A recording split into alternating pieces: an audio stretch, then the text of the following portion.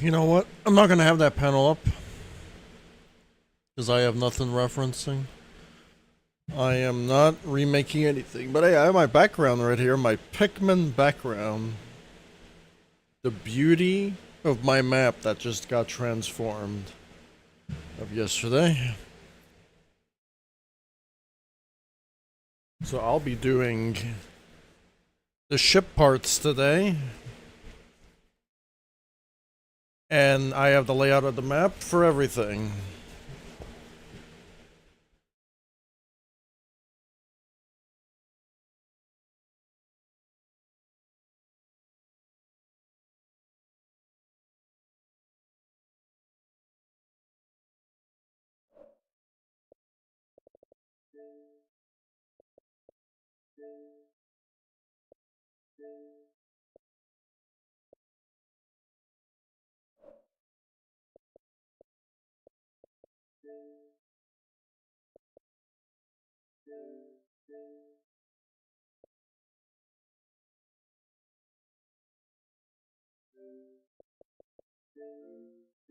Those screenshots were able to work yesterday. After a few... Maybe screenshots don't work right away, maybe? Even though they show up. I think they take a day to process. Which is kind of annoying, but it's how it is.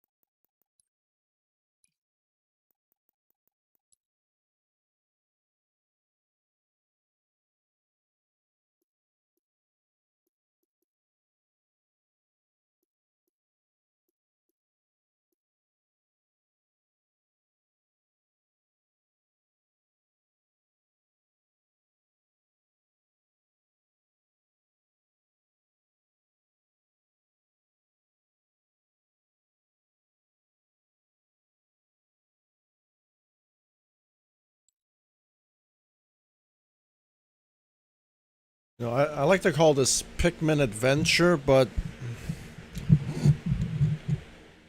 the AI is kind of work for that, right?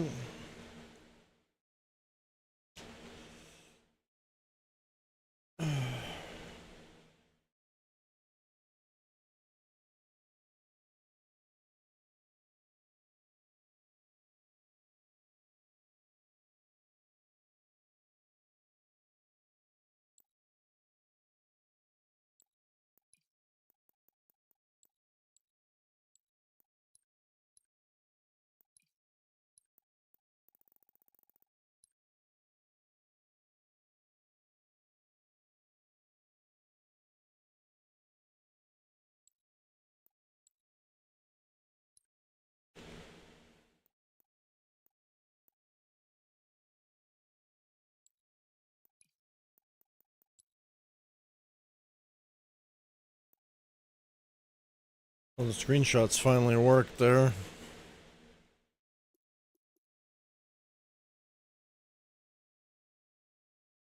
Spawn your AI from flower pods to kill other AI. Crouch to show all AI health bars. Ping for waypoints. Collect items. Use AI to solve puzzles. Heal your AIs. Heal your AI using equipment. Press RT to call your AI. Use bombs to break walls. Total score 100% is... I don't know yet.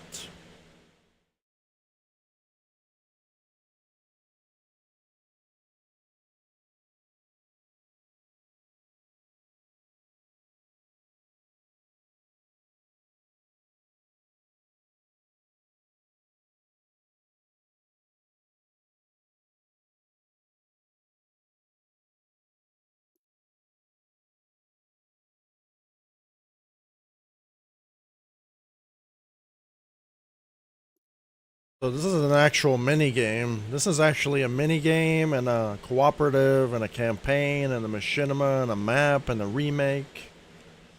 It's not a jump map, it's a completely, entirely different.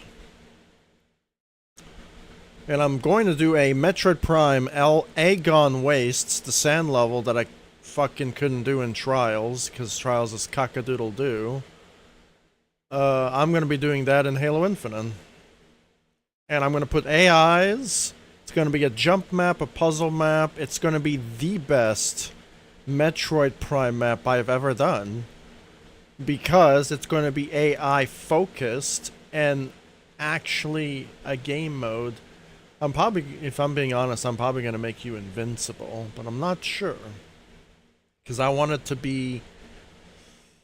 Actually, I don't even know. I want it to be somewhat enjoyable, you know what I mean? Especially for a map, you know?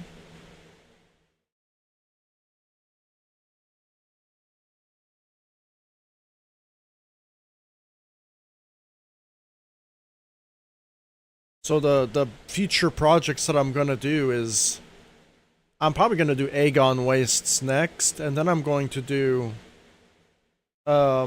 Sierra 117, just that one little area that I like, which you see in the thumbnail. And I think that's about it when it comes to AI maps, you know?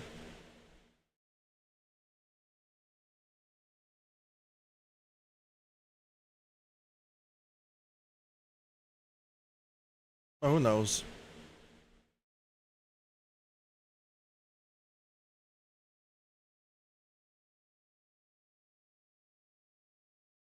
You fight Emperor Boblex at the end of Final Trial.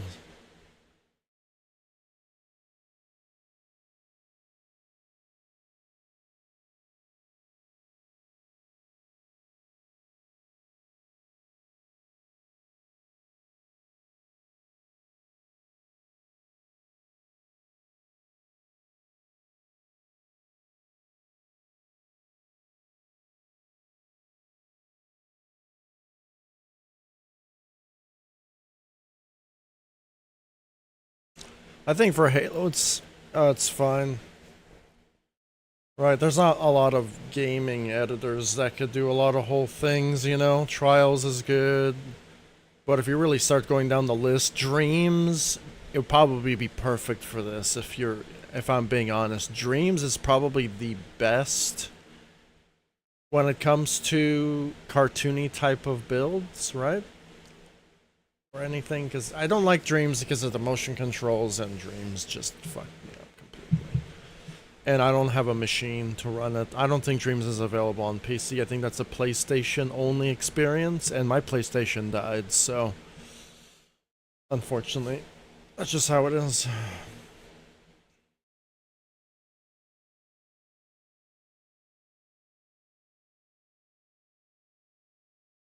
I experienced everything that I wanted to experience on PlayStation. I'm okay with it.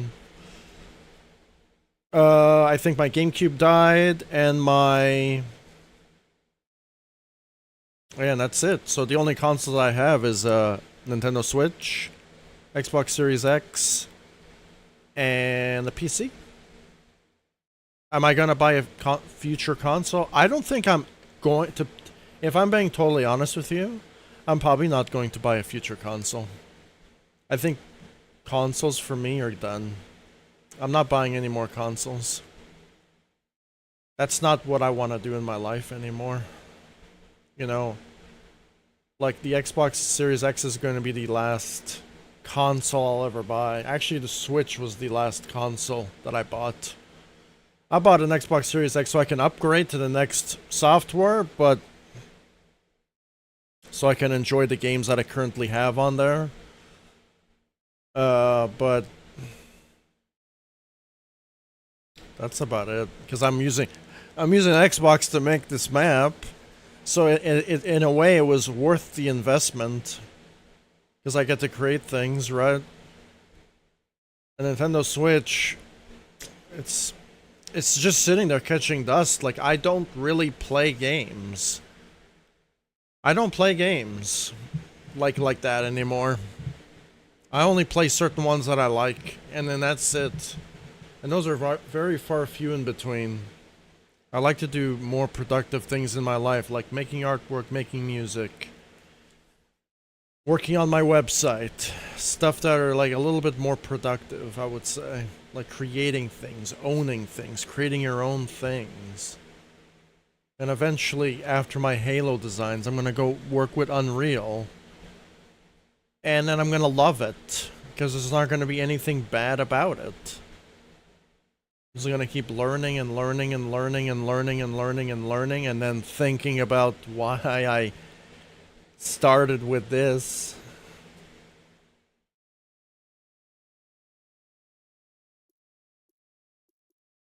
But Halo's not too bad.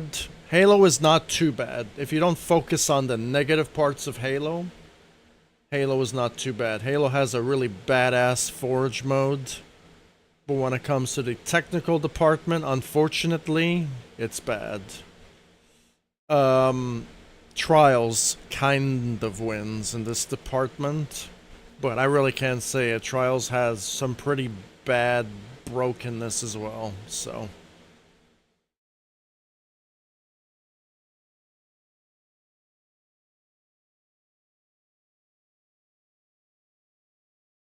Would I be able to do something like that? Trials? Hell to the fuck no.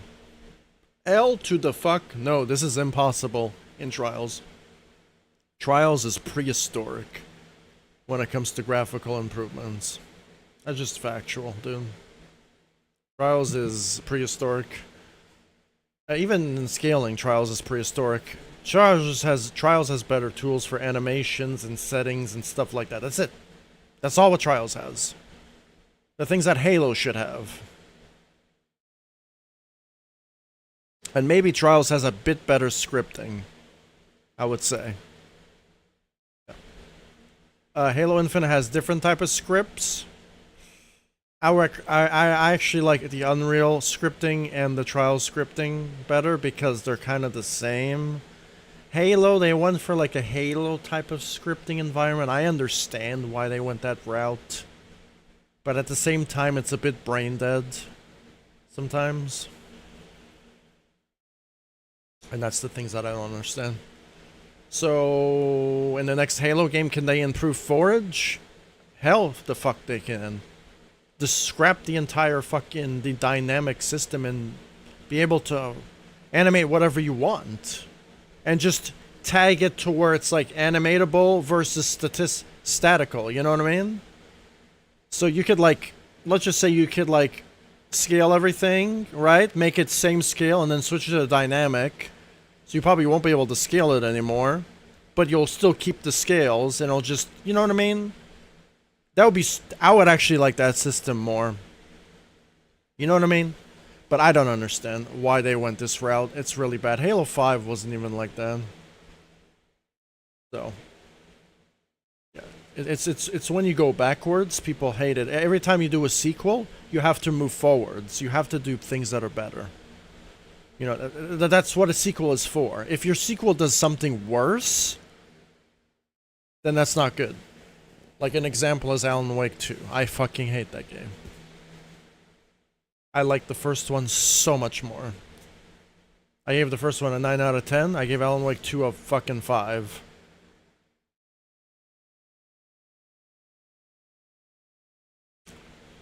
It's a downgrade. Yeah, the graphics were better. Yes. But it's not all about graphics. It's not all about graphics, dude. Maybe the voice acting and stuff were a little bit better. But were they?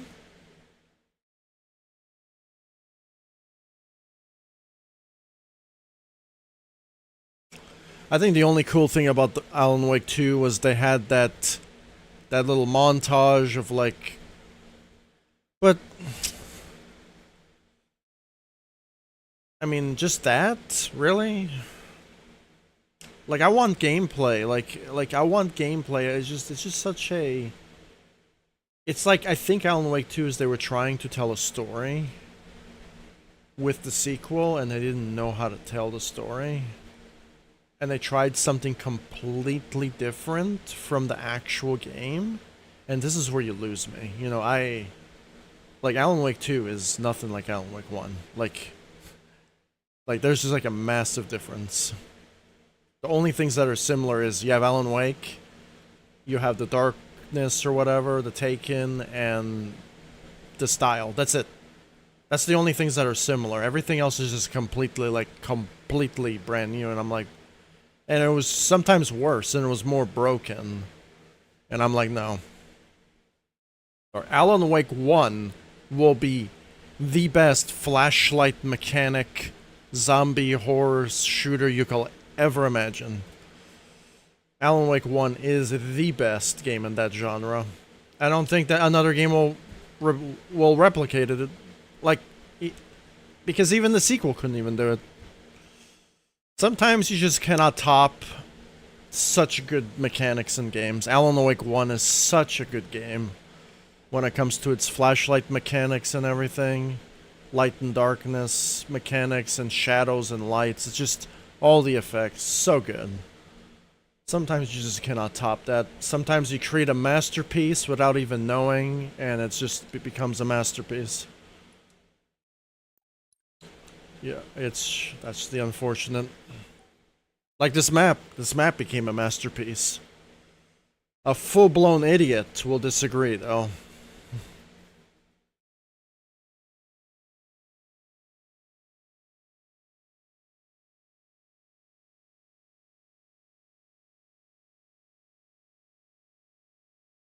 Somebody who's jealous or a full-blown idiot will not like this design. It's just like a very. Why would you have those feelings for? You know, I feel like if you're jealous of somebody, it tells you that you need to wisen the fuck up and start being inspired that person, because he's probably better than you. And you need to face it. It's just simple as that, dude.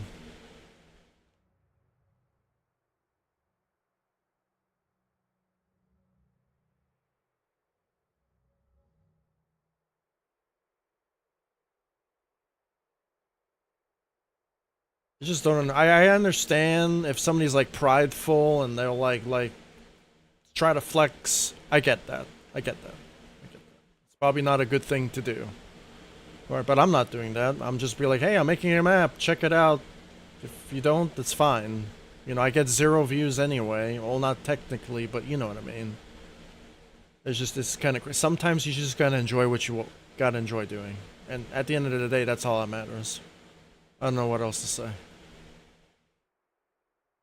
At the end of the day, that's my satisfaction. Is I make stuff, I'm proud of it, and I go on to the next stuff that I make. Sometimes it's bad, sometimes it's good, but I try not to make it bad. I try to make it work. This map was turning out to be a colossal disaster in the beginning, and I transformed it into greatness.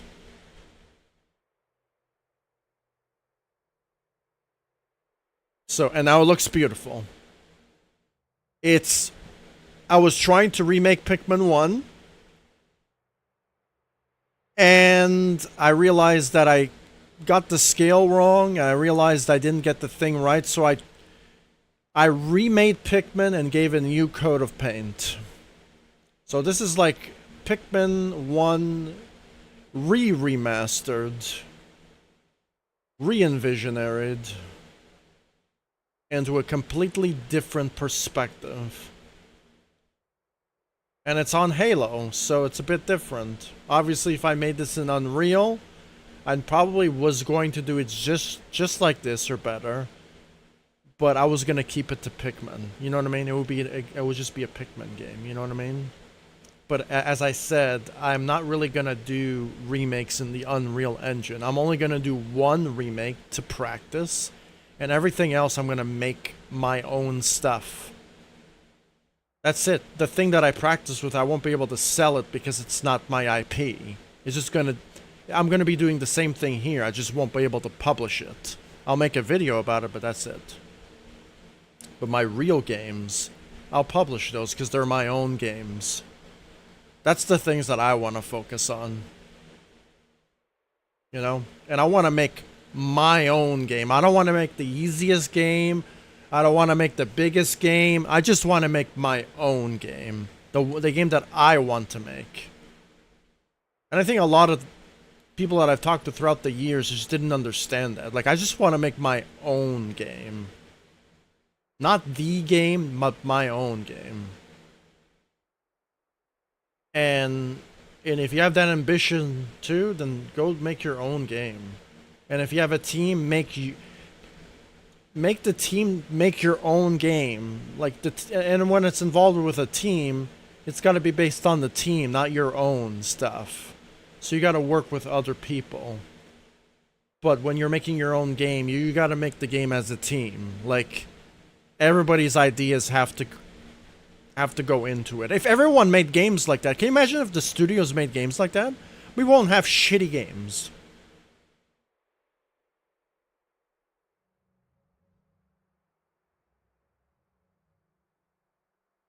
There'll probably still be shitty games, but there will be less shitty games.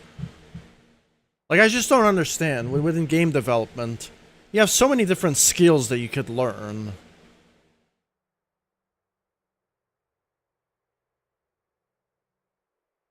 And that takes time.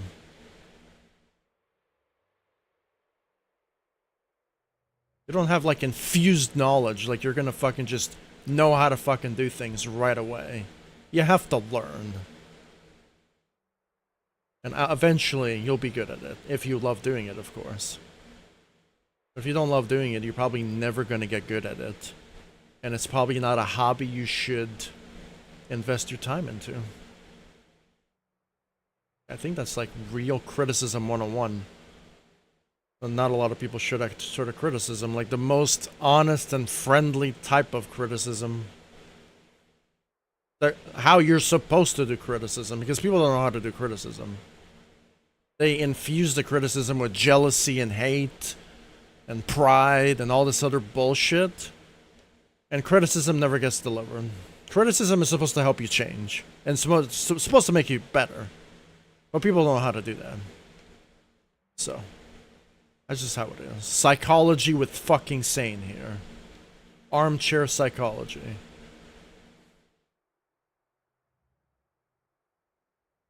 And you know, I thought about being a psychologist, and maybe I will in the future when I'm older. I'll take that occupation. But I think right now I just want to be an assistant teacher. Teacher assistant and working in school and move up from there. That's what I want to do. I'll push for that as much as I can. Because as much as I like doing this, I probably wouldn't want to do this as my main job. This is more like a hobby on the side type of deal. Because it's really, really hard to... Because people just... I don't know what... I think society just needs to change and needs to really just give people more opportunities. Really annoying, actually. I actually feel good because I made this. It looks so beautiful. And people are just missing out, dude. I'm going to ship this map and people are going to love it because it looks colorful. It looks crisp. It looks amazing. It looks so beautiful to stare at. I'm like, this is Pikmin. This is Forest of Hope. Re-envisioned and remastered. It looks like a Pikmin Wonderland. You know, there was an editor that I liked using, which was called, I don't even know what it was called. It was me and Mikey Moo used to do it. Oh, Mikey Moo. I never talked to that guy in a while.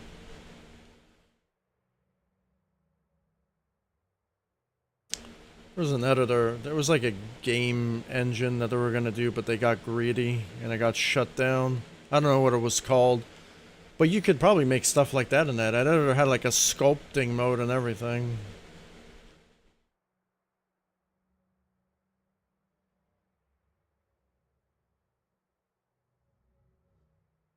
Super beautiful map.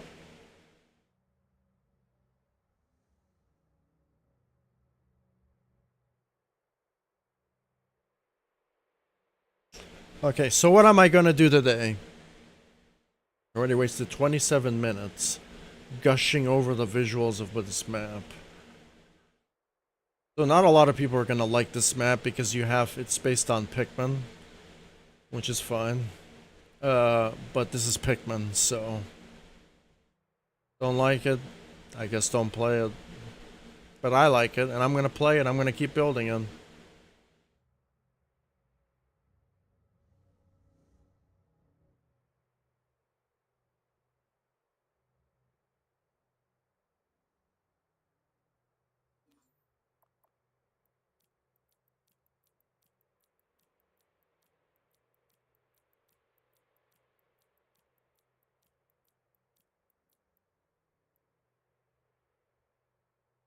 So we're going to do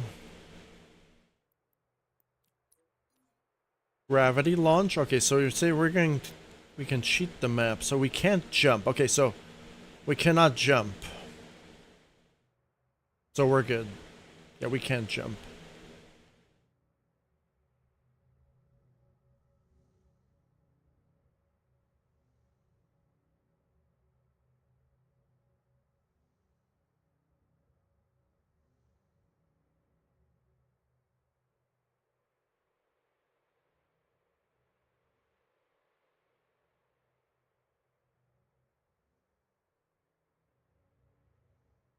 Okay. So we're gonna make like a little gravity thing here. Actually, I wanted to do this. Actually, do I want to do that? I'm not gonna do any more Pikmin pods, so let's do it.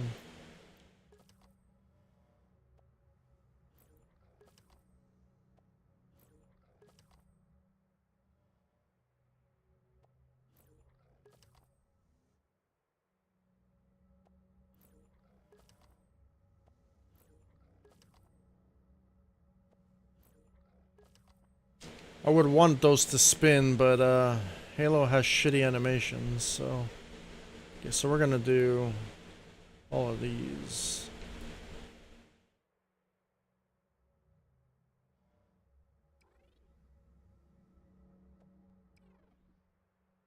Wait a minute. So that's where that stuff went.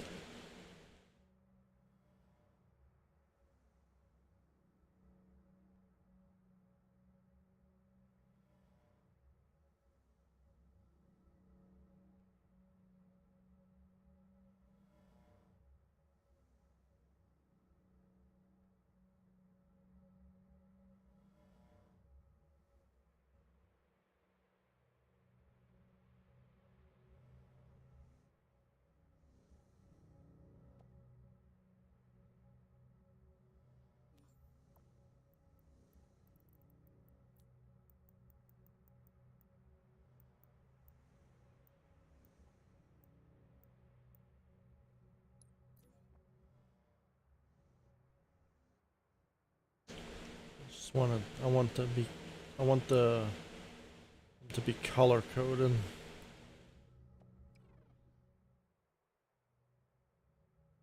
Red, red.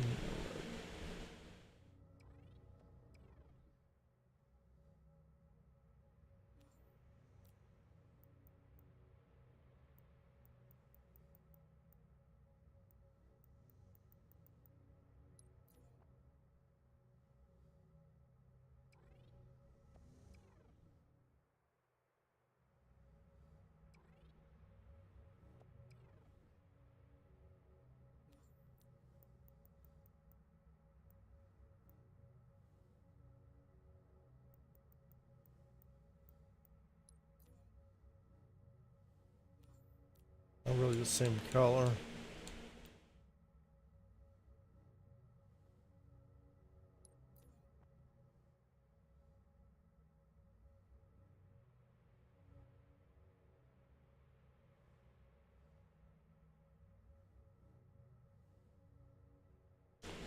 Keep those.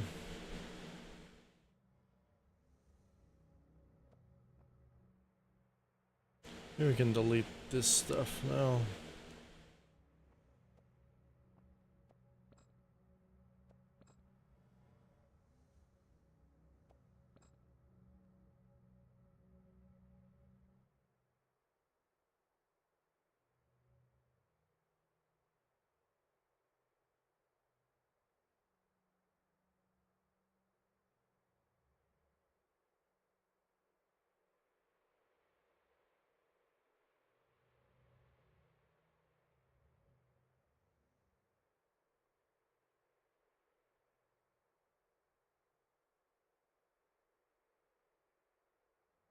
Probably gonna put some spaceship parts from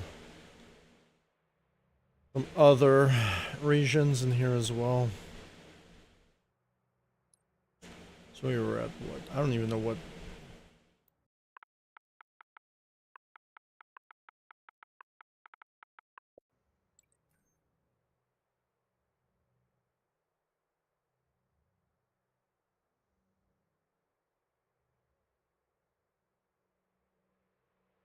We cannot jump. So if we cannot jump, I promise we can go there.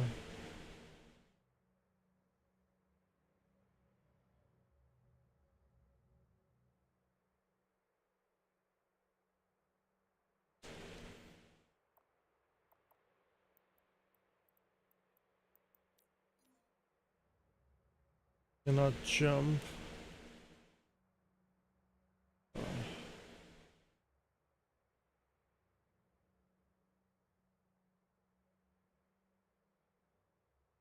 I don't think we should even put gravity launchers there. Oh.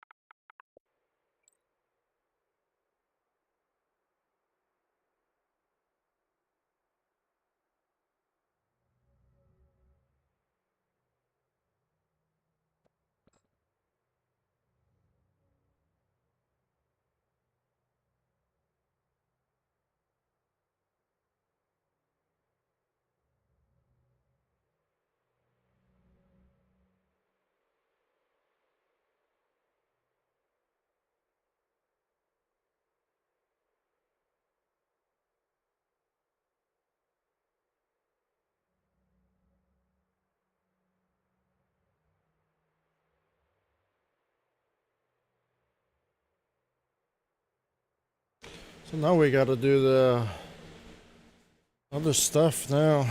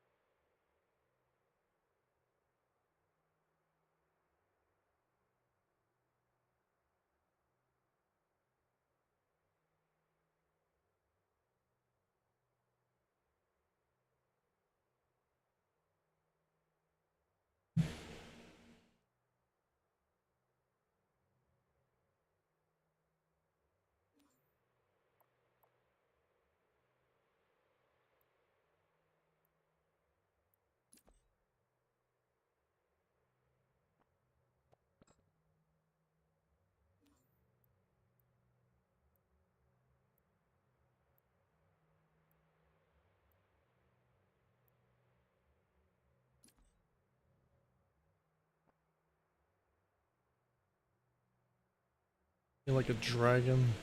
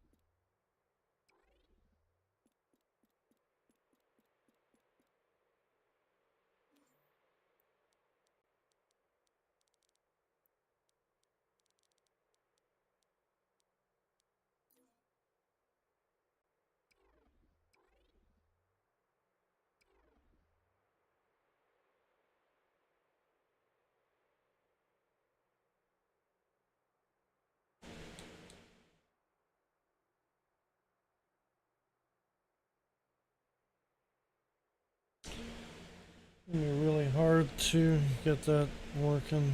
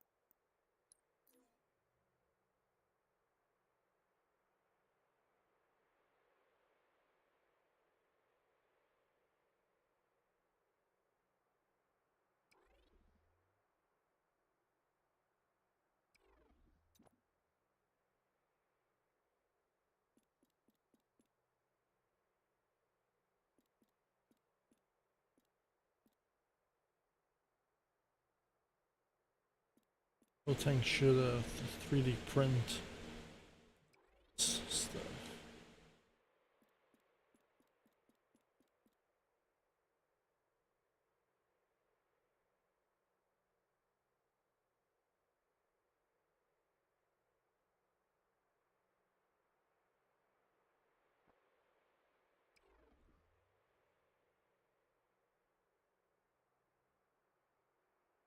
I just wish you, if in modeling, this would be 100,000 times better. It's really hard to do with not modeling. It's really fucking hard to do.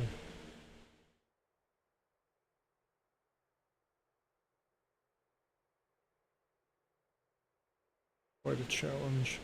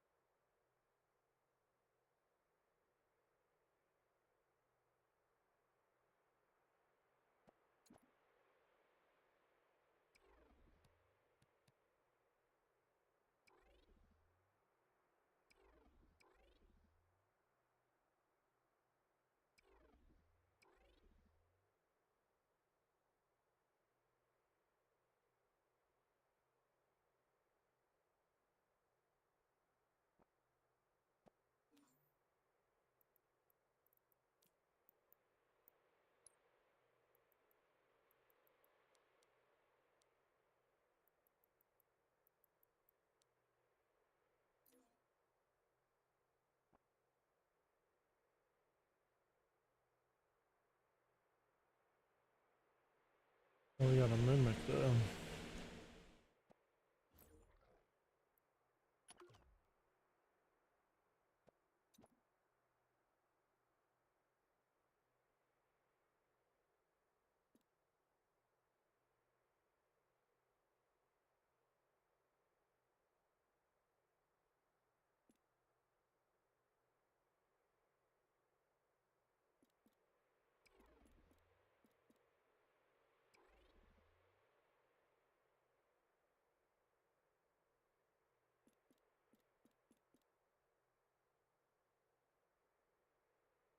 Trying to get this accurate is gonna be fucking ridiculously hard.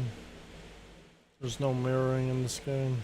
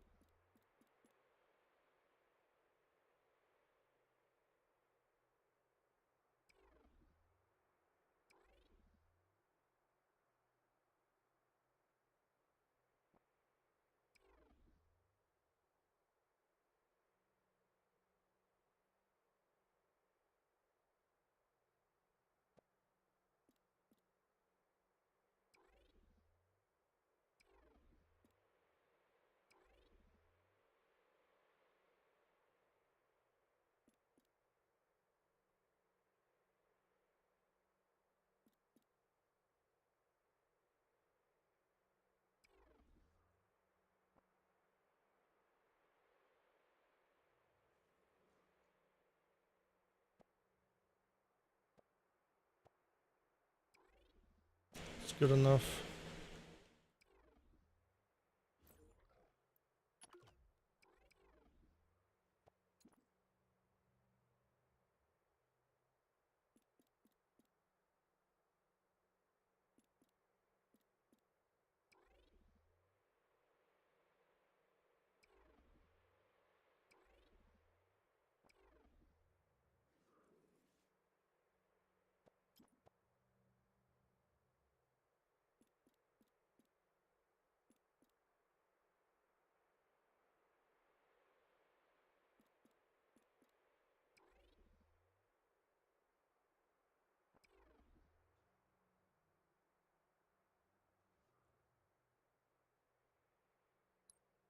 We got one creature down.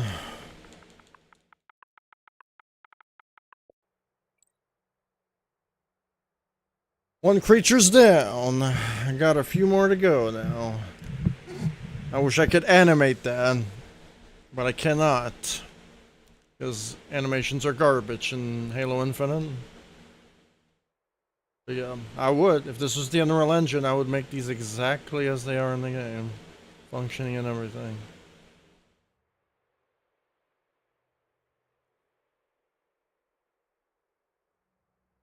These are the snaggerates. They snag your Pikmin.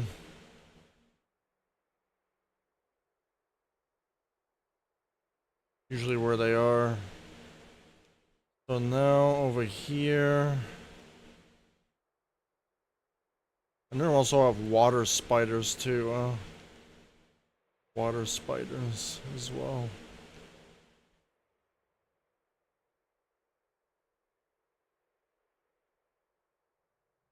I already took screenshots for the game.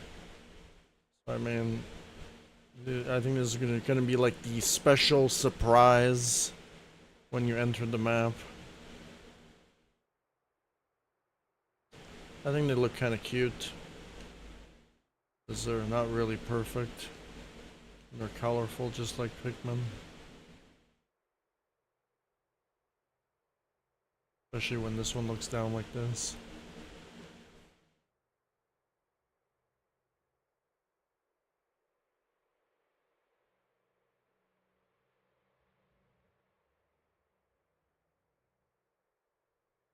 So now we gotta do...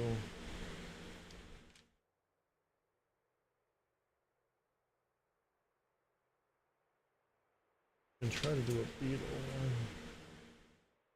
Clams. Clams and a beetle. Clams. I've already thought about a clam. Sparkling clam. Gonna be a special pearl.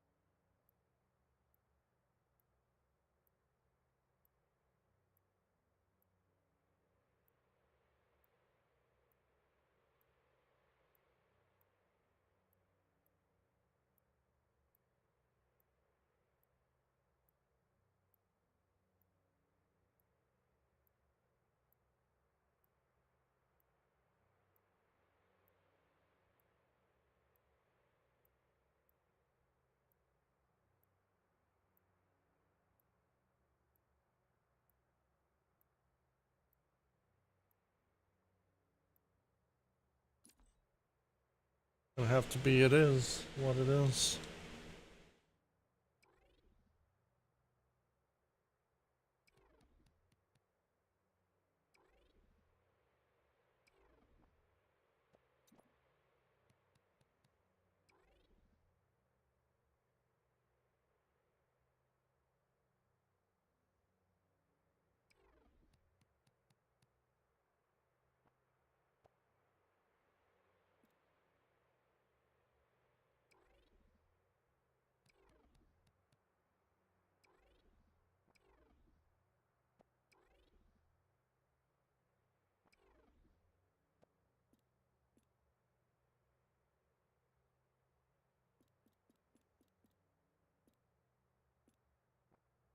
I don't know if you can color these.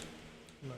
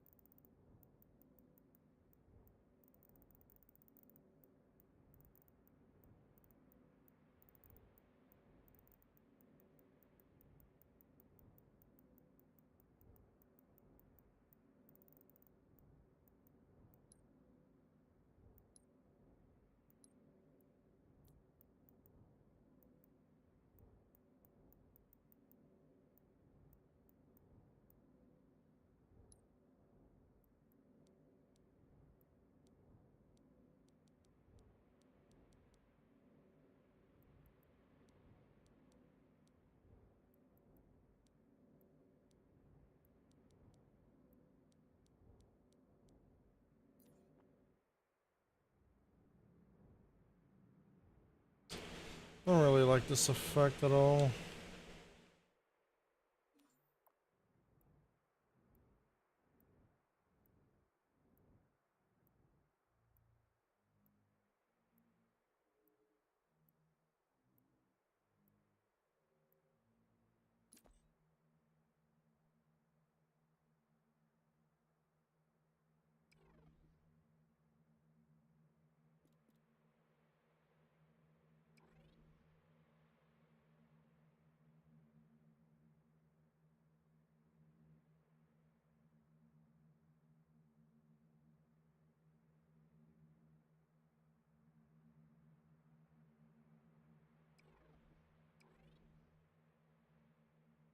Is this still an illusion? This is not a 3D effect? I feel like this just follows the camera.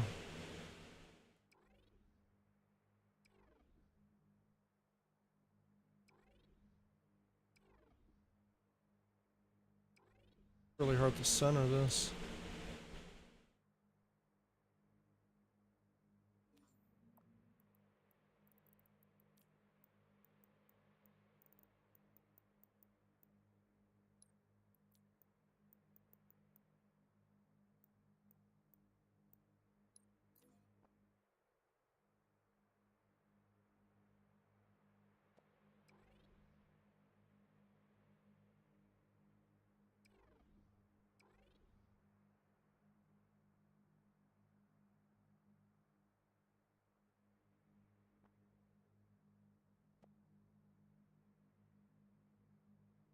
Chicken like what's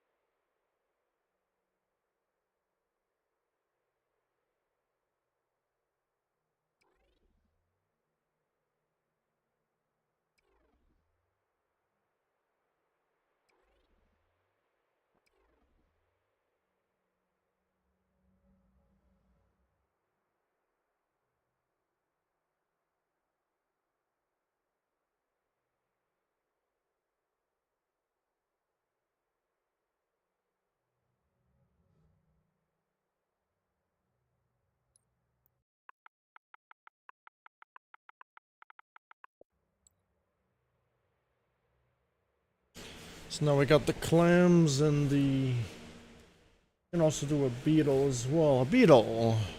Let's do beetles. The beetles, right? We're gonna put the beetle... I'm gonna put a beetle right kind of there.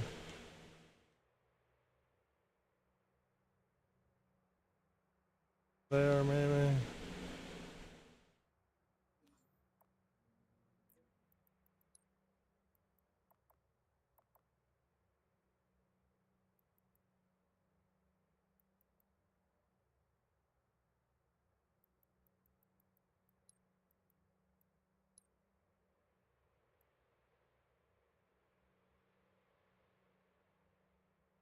Oh, beetles are usually these shapes.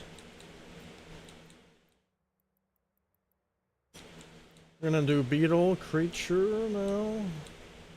Sphere, primitive sphere. Scale it like this.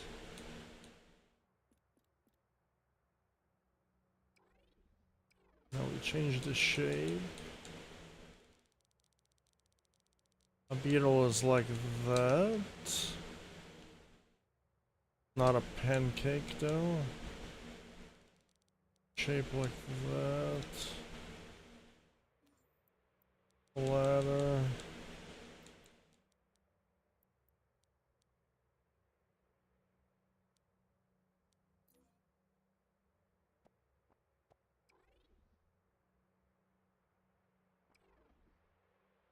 Gonna be the beetle.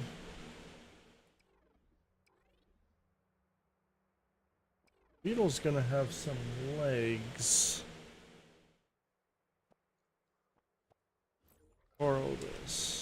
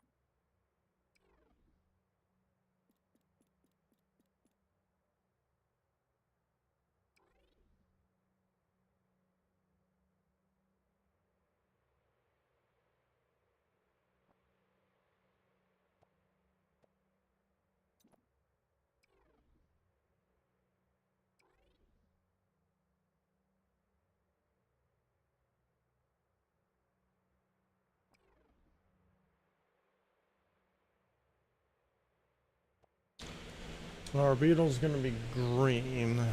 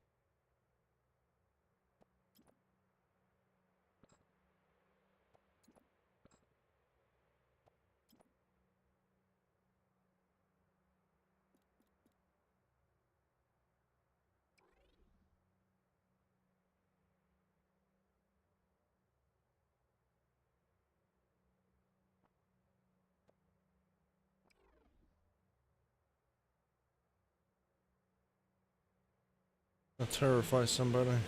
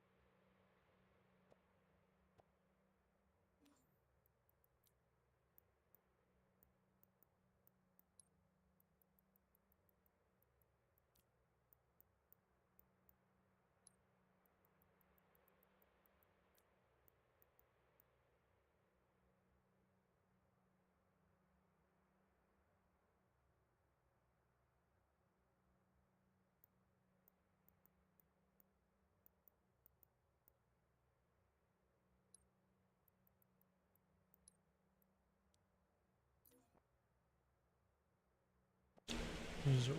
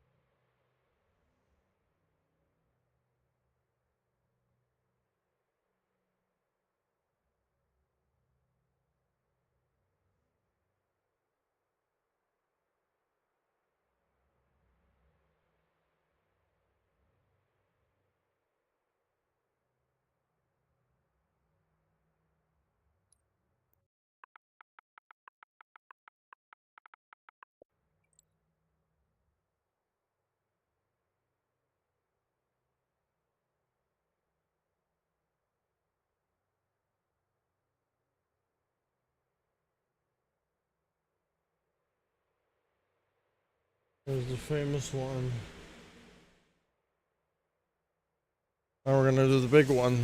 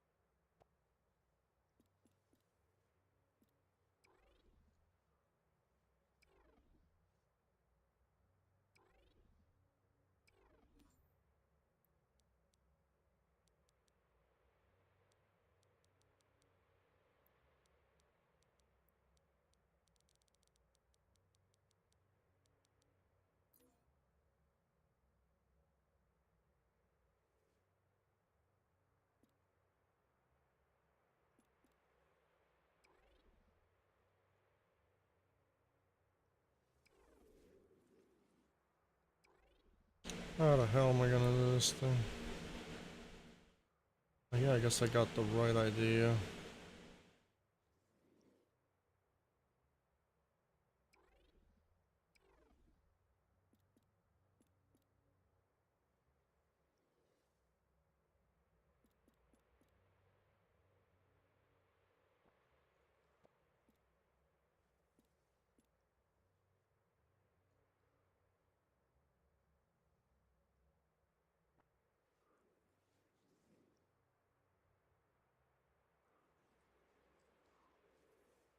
Guy's sleeping. Sleeping.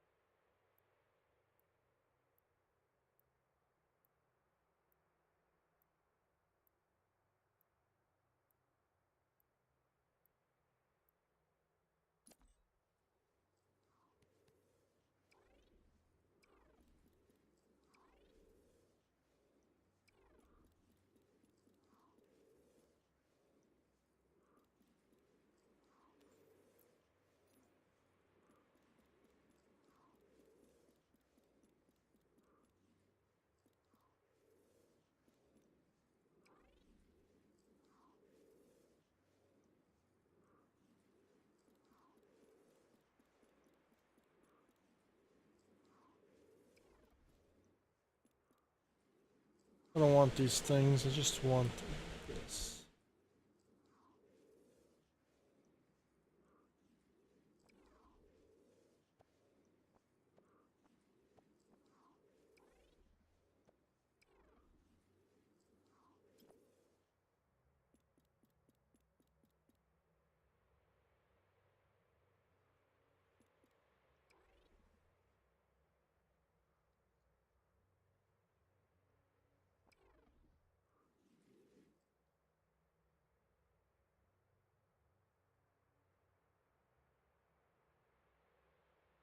It's a little fatter. A lot fatter, actually.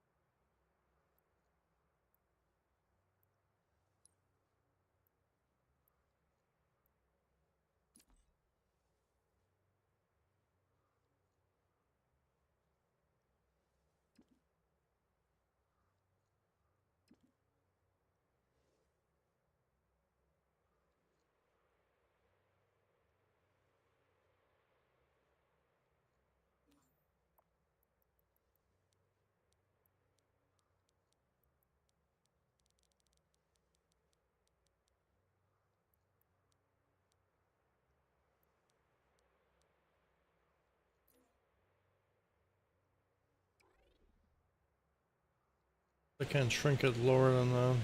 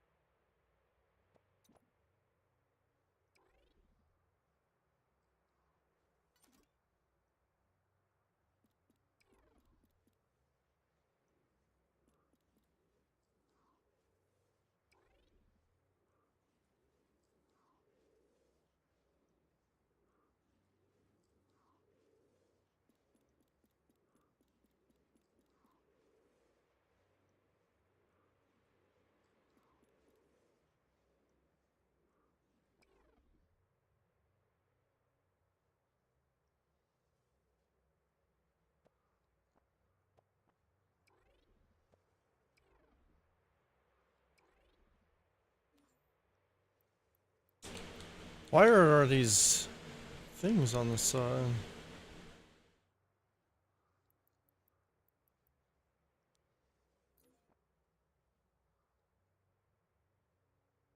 Tooth on that side looks like his tooth is all the way on that side. Looks like it's demented. It's fine.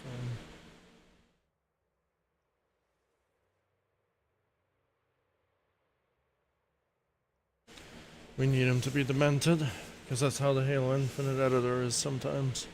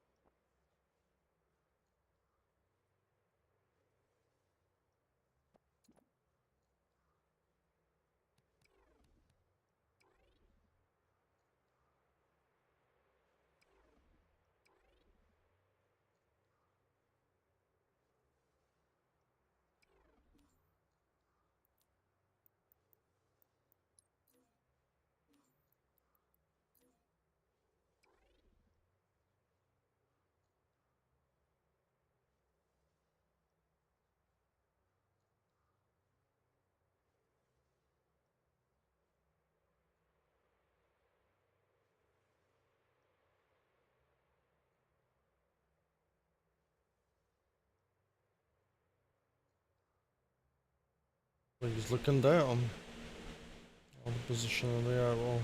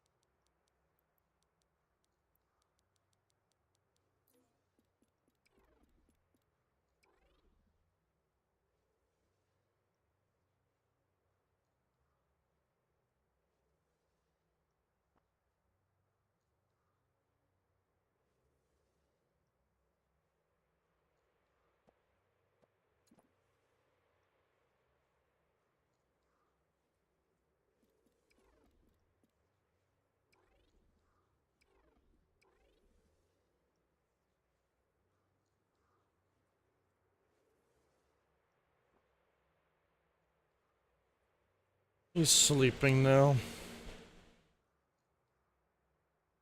He's fast asleep now.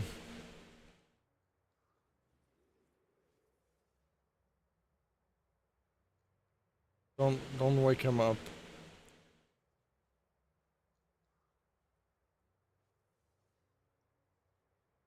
Don't wake him up or you're gonna be in trouble.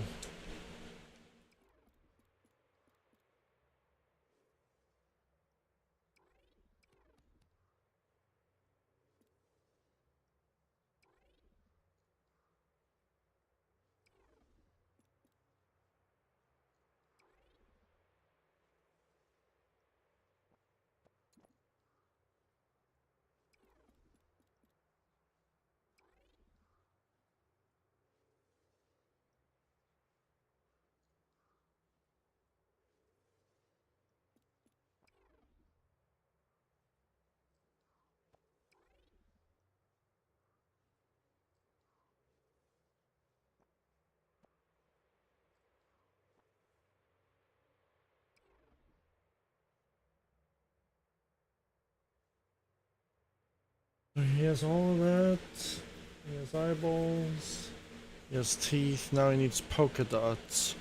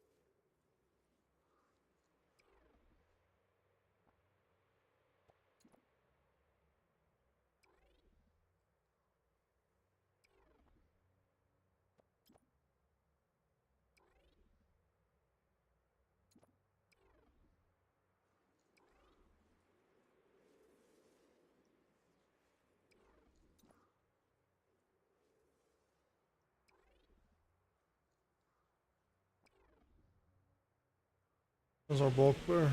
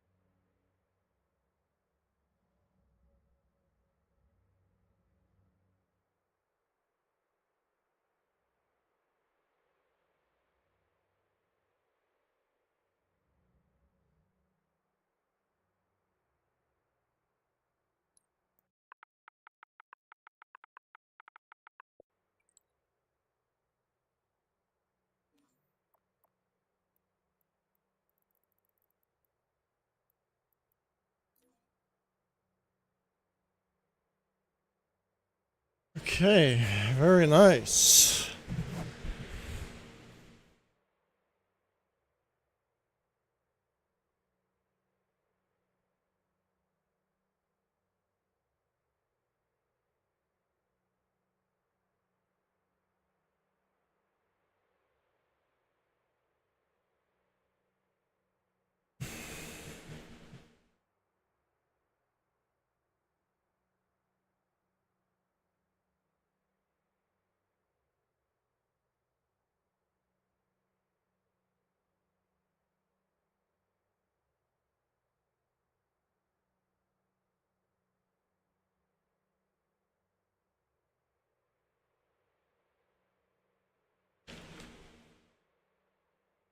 We didn't have a lot, did we?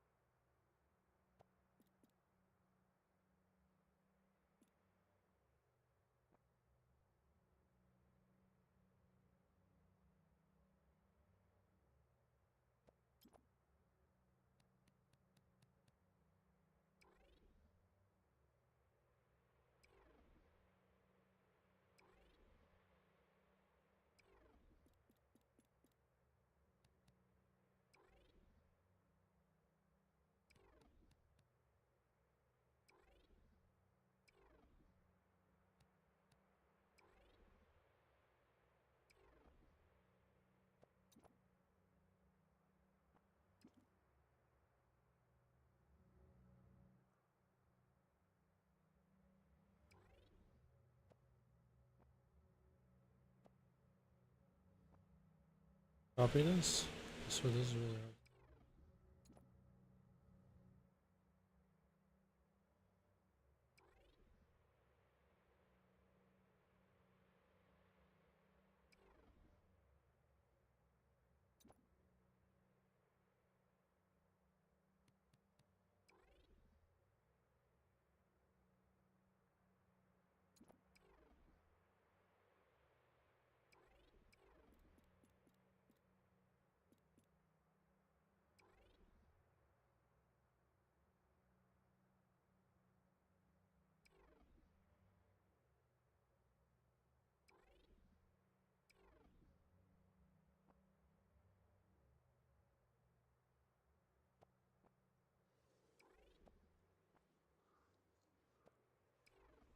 We select.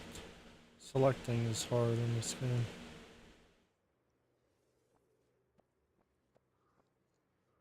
We select this? We're up your ass. Can we select you?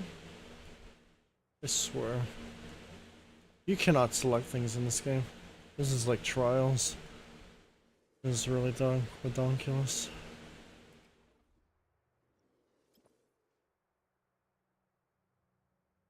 Didn't want to select all of this.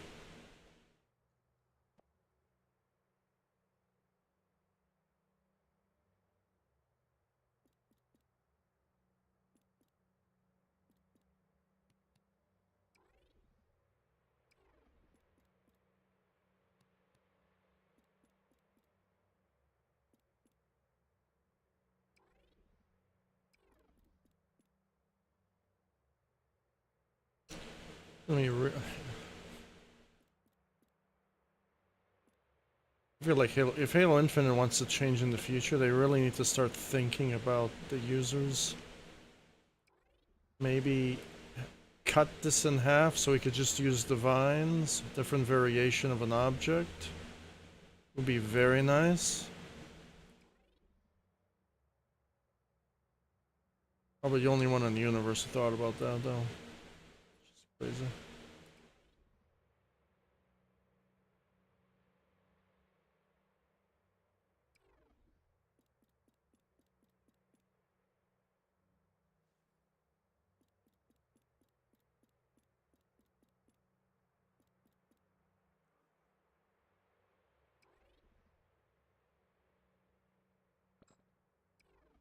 Can I use it?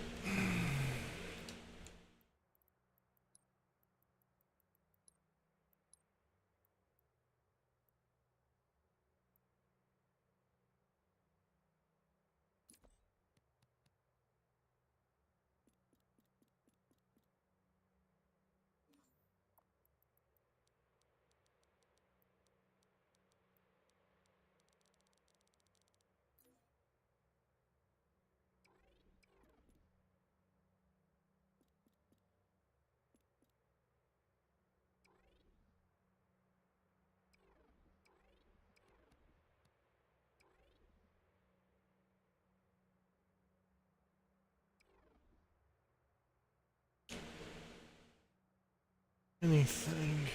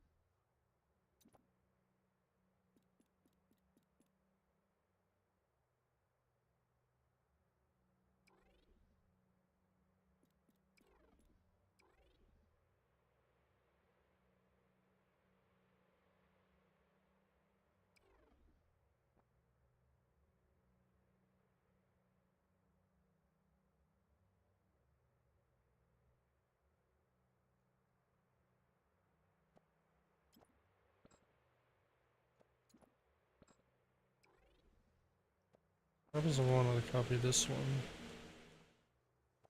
one. Can I not copy this one?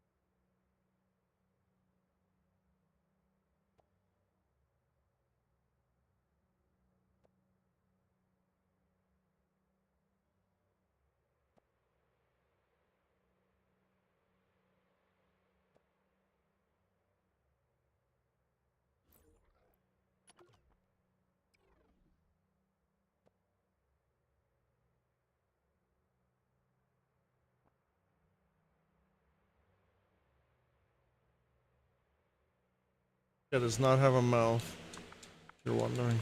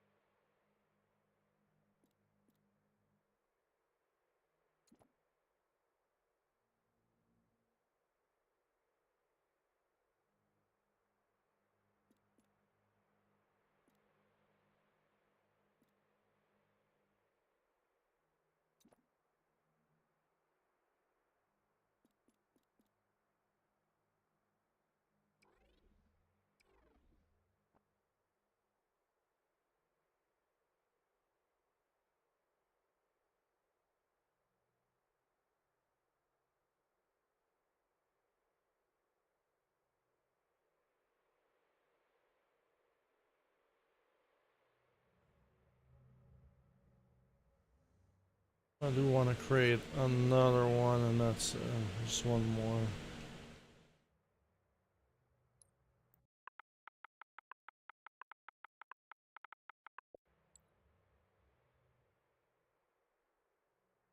Sure.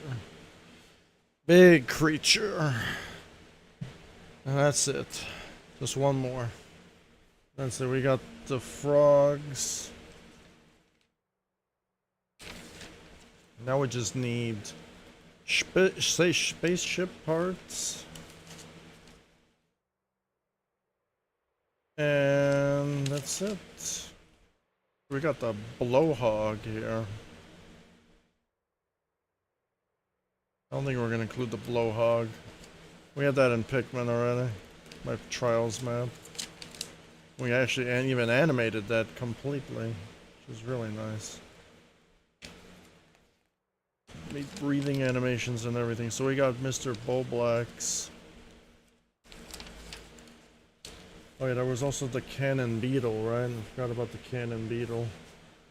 We're gonna do our little long legs guy. We're gonna do long legs. Yes. That's what I'm gonna do, long legs. Long legs are super easy to do. Yeah, super easy.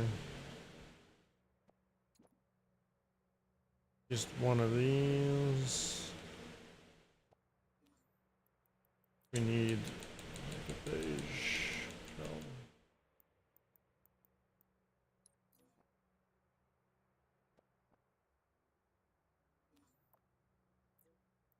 And that's it, and then we need poles.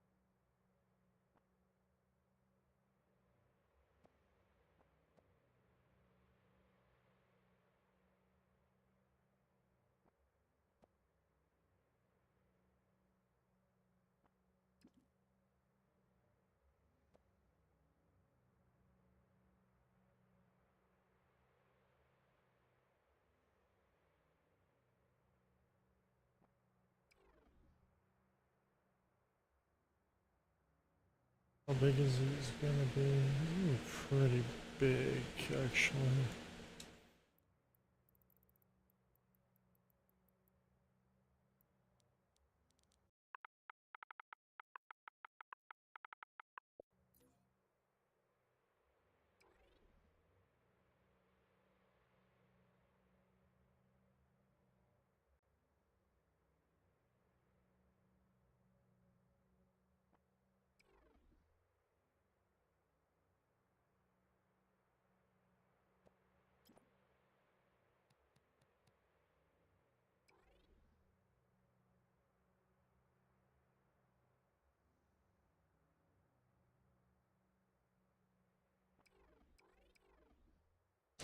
Guess we gotta make the Pikmin too, as well. You know the elites are gonna be the Pikmin. No, we don't have to make the Pikmin.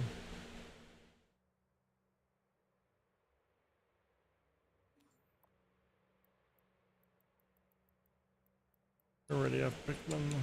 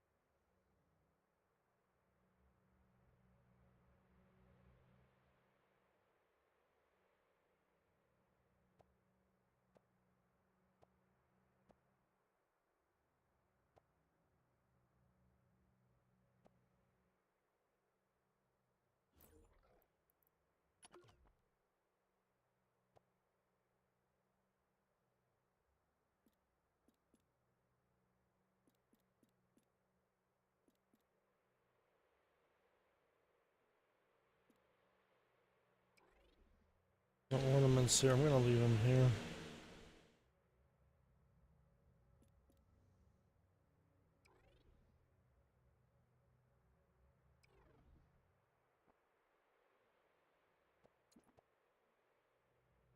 All the way here as well.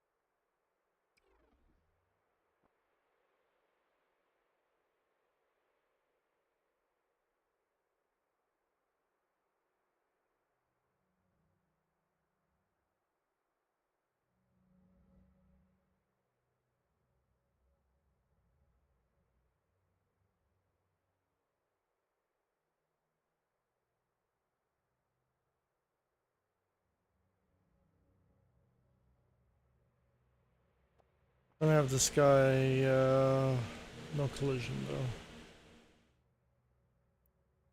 though. AIs are dumb.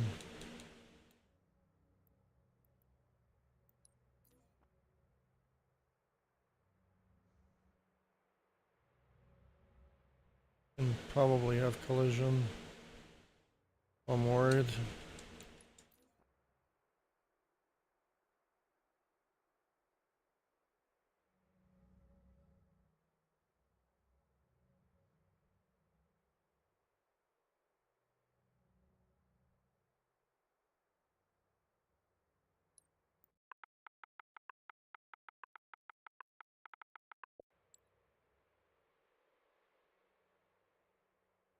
We have the bitty long legs.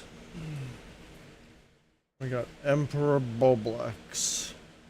Yeah, we're not gonna include him.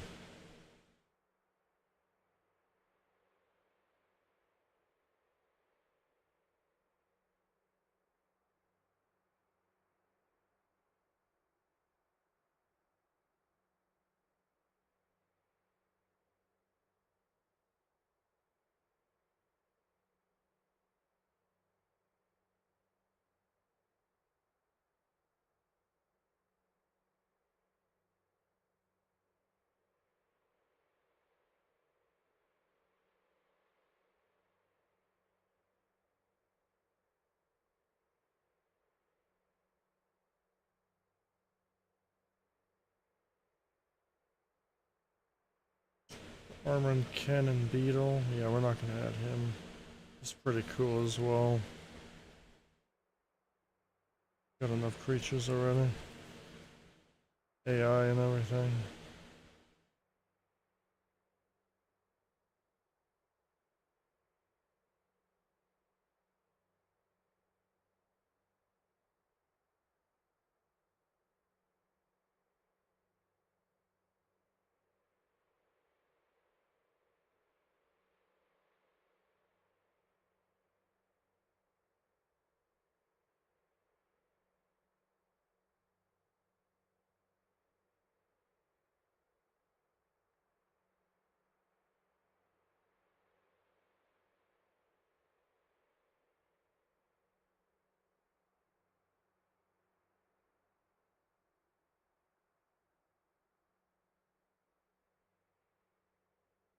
Oh, well, I can't see the parts here.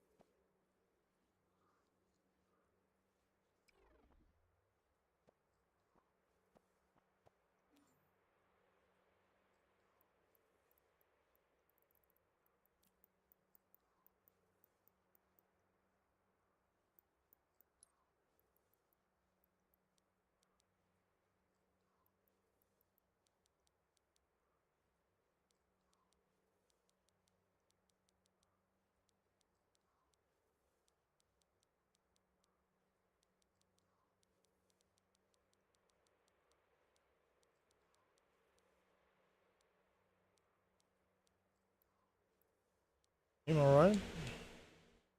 Are we okay, game?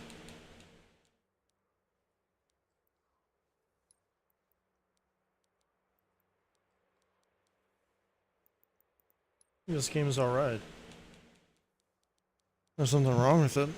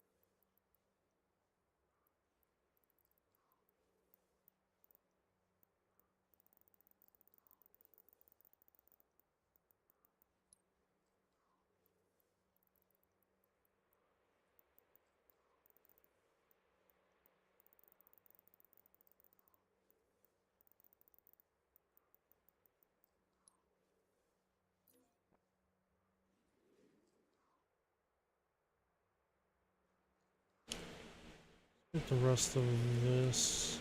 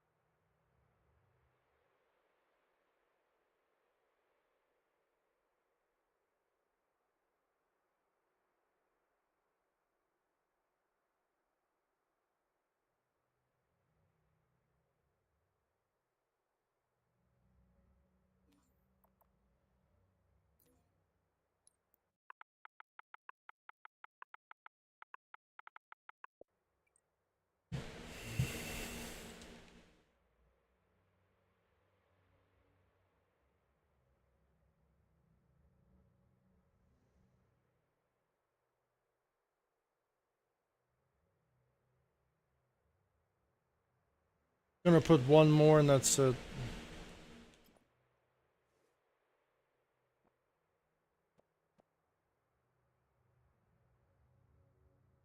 More part. Yeah.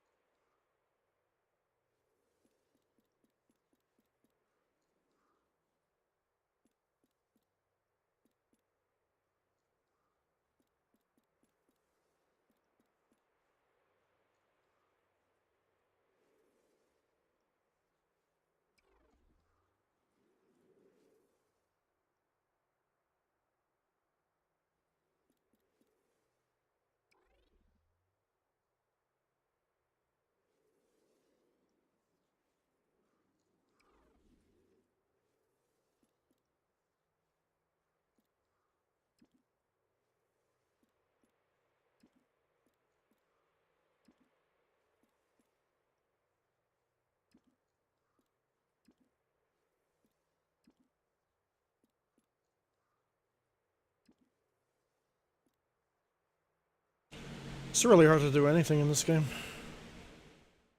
Almost anything.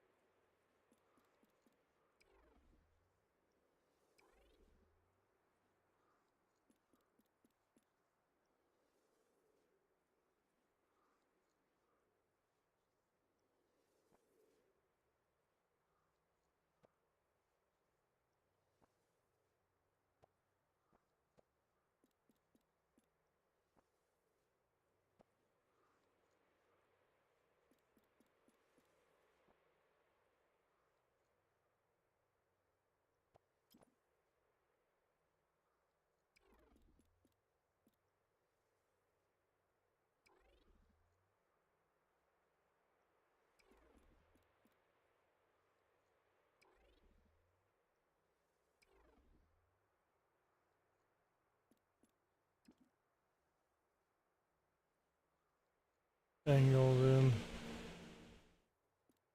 Angle, and then the game doesn't support it. Gotta love it. I've never understood. Like, I rather prefer a slider that tells me the axis of rotation, regardless of the camera. That's how you do it. Not camera position, because if you have a position like this and you cannot align it, that's just bad. It's really, really hard to do things.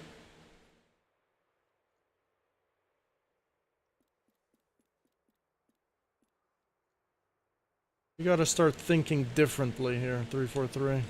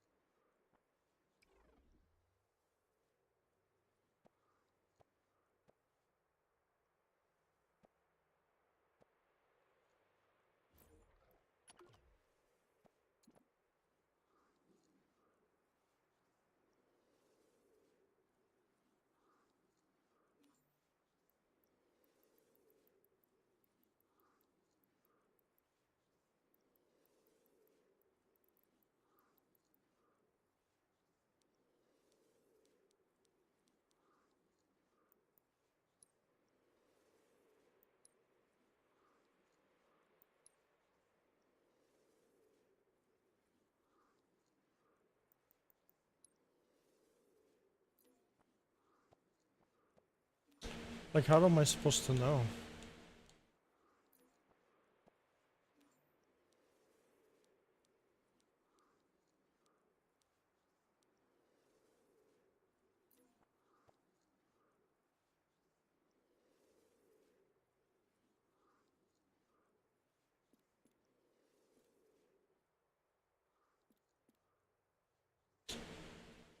Really annoying after a while.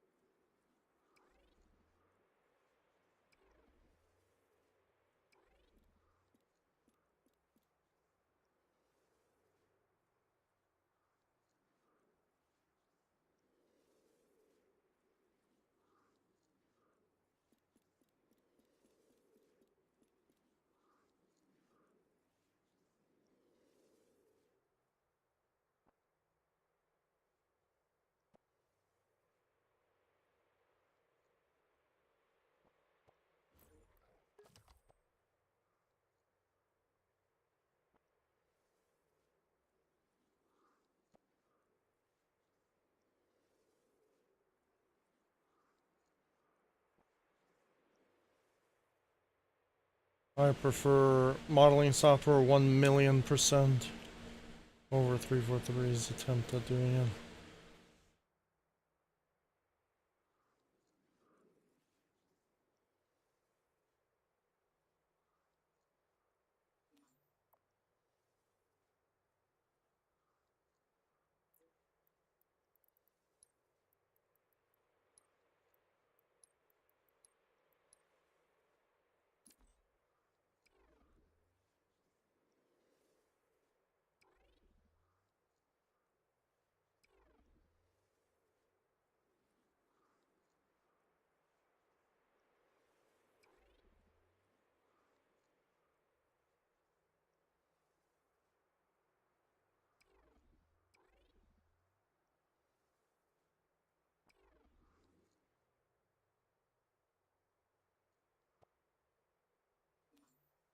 Not even gonna try to do the other design.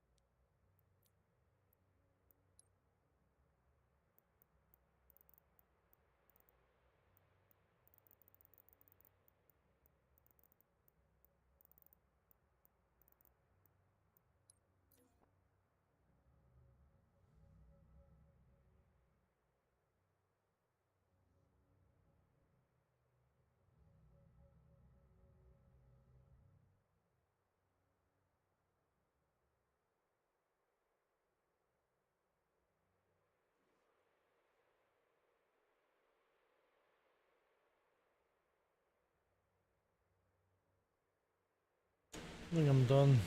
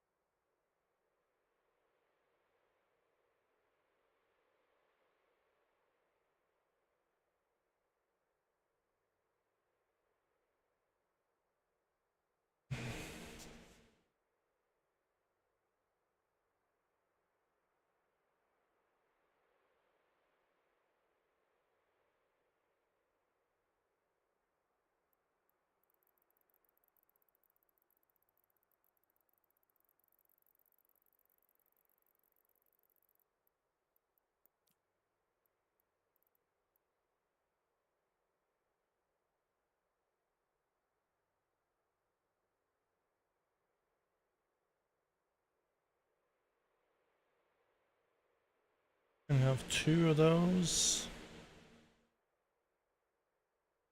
Maybe just a few of those, actually.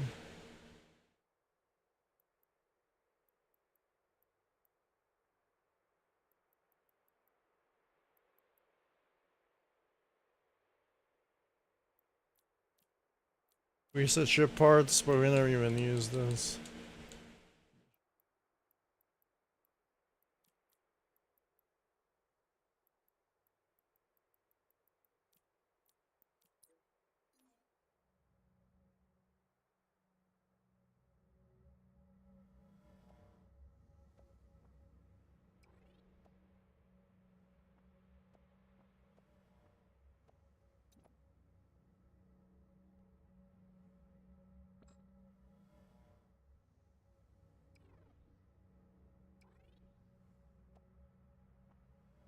Copy this.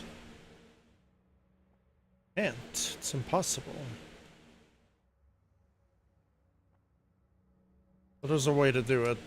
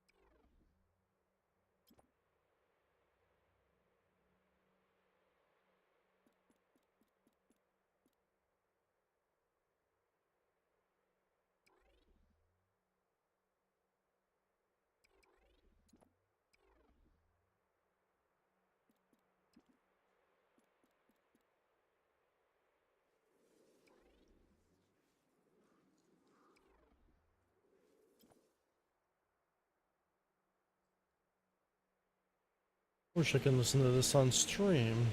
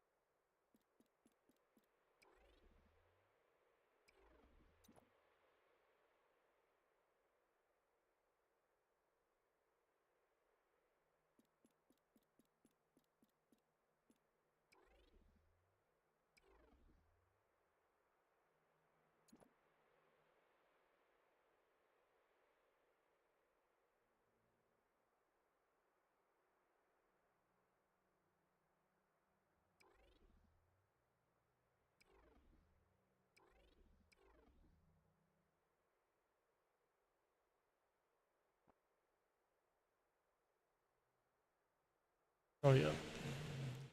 One more there.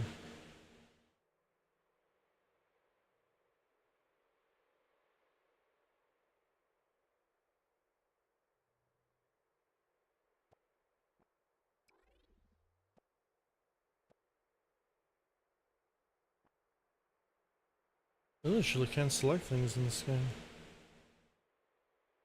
That's crazy, actually.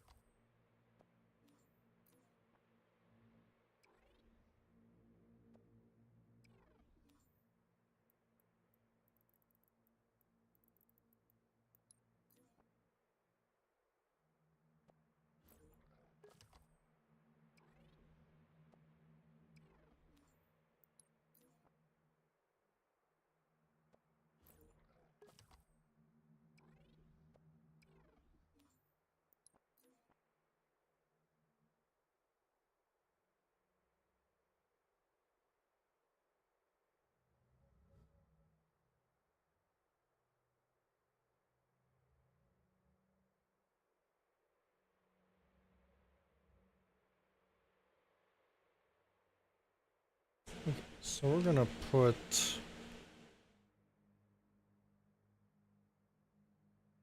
these, just those.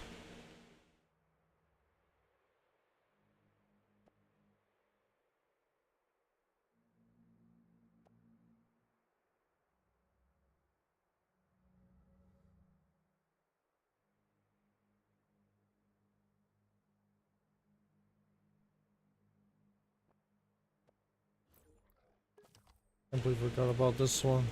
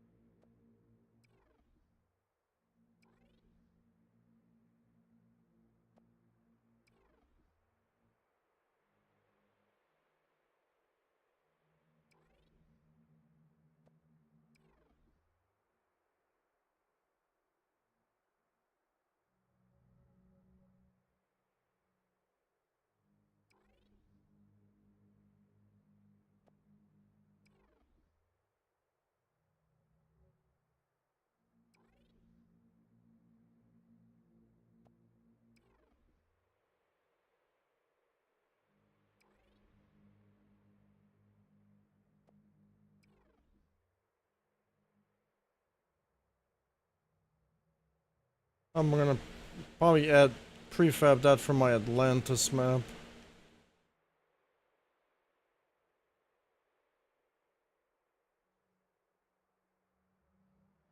Probably have that as collectibles for the Atlantis jump map.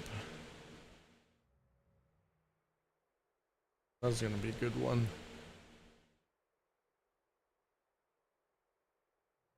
We grabbed all of them.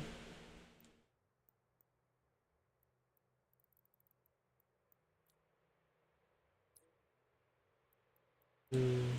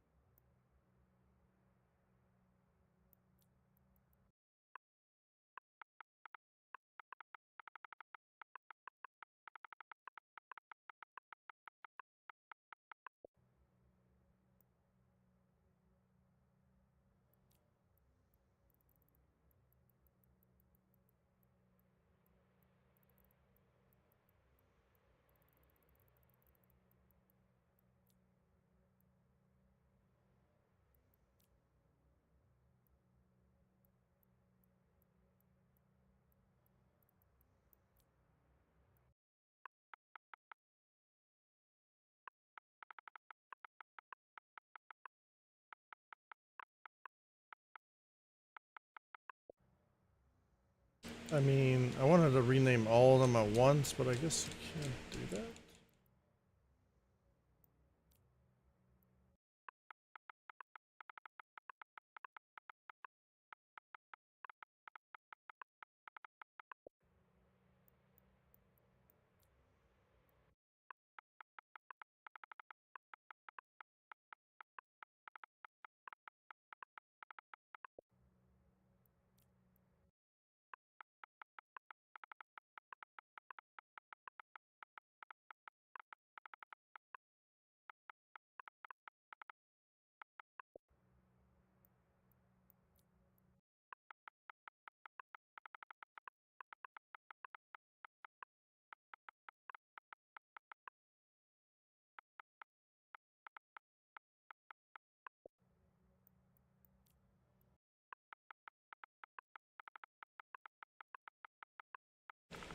And these are the pearls from Pikmin. There's only like a few pick up in the game, and in my map you get to pick up a shitload.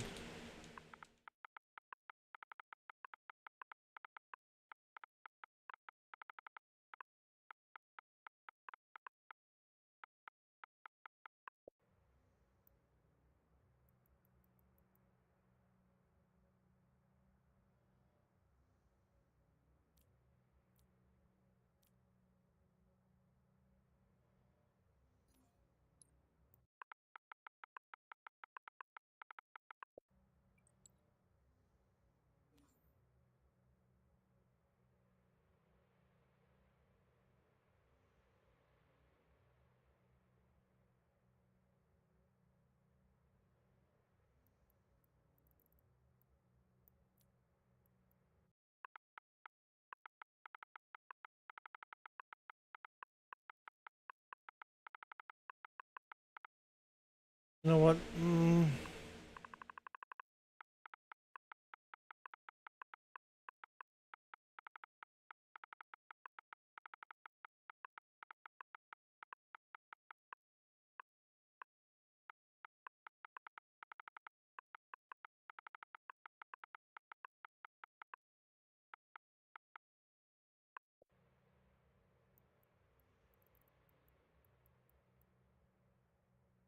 I mean, you don't really...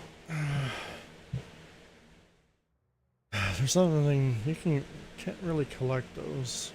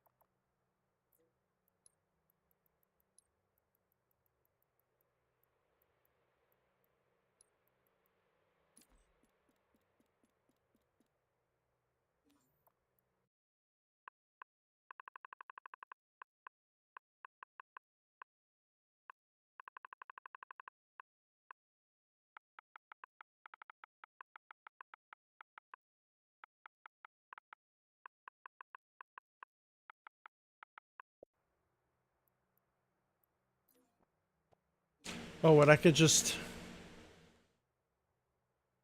I could have just done this. One-time use. Interact switch. You know, I would just save so much time. Wait, if it's just one-time use...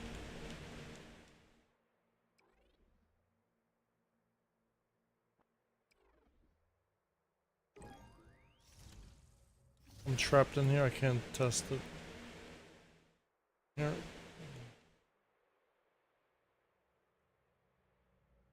This like saves a shitload of time.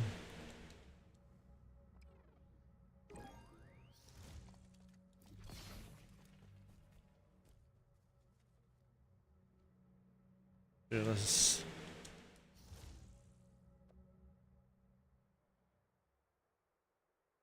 I could have saved an extra script for that. At least there's an option for that. That's actually pretty cool.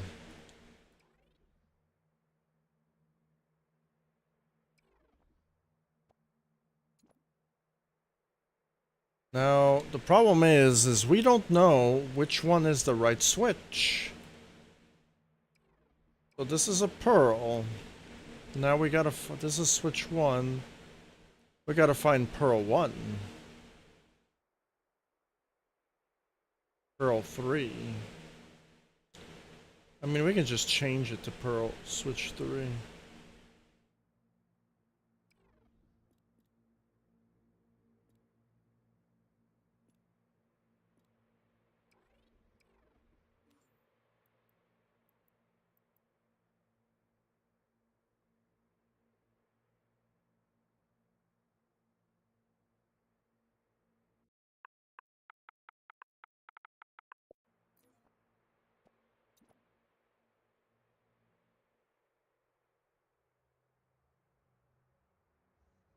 So we're gonna save a lot of time on this map. I would say with the switches now, since you can do one-time use. So now I just need to make one delete script. It's so much better.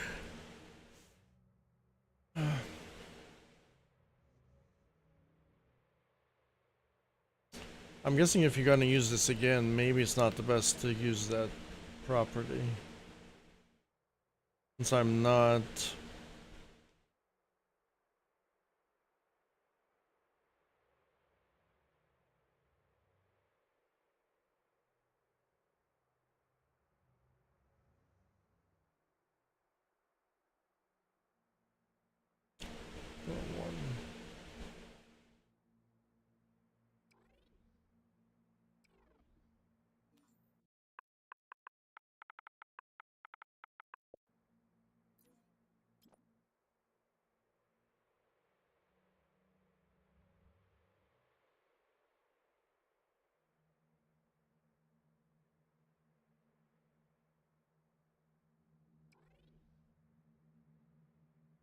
Pearl 2.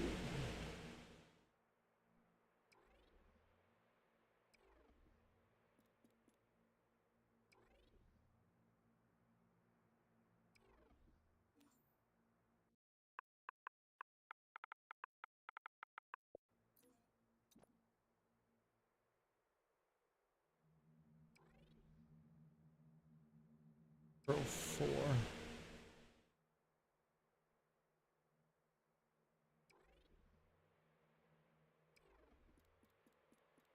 Now we need a Pikmin 5 with realistic Unreal Engine graphics.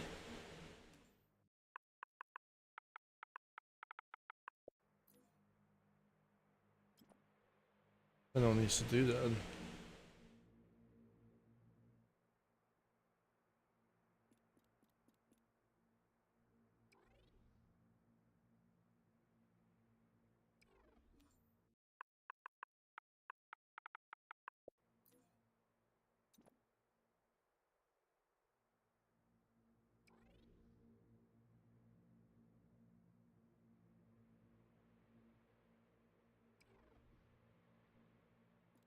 Because this will be the last time I ever touch a Pikmin map.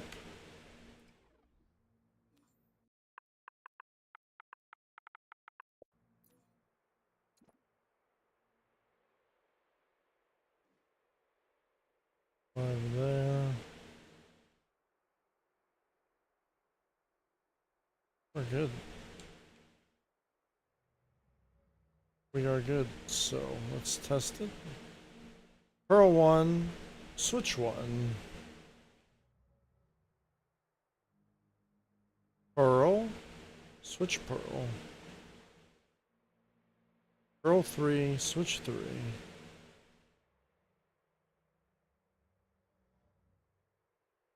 I did that one.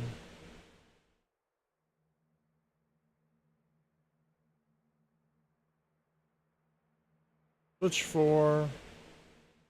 Pearl 4. Pearl 6. Switch 6. Pearl 5. 5.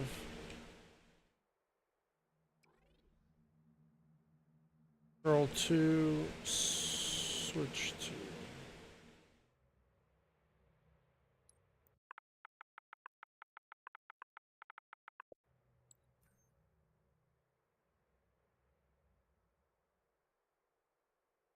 Now we need to do copy all the switches and make these one-time use.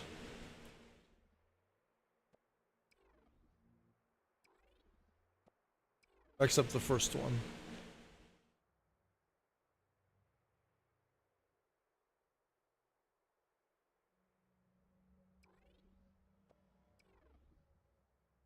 I can't, if that, can I? Wow.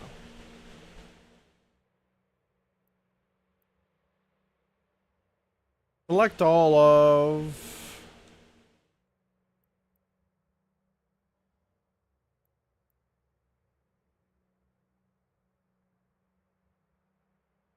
At least there's an option to select all of them, but there's no option to simultaneously do that.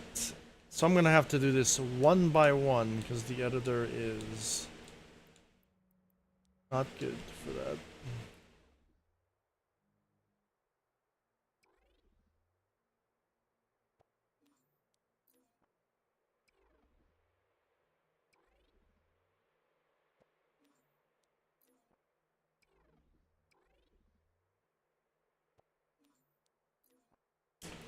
Those make scripting much more faster. Already a pre-script.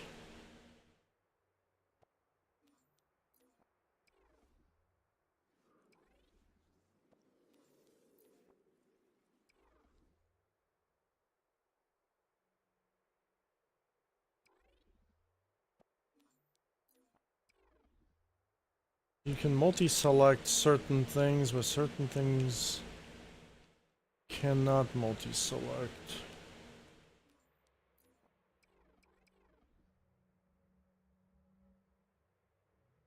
Another day, faster, better.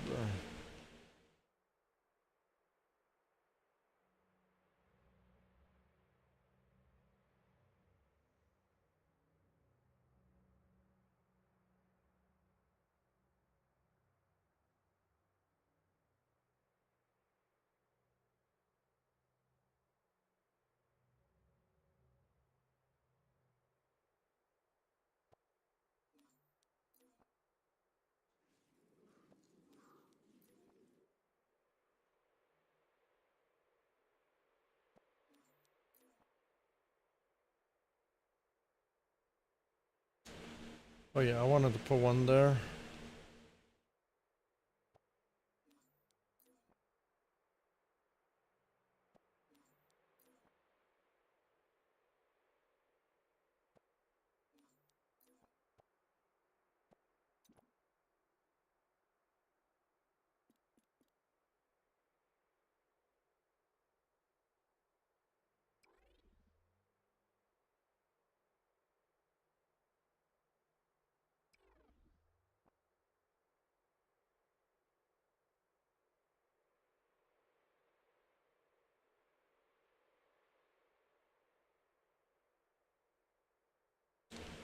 And where did we put that?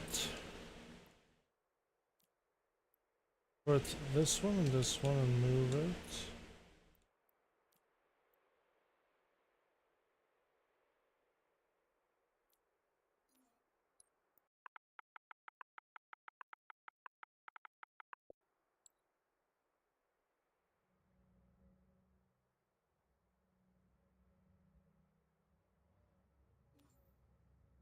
Okay, so now I can, we have nectar.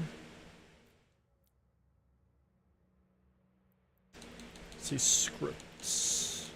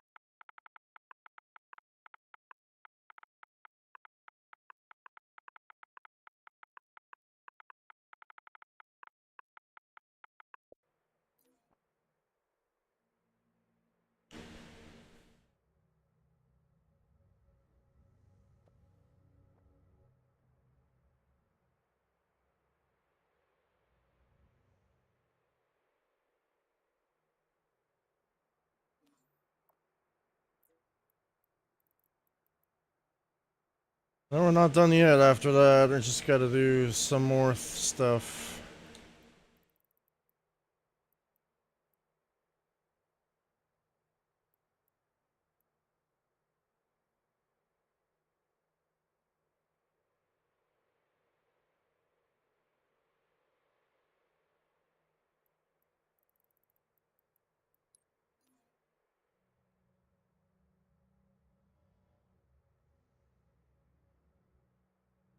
I'm gonna even add more things.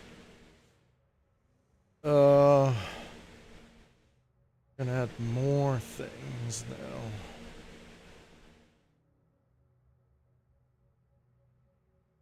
No, we're good.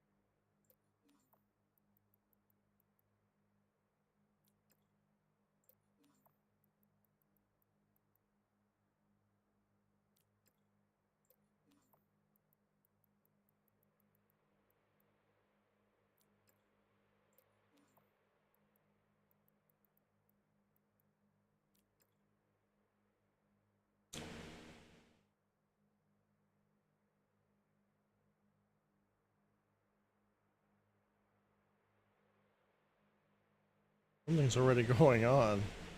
I miscounted?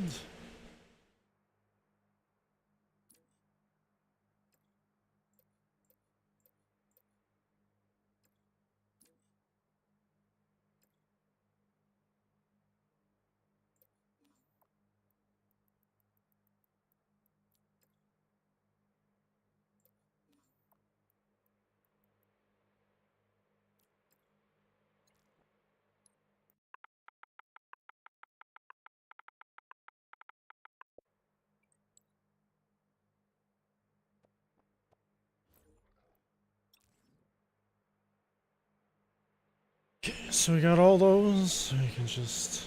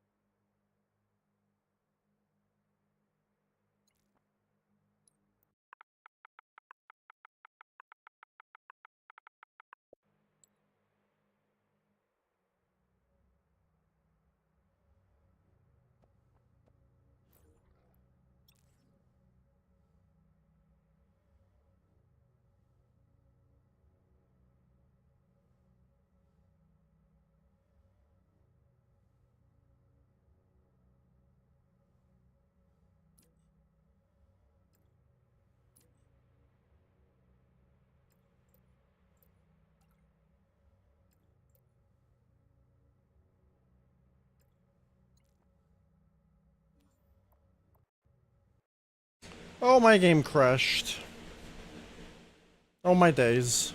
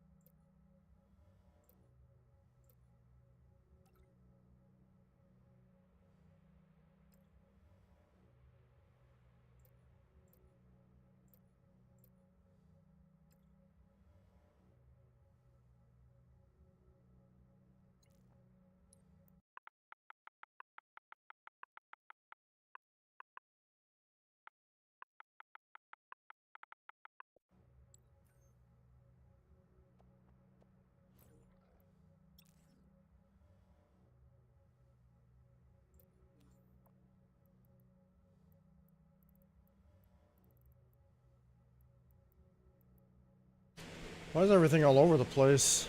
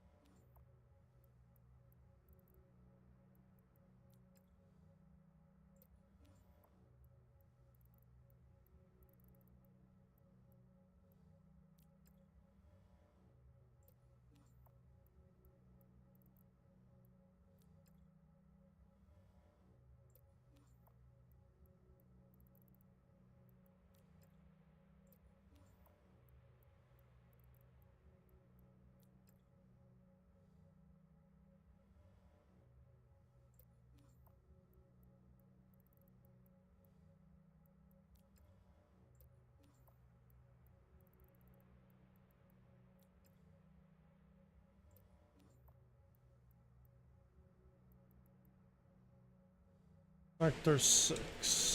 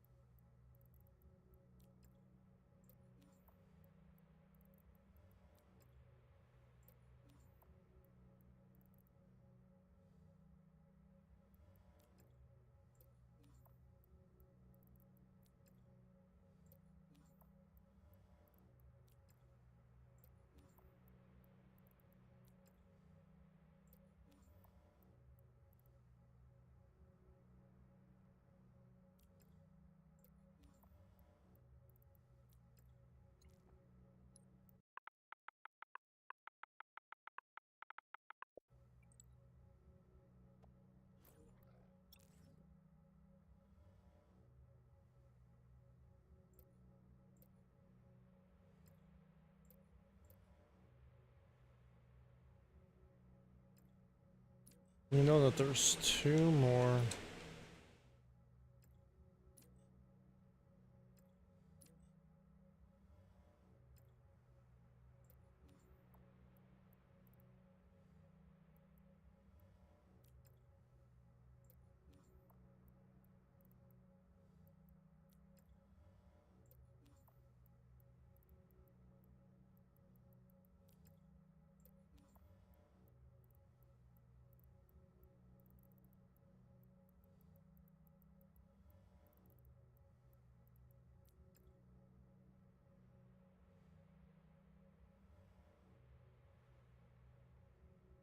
Gonna be the big one.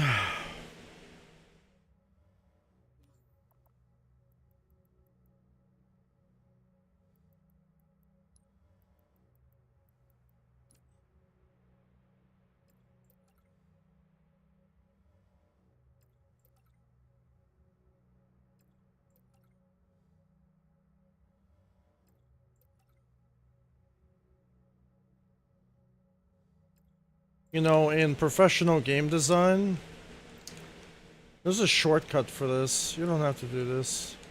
Maybe there's a shortcut here too.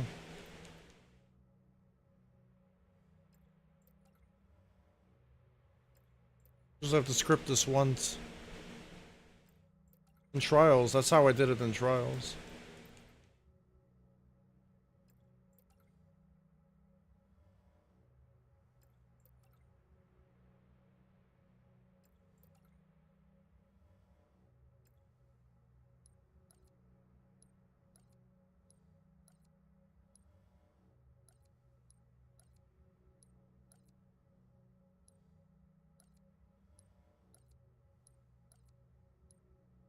This is the tedious part.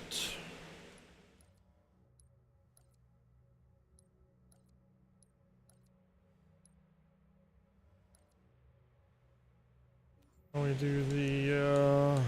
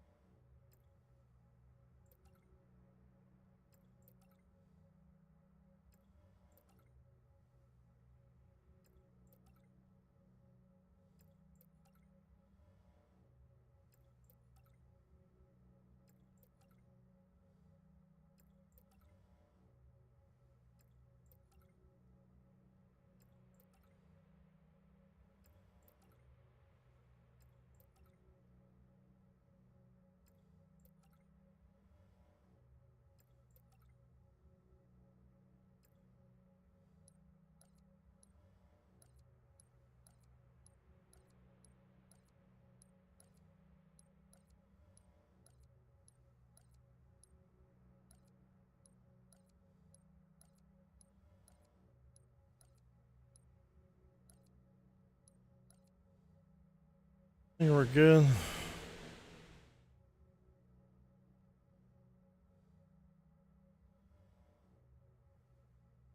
Almost makes you feel dizzy.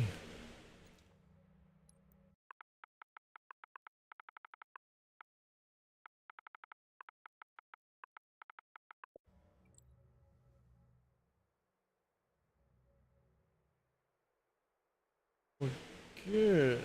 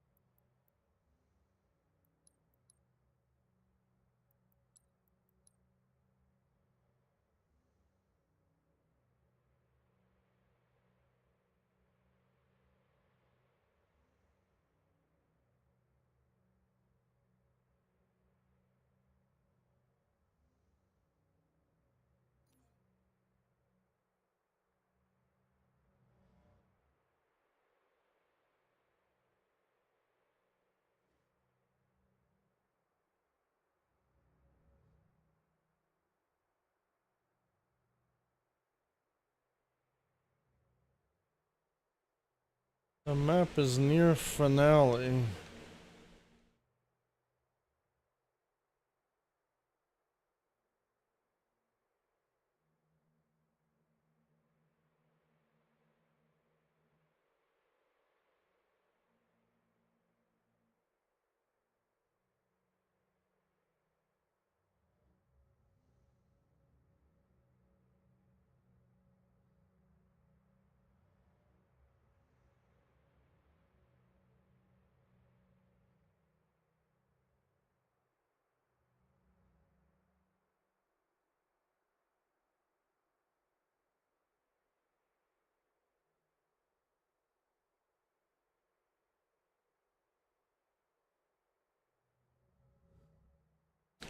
Before I end it, I'm gonna make a prefab of this.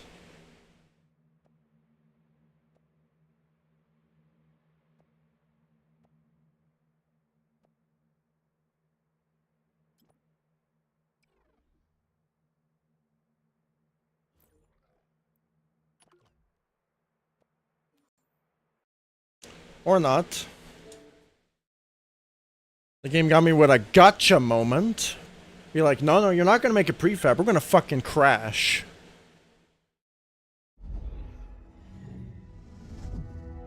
What do you think, you can prefab stuff? Seems like you're out of your fucking mind. We're too unstable for you to prefab anything. Fucking crazy.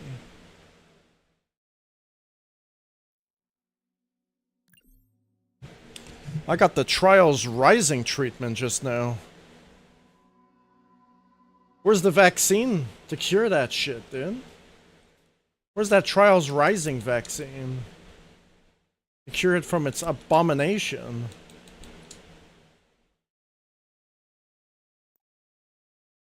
I'd like to cure the fucking plague that plagues Halo as well.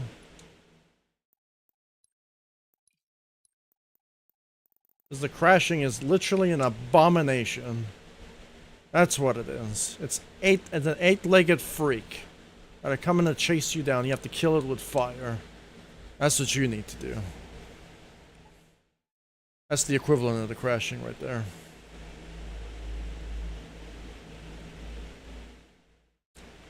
We have a four-legged freak in here, though. Lost all his hair.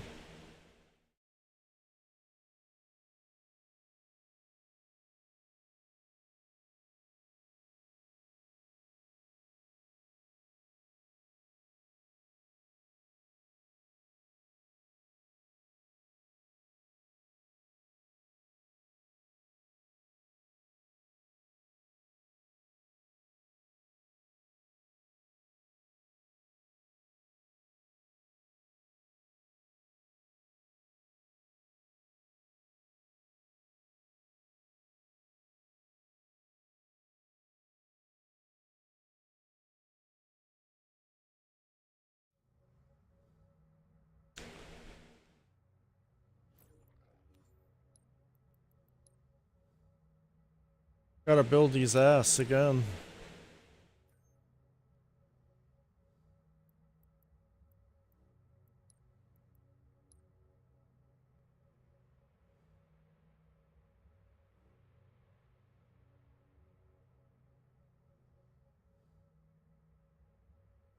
I'm not touching the nav mesh. The nav mesh is done. 70%? So where you just get the 70%? What happened to 80, 90, and 100? Oh, did you guys miss numbers there or no?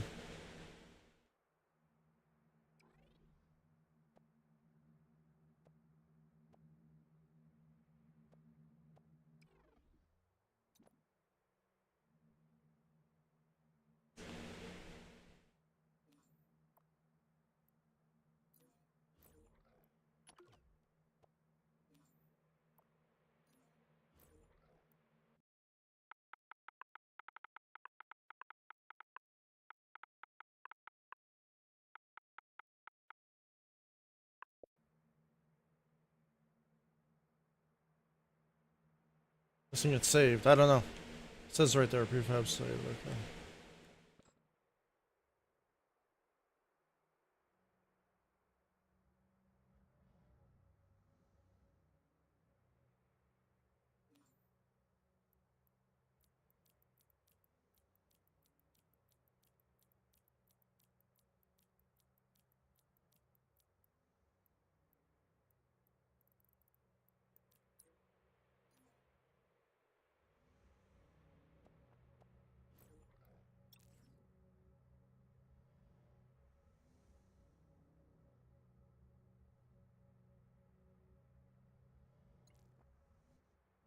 Gonna verify.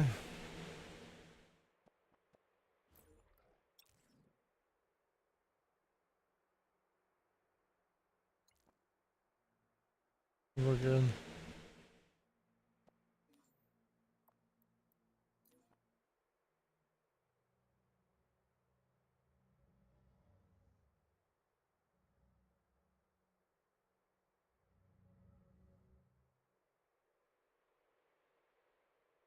Okay, so we just need to put sounds.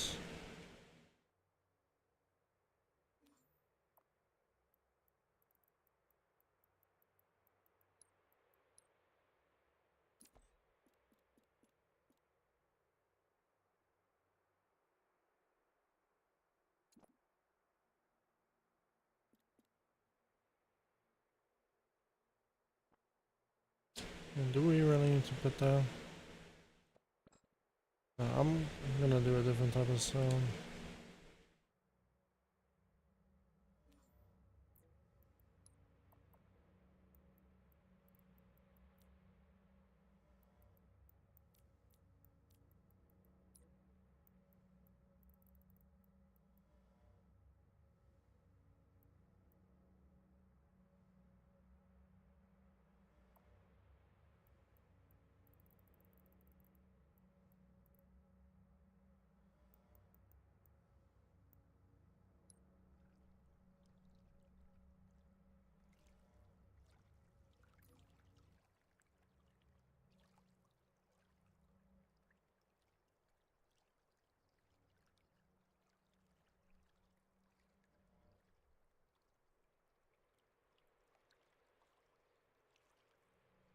Sound sources kind of suck in this game.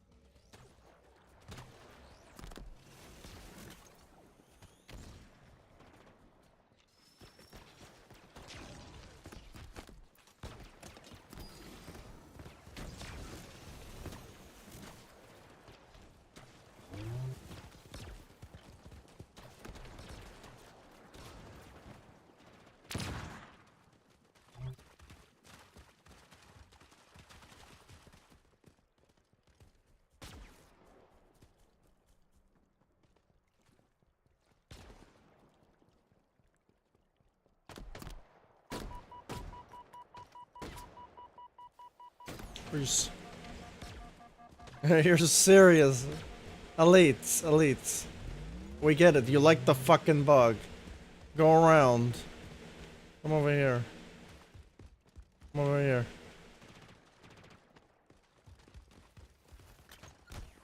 Oh my goodness, dude. Talk about brain dead AIs right here.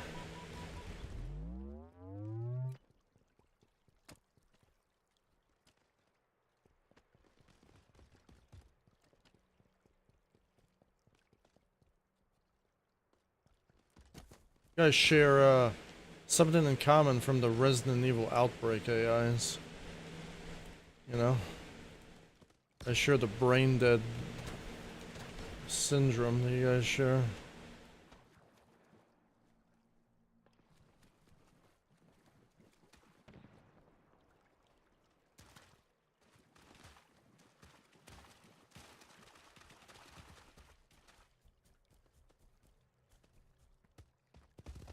Probably gonna have to put that bug over there, because these guys are dumb. So.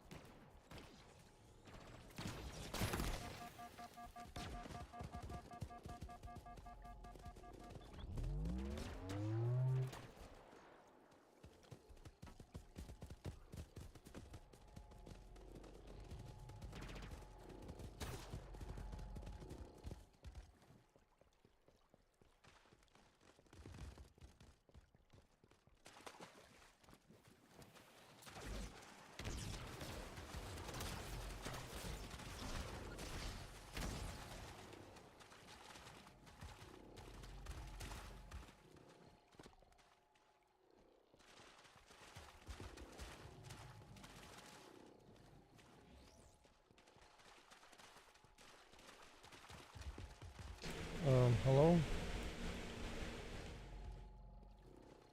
I guess they want the pearl.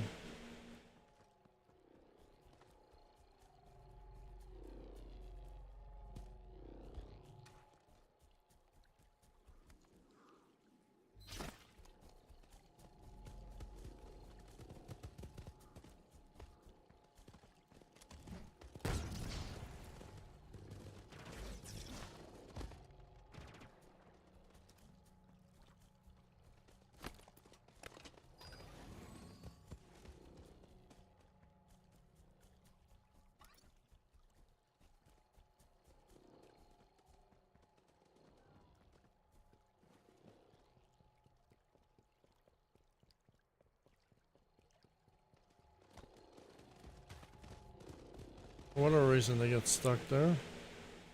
Hey guys, I know you like the beetle, but come over here.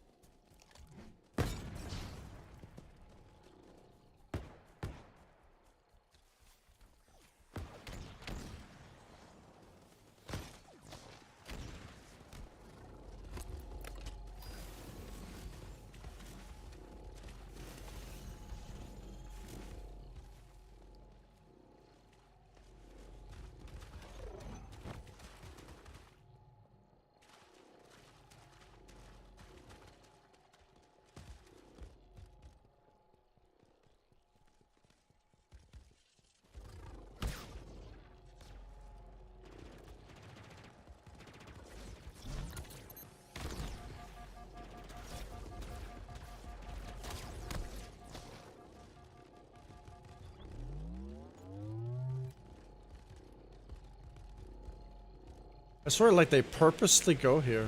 I don't know why.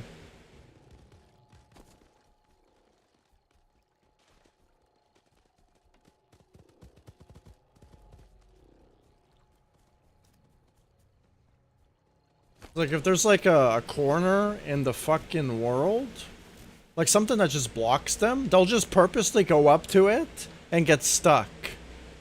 Like, there's this entire field here, but they'll be like, guys, I don't know where to go. I don't know where to go. I'm lost. Help, guys. And there's, like, this entire field here so they can walk in. They just... Like, Like, I'm not exaggerating. It's almost like it's done on purpose to piss off the player. Like, there is just no way.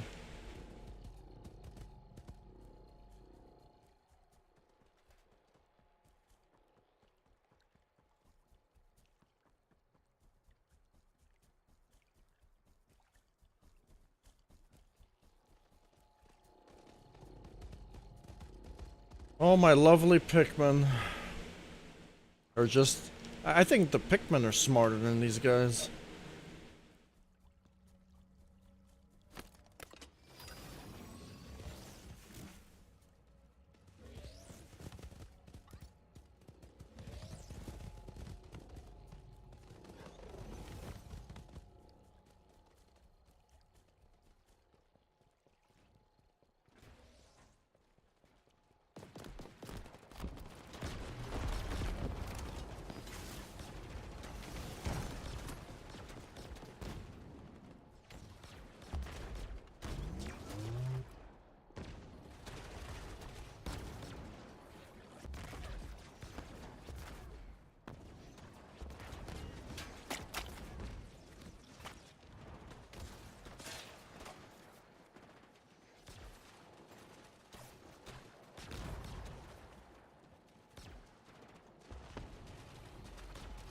You guys killed this brute chieftain right now.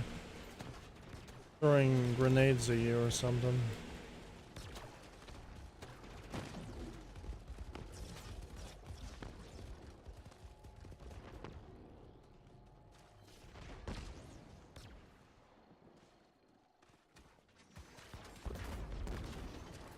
Oh, there's a hunter here still.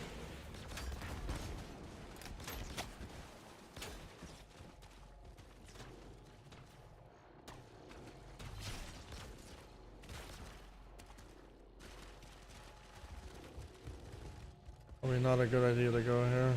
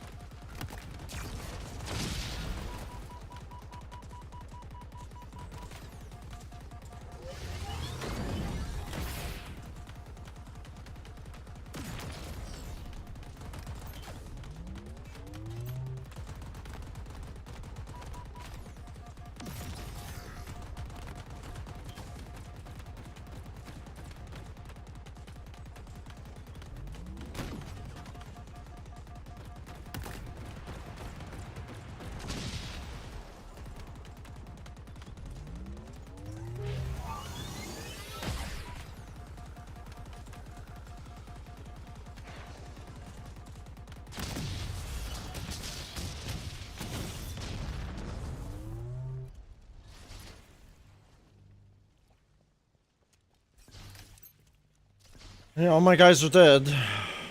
I can explore now.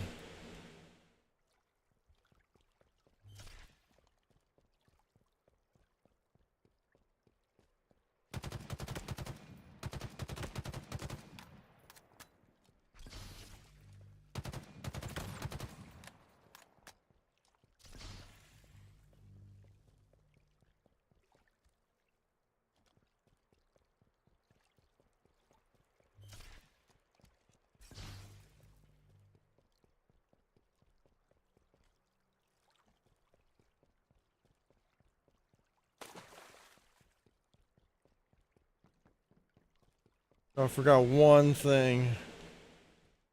I'm gonna put a wall there to block off that part. I have to put fire here, and yeah.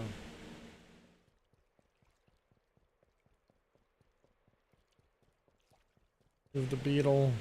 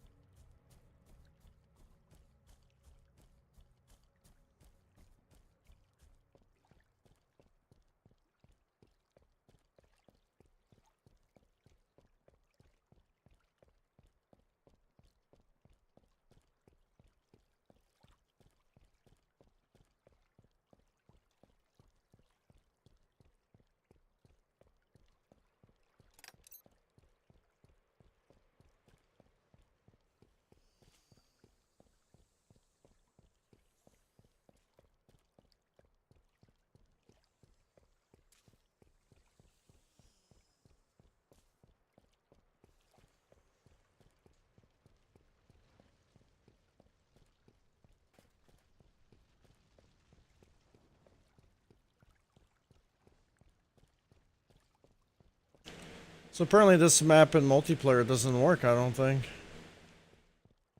Yeah, I don't know why, but it just doesn't work in multiplayer. In multiplayer, everything breaks.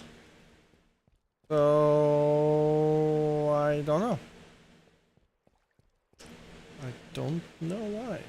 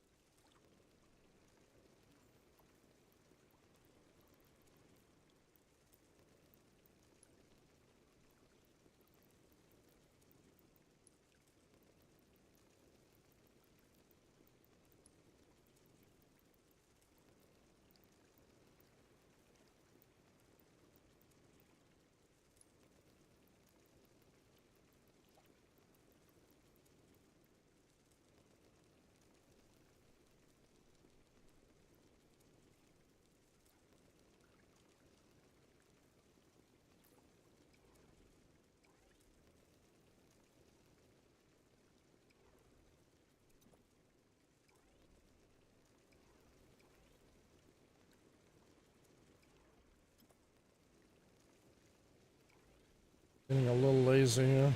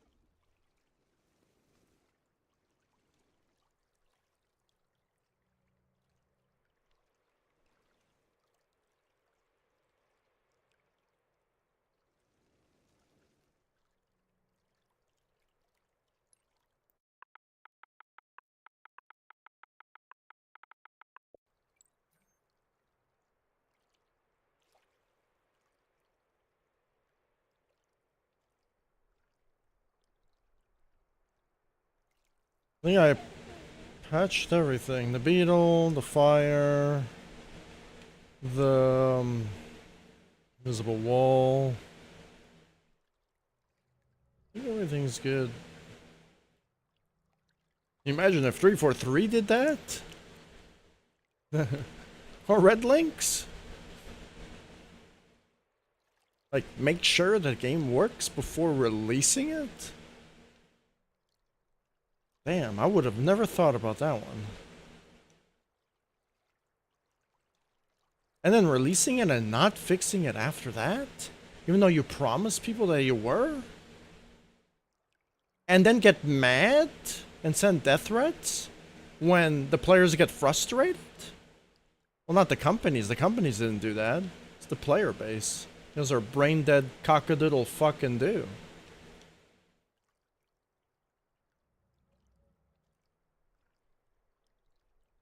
I just never understood that.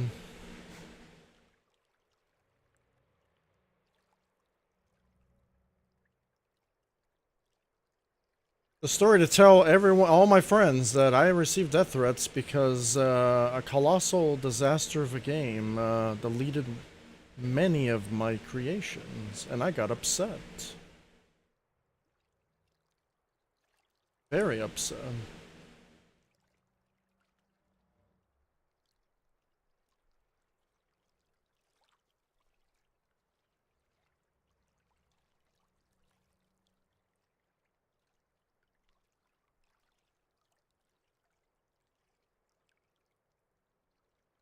That is the end of my build.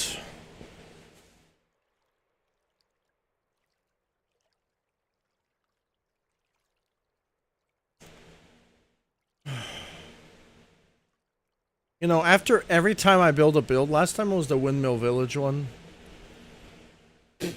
Every time I build something like this,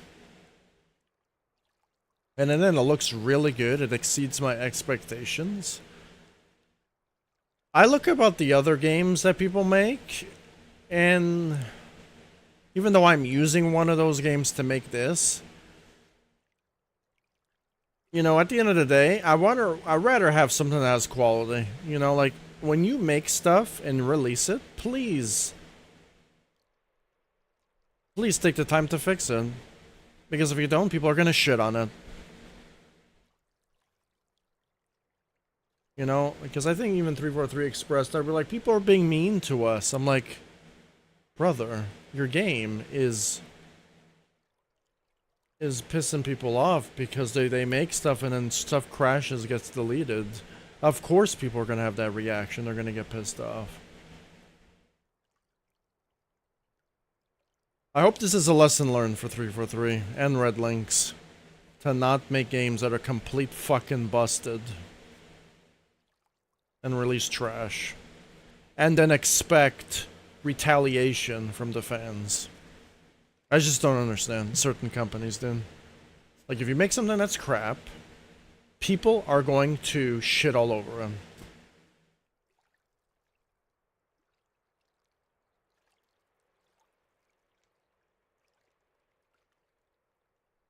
Imagine me releasing this. Imagine me releasing this map and not giving shit about the lighting. I released everything all broken scripts. I had spots where you fell through the floor and died. I didn't put invisible walls. I made busted AI. I made busted collisions. I made busted everything, and I released it. Do you think people would like my stuff? Hell to the fuck no. Maybe idiots who don't know better, possibly. I don't know. But when I take the time to add blockers, to play test it so many times, I did this with my Trials maps as well. But it's kind of hard to fix shit when your fucking game sucks. You know, I'm going to throw that out there right now. But even if your game fucking sucks, I still take the time to test it, to put invisible blockers, invisible walls. I test the scripts. I fucking test the AI. I test everything. I make sure they don't get blocked. I find workarounds. Can you imagine if 343 took that approach to make their games? They would be releasing 9 out of 10s, 8 out of 10s, 10 out of 10 masterpieces. And people would be like, this fucking game's so good. Go out and buy it. And guess what? People will buy more stuff from your microtransaction stores. People will buy everything, even though it's pointless, they'll buy it. Because your game's good. I just don't understand these companies. They only care about your money. They don't care about the quality of the game. They don't care about if you have a good time. They just care about money, money, money. And you gotta let these companies die off so real talent, real people with skill can take over. Because I think what happened to these companies is they made a few good games back in the day, some banger games that cashed in some money, and now they ran out of ideas and they don't know what the fuck to do, so they keep releasing the same game over and over and over again to milk the game until it dies, and then it's a complete awful. They don't even give a shit. So many game companies are doing this. And then when I release something like this, and when I release my own games, they're going to become masterpiece, masterpiece, masterpiece. You know why? Because I take the time to do it, to fix it. I just don't understand these companies, dude. You know what I mean? Is it the higher-ups not rushing your game? Fire, or just... like, it's just... it's so dumb. Like, can't the CEO... I bet you half of these companies is probably not their fault. It's the CEOs fucking everyone over. Right? But at the end of the day, if I was part of that company, you know, it's almost like they can't say anything or they lose their job. But like, bro, I would lose my job. I'd be like, fuck, I can't work. I can't work because my boss sucks. He sucks at making games. You know, like, sometimes you just gotta say the truth. Yeah, you're gonna get fired, but hey, like, would you want that game to be on your resume? Be like, hey, I made a Halo 343. You know, my game was a complete shit show. You know, it doesn't make any sense. You know. Thankfully, there are still good companies out there who just care about the integrity of the game and stuff like that. But I do this for free.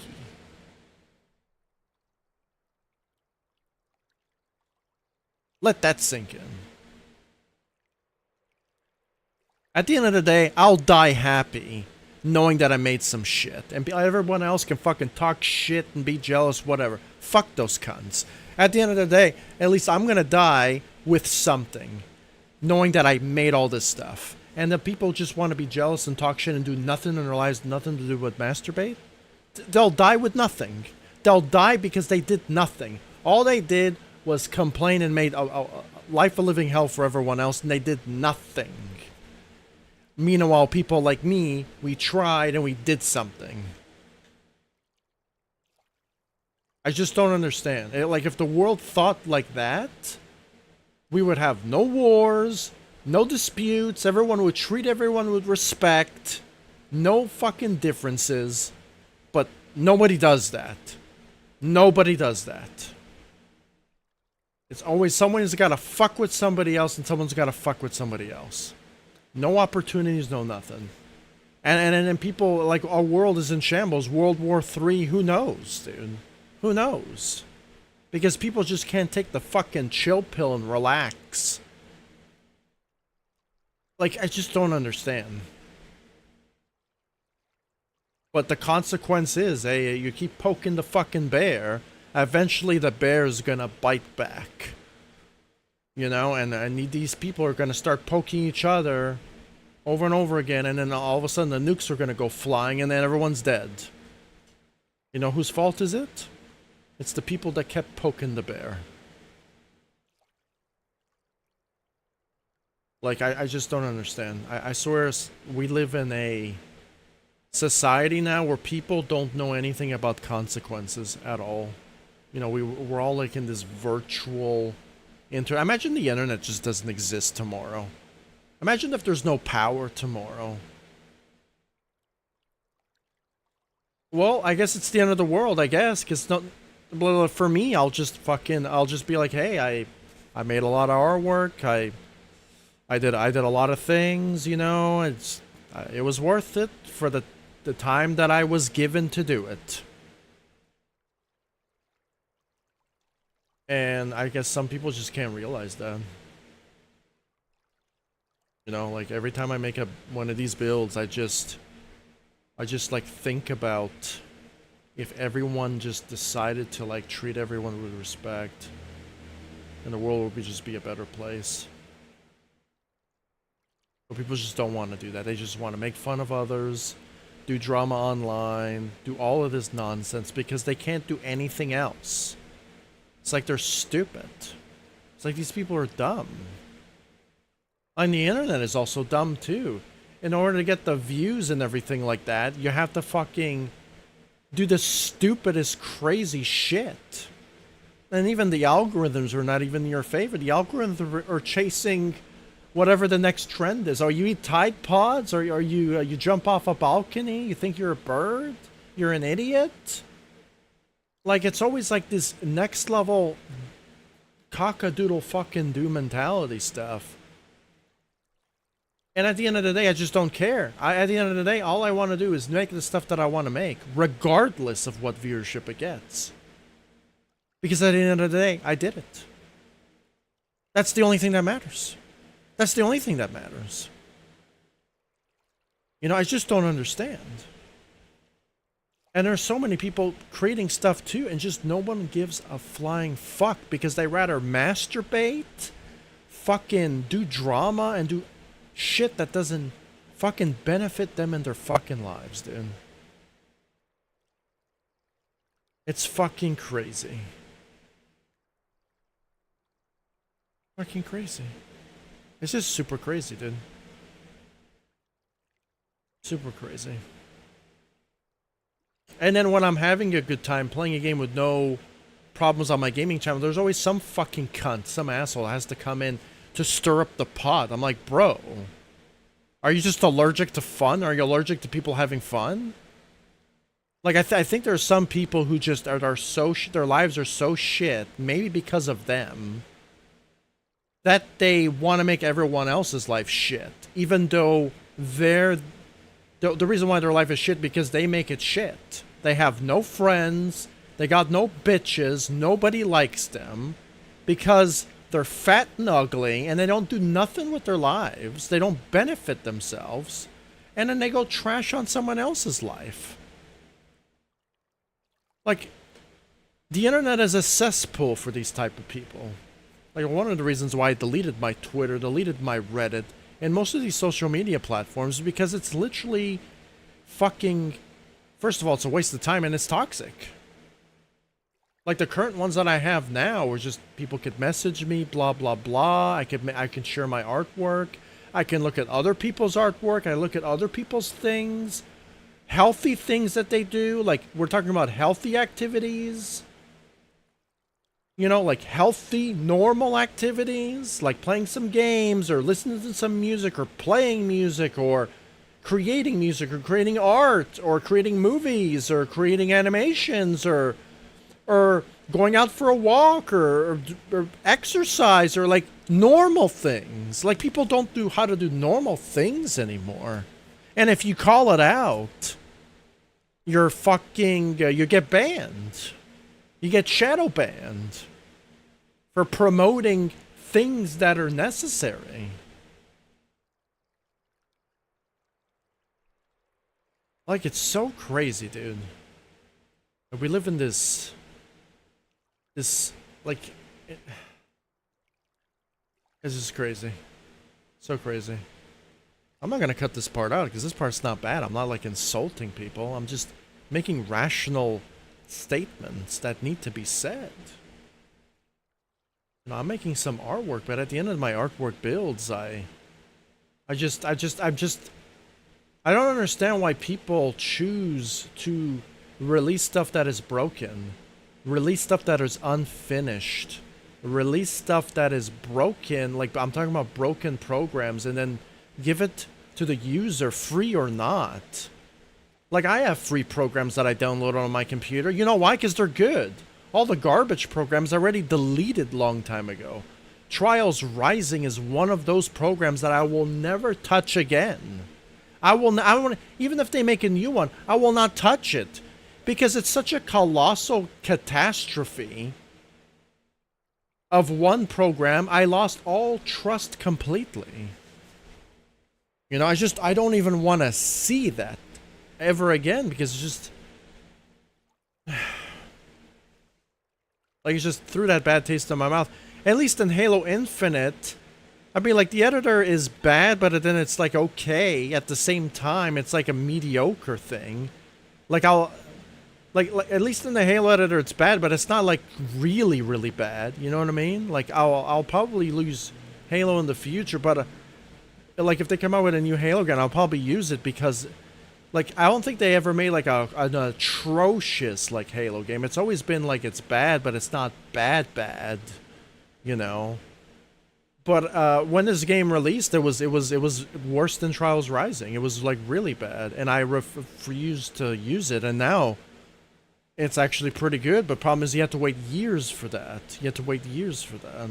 And I was just doing other things. And I think this was a good transition for me. I was using Trials for a while, and I said I am going to come to an end. And people stayed, like I have like these fucktard friends that like kept pissing me off, thinking that I'll always use Trials. You know. You know, I don't want to be mean, but I'm gonna have to be mean. It's like you use a program for such a long time. Right, and then you use the next version of that program, and then it turns out to be a complete disaster. I'm gonna leave. It's not healthy, you to be in that. So eventually, there's going to be an end to this program. Because I wrote it down. I have a list. I wrote it down. You know, I had a list for Trials. People didn't know about the list for Trials, but there was a list. And when that list is complete, I'm done. And the same thing is going to be for Halo. When that list is complete, I'm done. Maybe until the next Halo game, whenever that is, and then I'll go with my Unreal list. And then with Unreal, there's no limit there because that's professional. Unless Unreal Engine 6 is a colossal fucking disaster, which I don't think it's going to be. But you'll never know. You'll never know with these programs, with these developers. You know, but I think Unreal won't do that. I don't think Unreal is ready to jeopardize and nuke their entire fucking brand just like that because of some stupid coding error. Unless, yeah, it's just, no, that's not what's happening. And people told me to use Unity, but Unity to me is like Trials. It's old. It's an old engine. and to me it looks like it's made for little tiny, like, I want to make games that have some quality, you know what I mean? So I liked Unreal. I got used to Unreal, and Unreal's just better for me. You know, if Unity is good for you, fine. But to me, I saw Unity and I thought it was very, like, every time they do like a demo reel or whatever, it feels very old school and very like prehistoric. Like I want to have more modern, more like better programs to develop games and stuff for our current times, right? You know, it's nice to go back to nostalgia, but then, like, as human beings, we should always be better and not worse. So I want to use programs that are good. Like I think with these programs too, there's like this stupid ideology where you're forced to use this program, but then if you use another program, it's almost like politics. It's like it's so bad. It's almost like you can't switch programs because they're like true fanboys, and Trials had those fanboys too. And I don't understand why their minds are so short. Like they just don't know how to expand. They're always stuck in that one area. And people thought that I was like that. Right? But I'm not. I always want to use things that are good. But I took the opportunity Trials was, and I made some cool stuff with it. But eventually, when something's bad, you have to move on. You have to make something. You have to use something better. Halo is better, but at the same time, it's worse. You know, but it is still better. It's an improvement. And then from Halo, I'm going to go straight to Unreal. It's like it's a nice transition. The scripting is identical, and the level design stuff is very identical. But if I went from Trials straight to Unreal, that would be a drastic difference of a jump. I wouldn't be able to... It would be hard to get used to it because there's no really similarities there. Maybe the scripting is the same, but that's it. You know what I mean? In the animation stuff. Like, the graphical improvements are not there. And that's criticism 101. You know what I mean? Like I think there are people like using Minecraft. I'm like, hey, if you like using Minecraft, sure. But eventually, if you want to make your games, you got to make the transition from Minecraft to Unreal or whatever. That's going to be a massive fucking launch. Like a massive, like, skill gap, you know? It's going to be a huge learning curve. Like, there's from Minecraft to Unreal is fucking crazy. Halo to Unreal is a little bit different. So if you went from Minecraft to Halo then to Unreal, you probably have a better shot. If you go from Trials to Unreal, that's a massive jump already as well. You know? And I think people just need to start thinking about the longevity of your video game. And a lot of companies fail at that. They'll just make a game that's fit for its current time, and then that's it. There are so many games out there that have longevity. Longevity is what matters in the video game. If you make a game that has longevity, like, it doesn't matter. Obviously, times are always going to get better, and qualities are always going to be improved, right? But if you make a game that's longevity, like if I can go back and play some games that I love, that means that game has longevity. It means that it's a good game. Right, but then if I go back and play Metroid Prime, I mean, it's a good game, but then you can see that, okay, the graphics are not that great. Maybe a graphical improvement would be nice. But Nintendo doesn't even want to deliver on this. Nintendo just sits on these games, and then they lose value, and then when they release them, nobody gives a shit. You know, like, I think right now we need a Metroid Prime 2 and 3 remastered. We need those to drop before Metroid Prime 4. If they release Metroid Prime 4 without doing that, then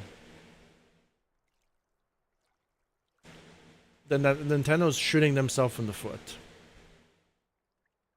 And Nintendo should be and also port all the games over. Like, you should be automatically porting the games over from one console to another. So Twilight Princess and Wind Waker, those should be free.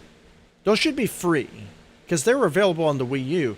All the games from the current console should be dumped into the current console.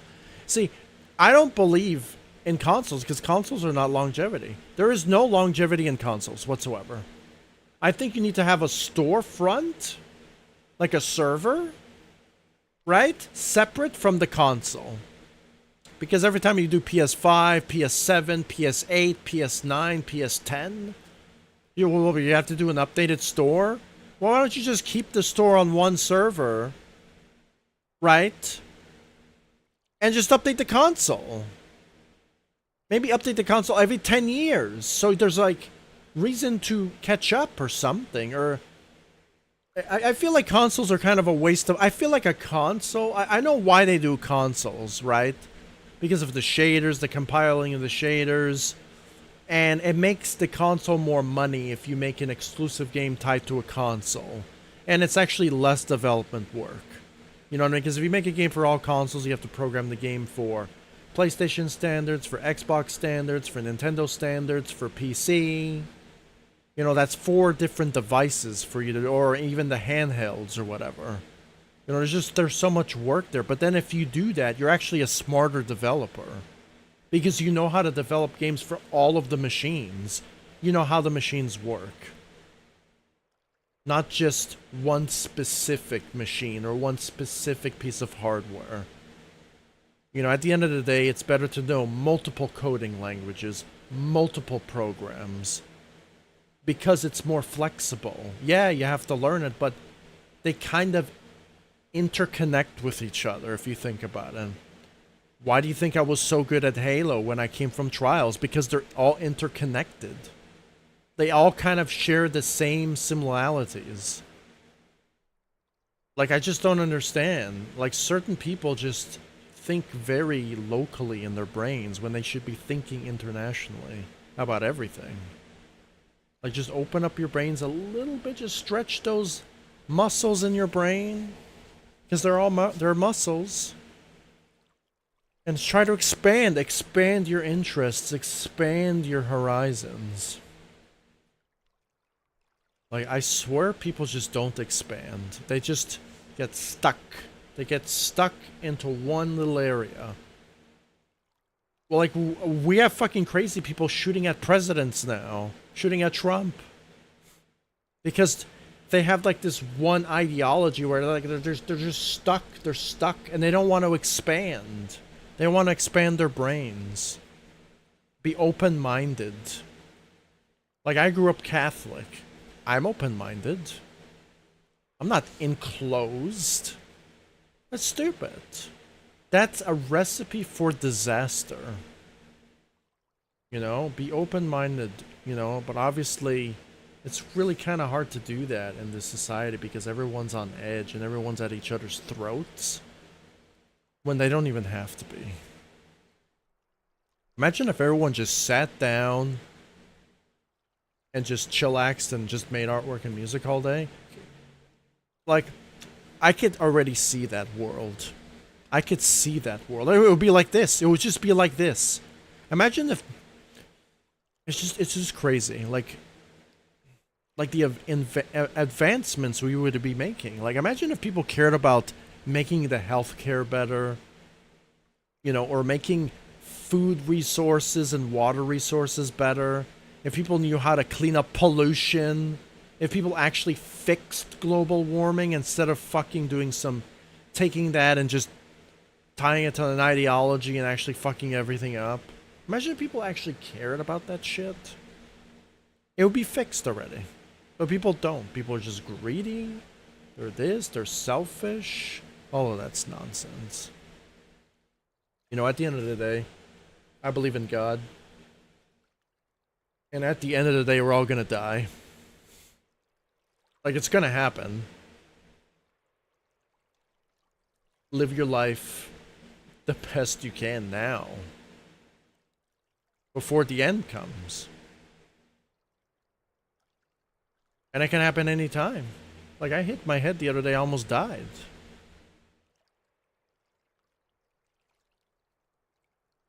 Like, that's where certain people just... Oh, dude. I mean, I have bad habits too, but... I don't go up to somebody on the street and like fucking Falcon punch them in the face. I just don't go up to random strangers on the street and punch them in the face, because there are certain people that just that do that. I don't know if that's an extreme example, but I think just some people just need to think. I don't. I think I'm just wasting my breath here. I think nobody is just going to listen to this video. No one's going to take what I said, and people are going to think that I'm fucking high, I'm fucking drunk, I'm out of my mind, I'm crazy. Take my words out of context, do all of that stuff just to get their clout or whatever. But people don't actually want to sit down and actually just make the world a better place. They'll just be like, dog, no one gives a fuck about what you think, and they're just gonna keep doing the same fucking thing again.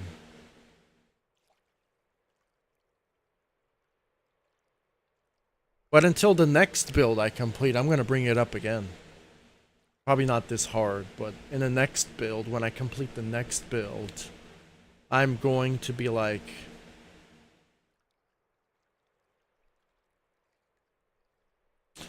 And actually, the next build is going to be a Metroid Prime build. The next build is going to be a Metroid Prime build. Because this map is done. I'm done with this map. I ranted for an hour, half an hour. I'm done with this map. Map is good. I just wish people could just treat people with respect. You know I don't treat people with respect. Mainly the people who want to be an asshole to me and do drama with me, particularly just because they want to. And I don't really like people who make busted programs and just busted programs and busted games. Because then I'll start to criticize you, and then it'll probably come across as like hateful or whatever, but I didn't really mean that, and just out of frustration I just kind of get upset, you know, that I want this game to be better, and then sometimes it comes across as mean, and sometimes it is mean, right? But it seems to be like the games are just getting worse and worse. It's almost like there's no improvement. And I feel like these companies are doing it on purpose for shock value and clout and all this other nonsense. But even though they're self-destructing themselves, because that's not how you do a game. That's how you destroy your product, by doing that sort of nonsense. You don't destroy your products. You make them better. You know, every time I make a map, I want to always make it better and better. It looks like I'm getting better at lighting. I'm getting better at the scripting. I'm getting better every time I make stuff. And I'm live streaming it so people can see how it's done. And they can learn something. Like, I watch other people build on live stream too. I watch other people play games. You know why? Because I could learn something. It's probably entertaining. Like, I remember when I was like I remember like when Jacksepticeye used to upload a lot, or PewDiePie used to upload a lot back in the day. When I used to watch them play my favorite game, they would be doing things I probably didn't even know about the game. I'm like, wow, I didn't know that, because I decided to watch their playthrough. And then I got to see their take on how they view the games and how they rate the games. And then I applied it to how I rate the games. It's almost just, it's like that cycle. Like, you gotta like look at somebody else's point of view before you make your judgment on something. Like, that is just like a crucial observation that people just need to make. Like, you just start brainstorming more ideas to cultivate better stuff. Like, you think I knew any of this when I was growing up? Hell to the fuck no. When I was a kid, you think I did anything productive? Probably not. But there are probably kids out there who are doing productive things, and there are probably kids who are doing it for clout. Like, you know, those kids be like, I'm gonna go to the Dubai tomorrow or some shit like that. Like, I'm sure that's a good goal to do, but let's make a more realistic goal.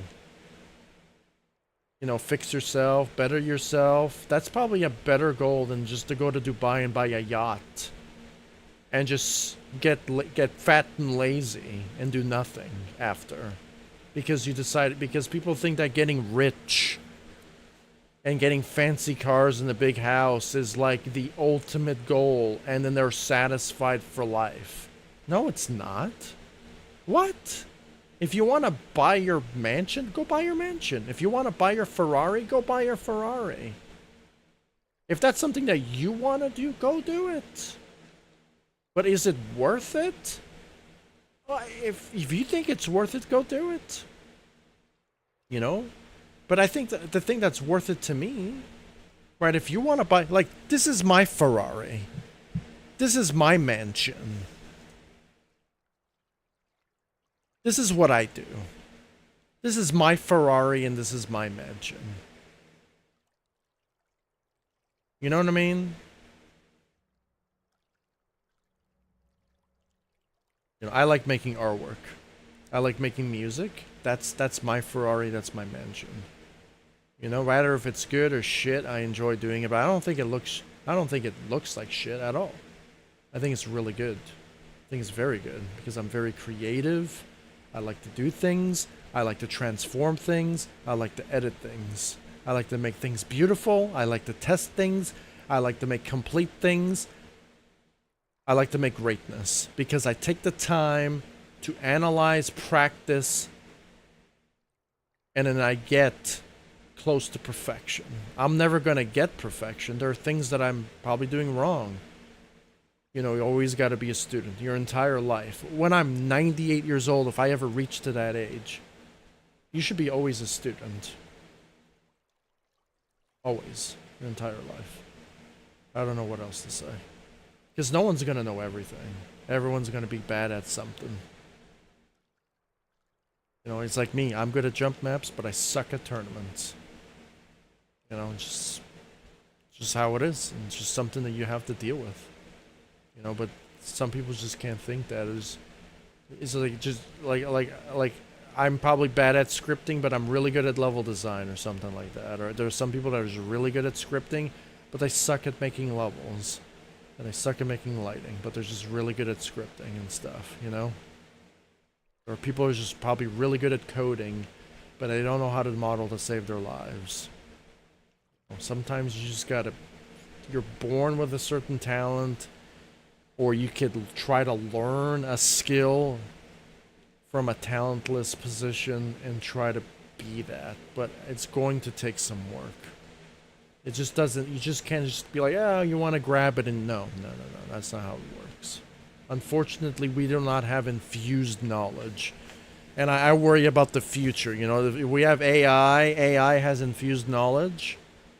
And we can put that fucking microchip in your brain and be like, I know how to fly a helicopter now or whatever. It's just like, that time's going to come. Like, that technology is probably going to come. Where I can plug in a chip into my brain and all of a sudden I could do whatever I want. But I don't know how that's going to be possible. You know, but I'm just saying. That could be possible. That could be possible. And I think that's going to just destroy the world because... Well, I mean, it shouldn't destroy the world. If you put a microchip in your brain, that you unlocked your brain, shouldn't you be able to think about more rational decisions? Shouldn't that, like, give you that unlocked knowledge that you always wanted? So you wouldn't want to do something stupidly ambitious with your unlocked knowledge, would you? I don't know. That's a question for a scientist or a neurologist, someone who can actually has qualifications in that area, who understands that sort of thing. If that's possible or not, or even if they're even qualified to answer that sort of question. You know, because I think we're just all human beings. We're all just trying to figure it out. We don't know nothing. We're stupid. We're no better than the fucking apes with sticks and stones back in the prehistoric times. We just don't know better. Like, come on, look at our world. You know what I mean? I was watching this one clip where a girl got charged for a water gun because she sprayed her neighbor in Canada.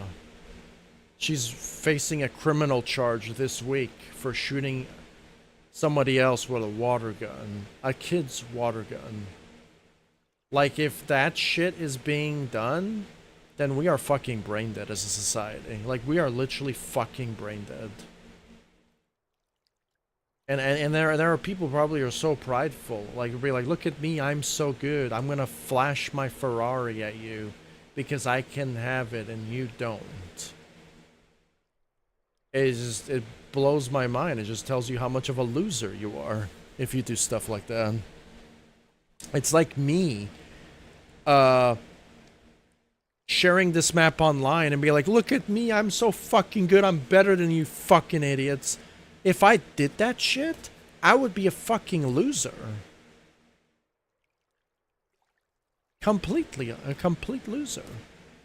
You know, because that's called pride, you know? But if I'm just sharing my map and showing people how it's done and then sharing my work, that's not pride. That's just be like, hey bro, I shared something. You want to like it or don't like it? It's your choice. Like, that's what people do. That's called a hobby. But I think there are just people... I think the people who make a big issue about that is the people that are jealous. That's one of the reasons why I stopped using Reddit. Reddit is like the king of jealous kingdom. Like, there are certain subreddits for artwork. Can you imagine having a subreddit for sharing your artwork? But the number one rule there is do not do self-promotion. I'm like, bruh, are you dumb? Like, what's the point of creating a subreddit to showcase your artwork when the rule is do not self-promote? Bro, that's the whole fucking point of your subreddit. And that's one of the reasons why I deleted fucking Reddit. Because there's some brain-dead fucking NPCs, I don't even call them people, they're NPCs, that just don't know that they're jealous. That they're jealous people that create groups and create monopolies so you can create... It's such a bad system. Like, I think that's the reason why when I stream on YouTube I get 0 views, because the system is not structured for everybody. It's structured for only the crazy ideologues, the fucking extreme people that get in the most clicks. That's what the system is really designed for now. Anyone else who's just doing things like me, like artwork or music, like, those people are just left in the dust. Like, no one gives a shit. 0 views will always be 0 views. And I noticed that the algorithm is like that. It's just so bad. Like, you could see it. You can see it, dude. It's not just with me. It's with so many other creators. There's so many creators that we don't even know of. There's probably creators that we don't even know of that are just so good. They have so much talent, but they get 0 views. Just think about that. We got to start thinking about those people. But except we're all like magnets. We're all cling to one aspect of life. Imagine if people imagine those activists out there, the activists that like always want to complain about every part about the world. Imagine if they actually cared about real world problems, actually making a change. Like, we would be having changes right now. I'm actually caring about the groups that actually matter, that actually need help. Imagine if those activists actually did that. It makes you scratch your head a little bit, right? It makes you scratch your head when people just don't want to help the actual needy. The people that are in need. Like the elderly, or people who are sick, or people who suffer from cancer. You know, like those type of people probably need the most help. And they probably get no help. They probably just die alone. Nobody helps them. You know, I think that's That's the problem right there. Or even children. I swear, some people just like I can share my stories. What happened to me when I was a kid, right? And all the fucking trauma that I had to go through because people wanted to treat me like shit. Being a child. It's crazy, dude. Yeah. I know, I have first-hand trauma experience, that's for sure. First-hand trauma experience.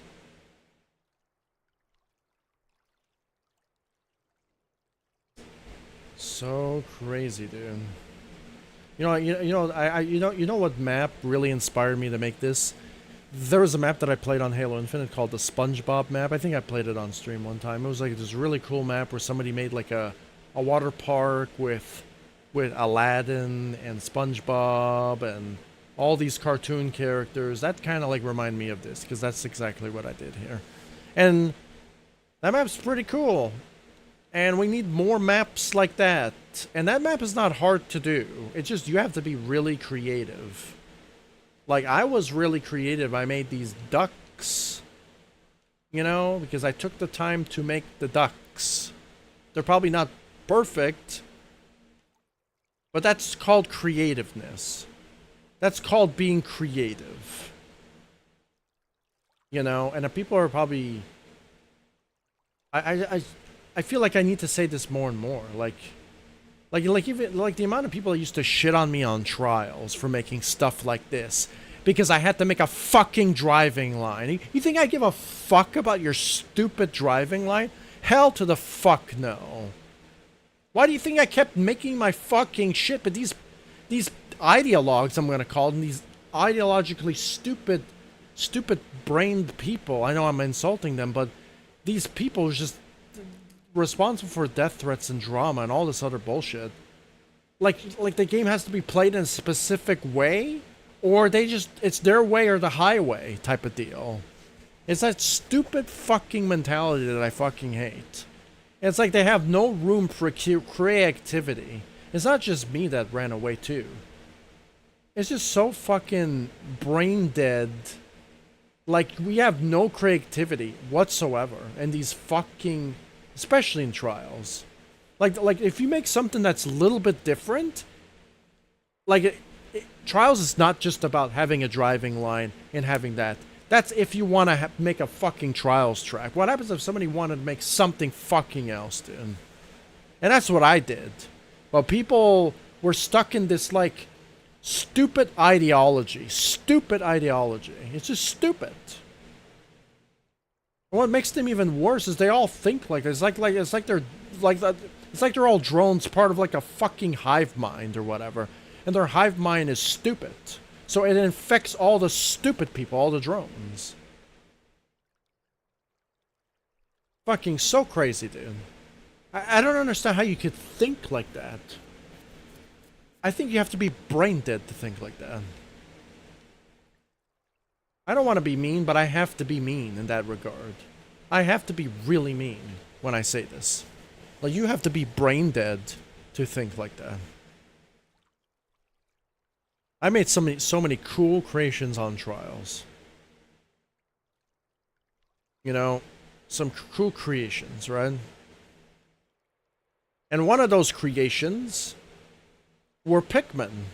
But I didn't know how to do first-person stuff.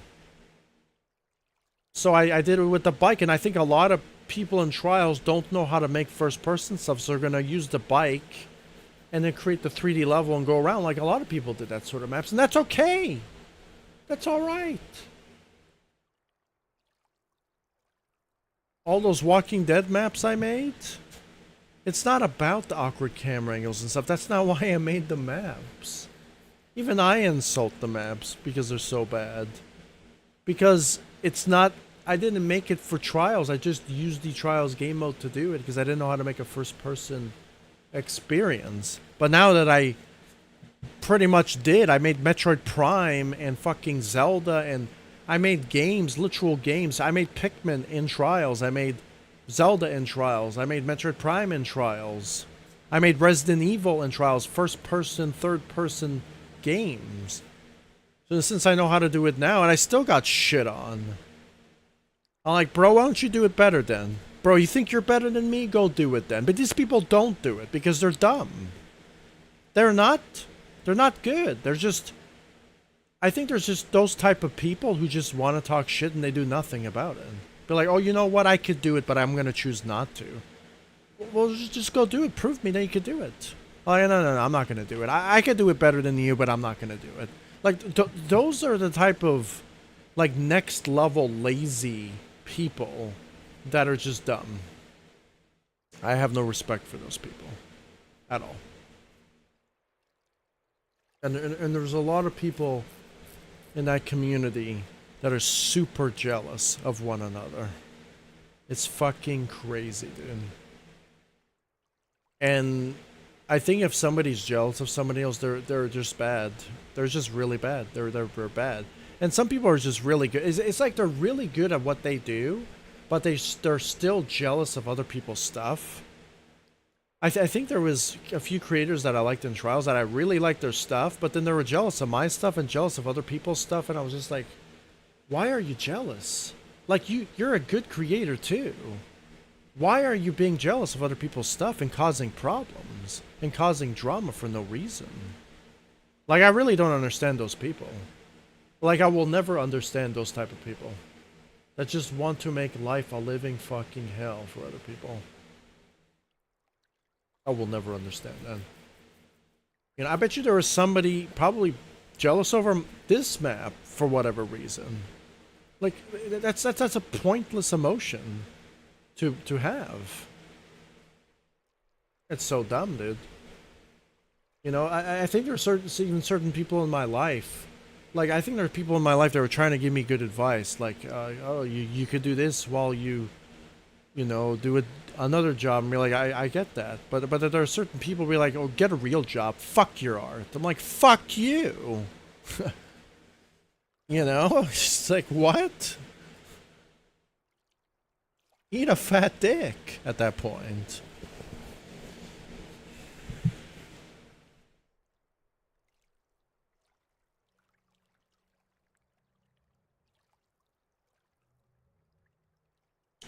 Yeah, I'm not user friendly when I get into these little rants.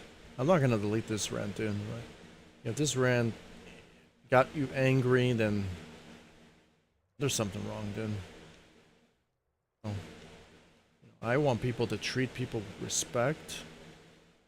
Don't cause drama and problems. And then when people make garbage programs, don't get upset when people like me start getting frustrated and throwing up a storm. You know, I think the only people that I've literally disrespected in my life were piece of shit people that attacked me. Maybe when I was younger, maybe I was an asshole as well, I'm not sure. But I'm not like that anymore. People who make garbage programs, you know, people who make garbage games, especially AAA titles. Mainly, I would say, because I'm not really mean to indie developers at all. You know what I mean? Unless your game is like a complete. I mean, if your game is like a complete shit show, I'm probably just gonna delete the stream, delete everything, and never play your game again. You know, like I think there was one game I did that too, which was called Marble. No, it wasn't Marble Void. It was Marble Up Your Nuts. No, it was Marble It Up or something. That game was fucking so bad. I think it was like inspired by Marble Blast Ultra, like the best Marble game ever made. I don't know what the hell they were doing with that game. It was not Marble Blast Ultra. It was Marble Blast Ultra on ecstasy, on drugs. Because I think even Philadelphia felt bad. Be like, hey, this is gonna be the next Marble game, saying you're gonna love it. And then we realized that. Wait a minute. It feels like Trials Rising, the Marble game. And that was a bad sign already. I don't know, man. I really don't know why people just do that sort of thing. I made Pikmin. I'm happy. I'm happy. Nintendo should be happy. Nintendo shouldn't go after every fucking creation and take it down. You know, because that's not how you make money. That's not how you... You know, I grew up with this game. I have this magazine that's like 20 years old. You know, called Nintendo Power. The official Nintendo Power Guide. Power up these nuts. You know, and I feel like Nintendo needs to, you know, look, the creator of Nintendo right there, Mr. Matamoto. You know, like I have these fucking, like I'm a fan of the game. Like I grew up with this game. I like your game. I got into video games because of Pikmin and Metroid Prime and Zelda. When a company goes after a fan-made creation just like this, just like a little short thing, like what did I do? Like I created Forest of Hope and Impact in the Final Trial. That's 2 levels. How many levels does this game have? I think that this game has 5 levels. I created 2 out of the 5. And I didn't even create the whole thing. This is promotion. Imagine if somebody played this game, Nintendo, and it'd be like, oh, this game is from Pikmin. I'm going to go buy Pikmin. This map looks really good. And then they buy all the Pikmin games and cash in money. Like, it's called promotion. When somebody remakes... And plus, I'm not even making money off of any of this stuff. This is all free. You know what I mean? I'm not even... I can't even publish this. Because this is made on Halo. You know, it's just crazy. Like, how developers can just go after fan creations of stuff. You know what I mean? Like, what Nintendo doesn't understand is, like, you can try to cease and desist this, but I'm always going to have copies of this. I can make 1 billion of them and put it all over the internet, and then once it's on the internet, it's always going to be a copy. There's always going to be a copies around. And I think these companies like Nintendo, Microsoft, like these people just don't understand. Like, you can't just go after this is my property.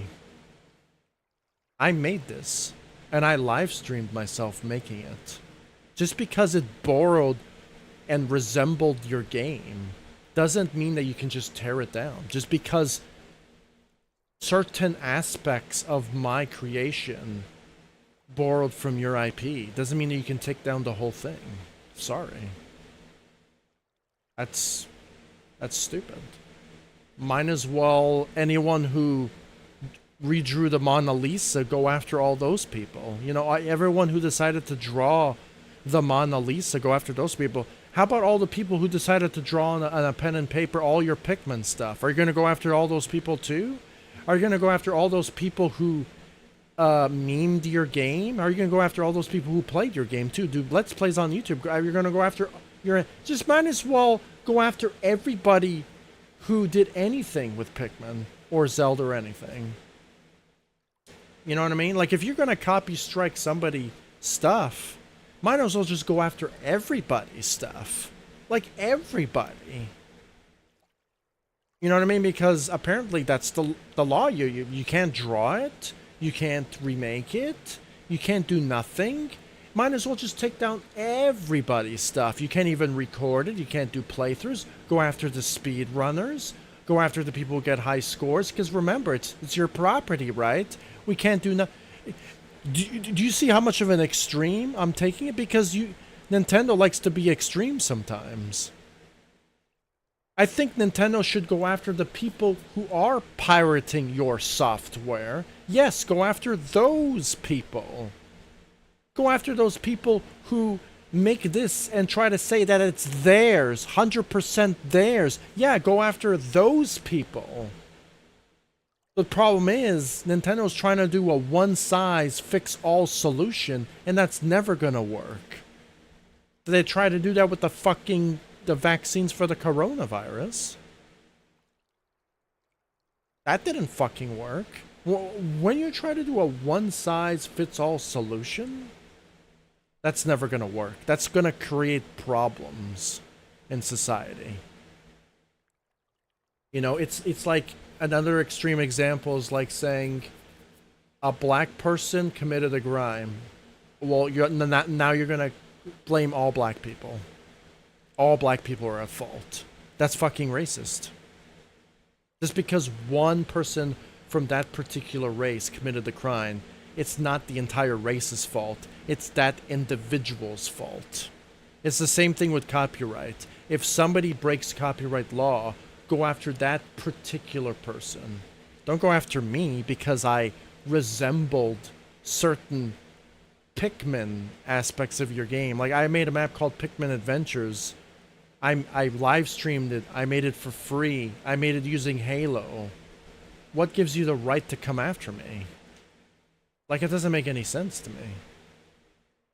Like, that's the one thing I hate about Nintendo too. You know what I mean? But at the end of the day, I still have your book. I still have this. Well, you're gonna come after me, arrest me because I have your book that I paid for. That I love all your games, and I gave all your games an 8 and a 9 out of 10. Because I love Pikmin? If I didn't love Pikmin, I wouldn't be doing this. I'd be making another game that I like. I think that's the way to butcher your company. Like, if Nintendo starts to go after people, people are gonna stop buying Nintendo. People are gonna stop supporting Nintendo. And then eventually Nintendo's gonna die. And you know whose fault that was? That was Nintendo's fault. For being overzealous.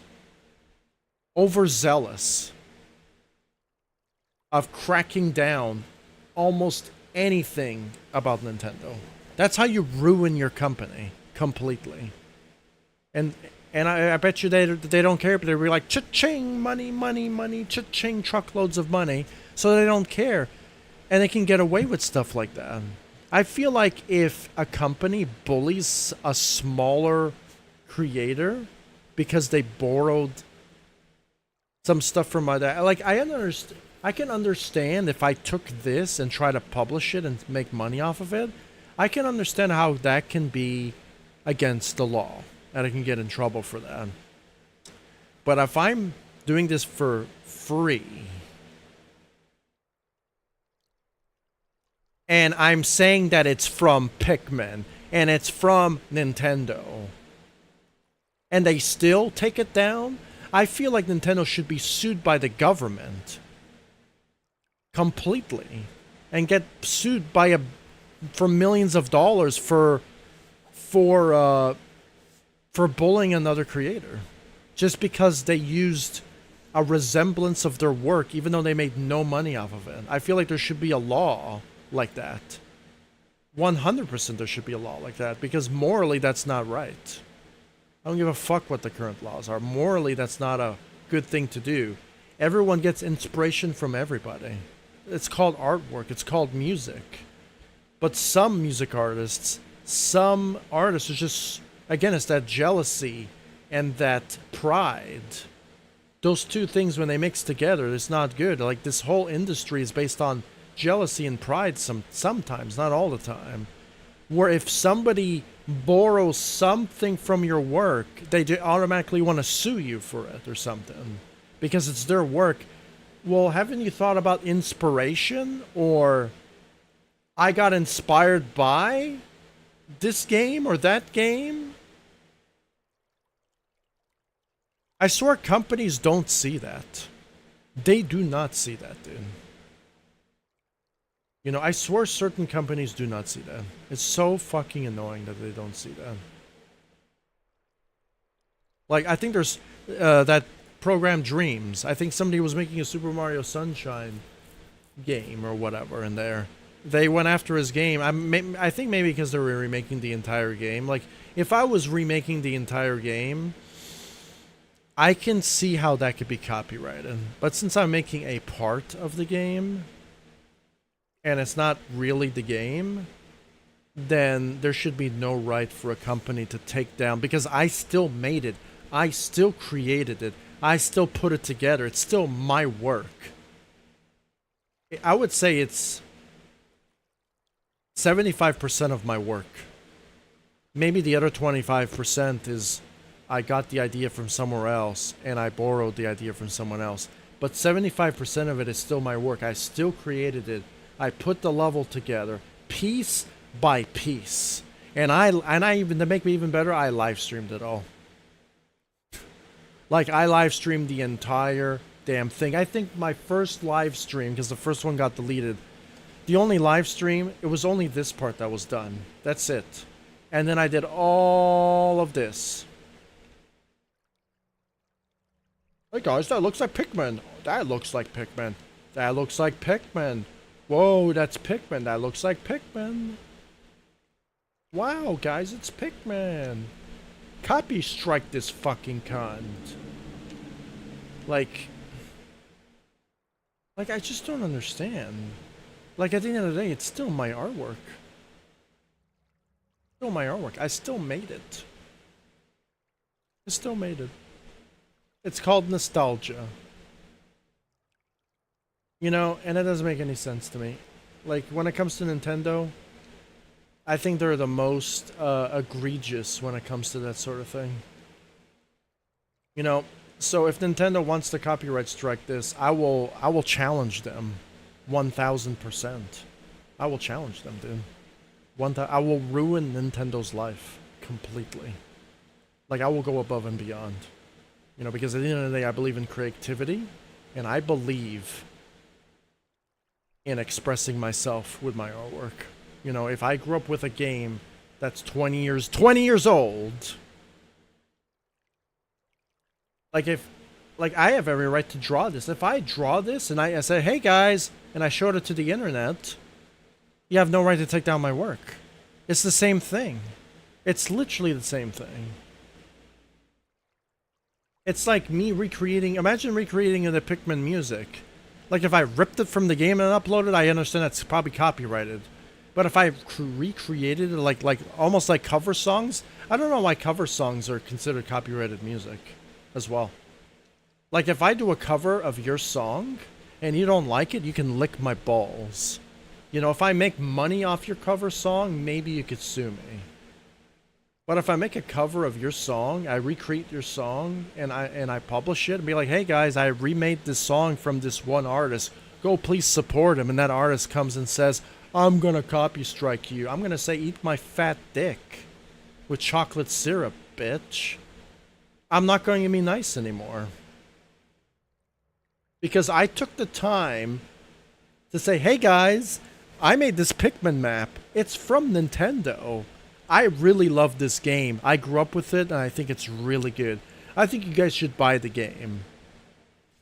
And Nintendo's like, oh no, that's not good. Wait a minute, he's self-promoting my game? Oh my goodness, he's self-promoting? He recreated our game? Fucking put this guy in jail. Like, that's the things that I don't understand. Imagine taking the time to credit the artist. Like, to credit the artist what you are basing your idea from. And then that artist still has the audacity to come after you. You gotta be next level fucking retarded. I don't really like to say that word retarded, but you have to be a fucking retard to do that. Like an actual fucking full-blown level 99 mega retard to do something like that.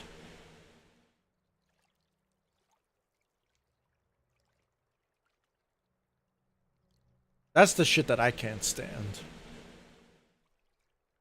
Having the audacity to credit the artist where you got the inspiration from and still have the audacity to go after that creator means you're a mega level 99 retard. And if that offended you, well, that's too bad. Those type of people need a special word because they're a special type of retard nation, fucking idiotic. Those are the type of people that I cannot stand in the world. The people who just want to pick on the innocent for no reason at all. And it's almost like that woman that got fucking charged with a weapon because she shot a water gun at somebody. Might as well fucking fire nukes in that guy's house then. Because water, he can't handle water because he's gonna fucking melt. The fucking cartoon character from fucking Pokemon or some shit like that. He's evolving or something. He can't, he's allergic to water maybe. He's probably allergic to water maybe. Water kills him. Even though 80% of our bodies are covered with water, but how the fuck would I know? Huh? Speaking out of my ass here.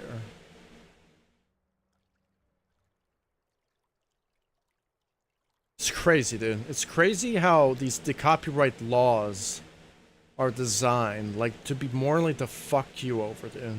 Completely to fuck you over. I made some really, really good points. Yeah, and I would do the same thing in the court of the law. I would make those points too, as well, dude. Like, I don't understand how you could do that. You know, because, like, I don't understand why you would even do that. Go after somebody who credits you and do all that stuff. It's pretty crazy, dude.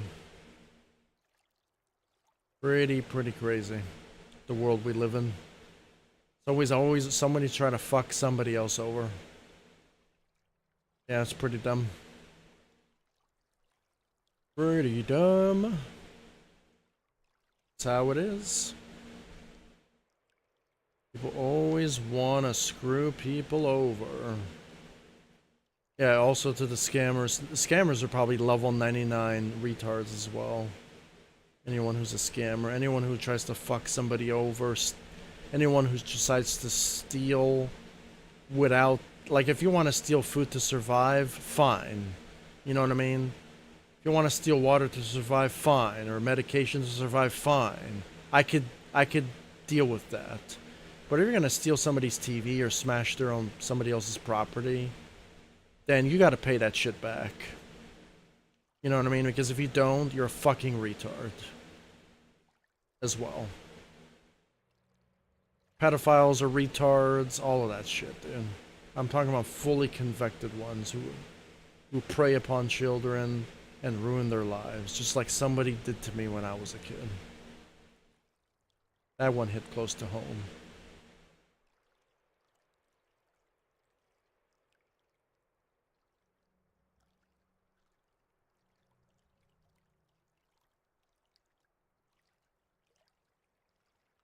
That is crazy pants.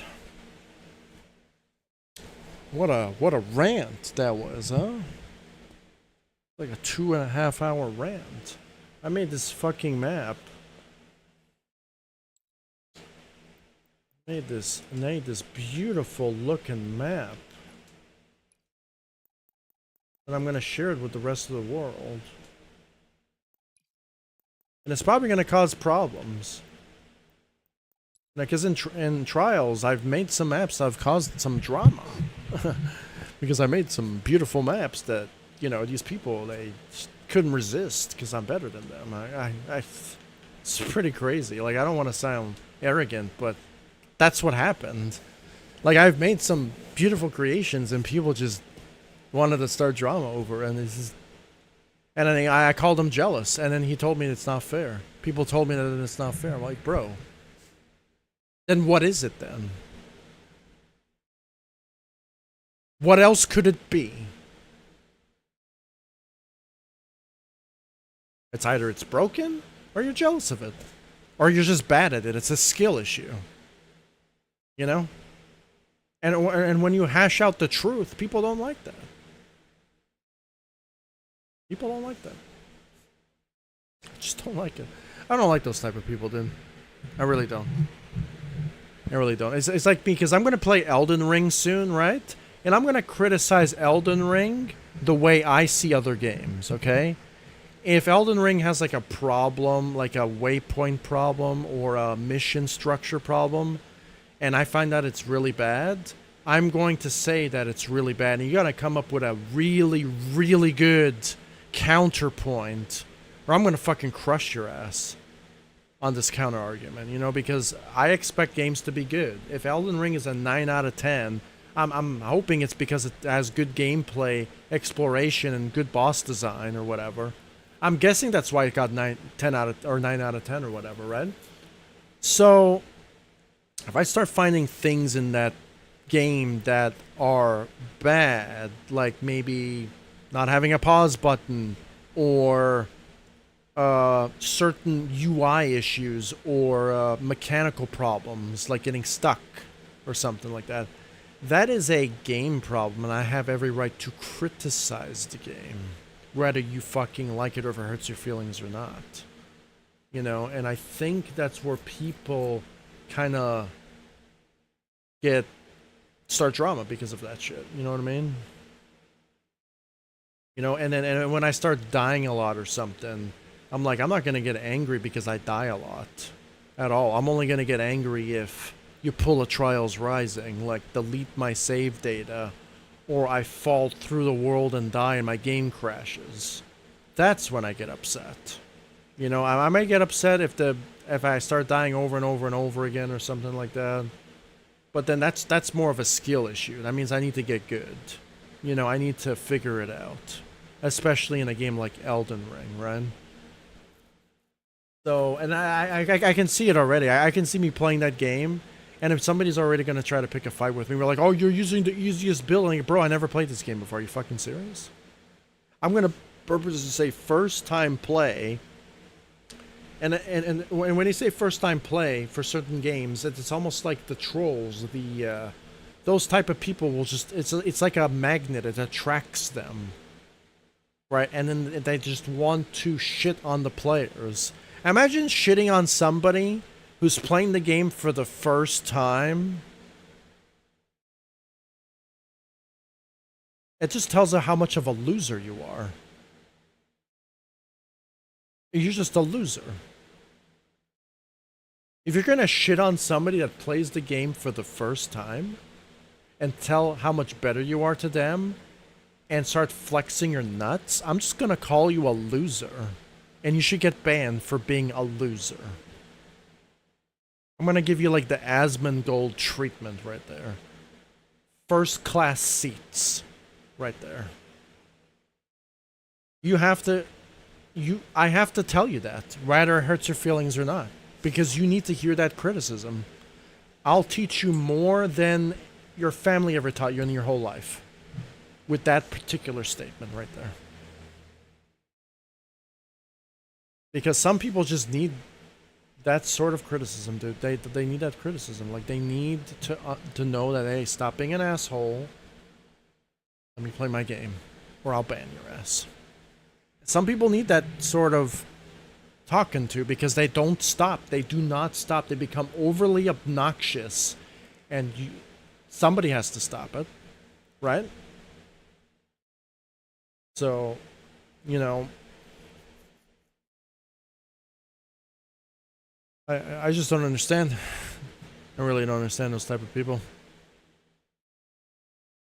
That's unrelated to the stream or anything, but damn, dude. I needed to hash those things out. I'm gonna do a final test of my map, figure out what the final score is, put it in my description, and ship the map. All the screenshots are done, everything is tested. I've been ranting for 2 hours. And yep. Some people just need to take a chill pill, eh? Like me. Listen to this. Actually, I'm gonna listen to something a bit more.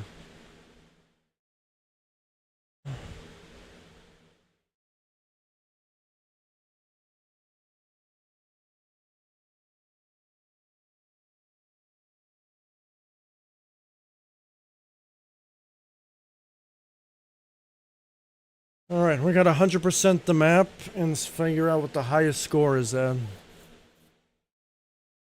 Even though I'm not playing Bizarre, Halo has a horrible problem changing map screenshots.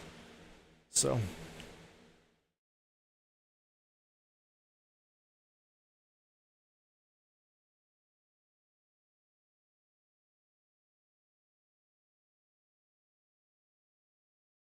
I've been watching a lot of Asmongold lately. I just like the way he, like... I like the way he does. I like the way he just. I don't know how do I say it. I like the way he talks about certain things in the world, like certain situations and stuff. It's pretty good.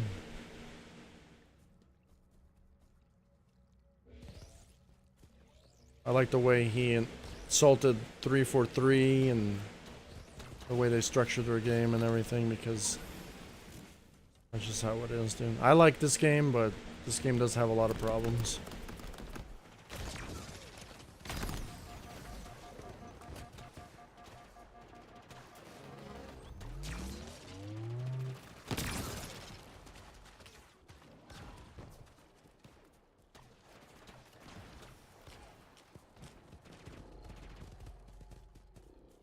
Alright, we're gonna go over here.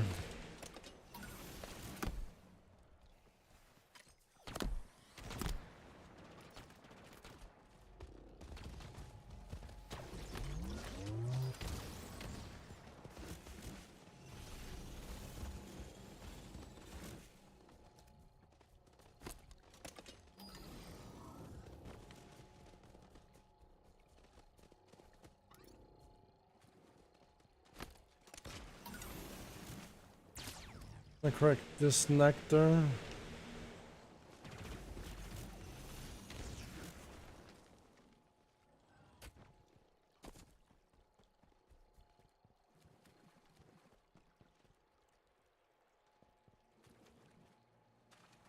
Can you go in here? No, you cannot. No, oh, I can actually get this.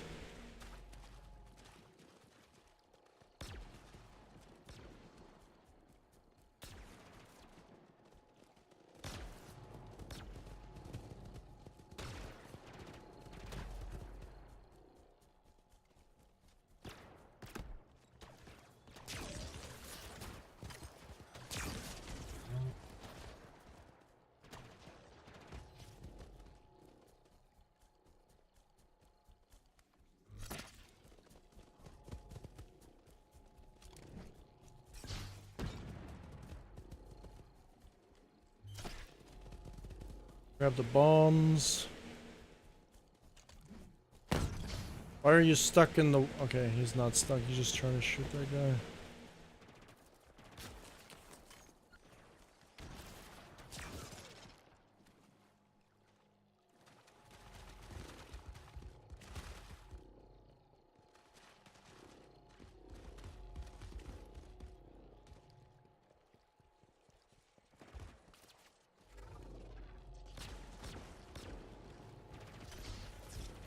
Let those guys fight.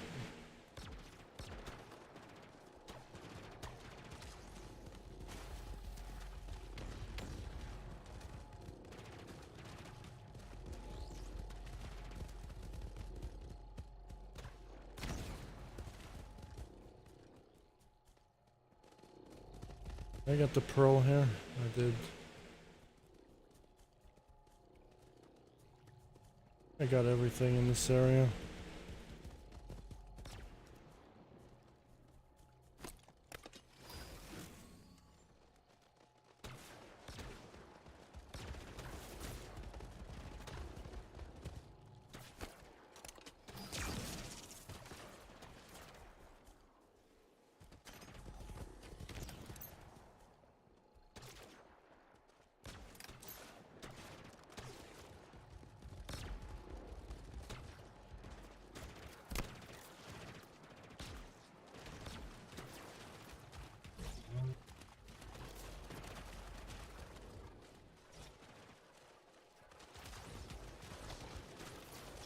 Stuck behind the wall.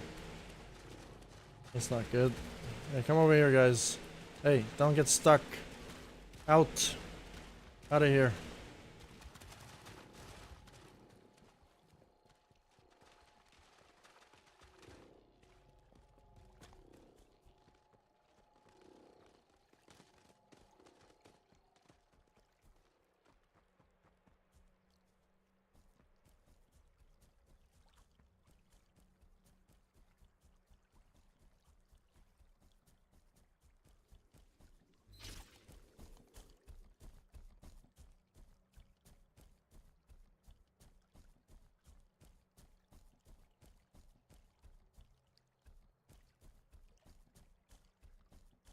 Where's my AIs? Where are they at? Yeah.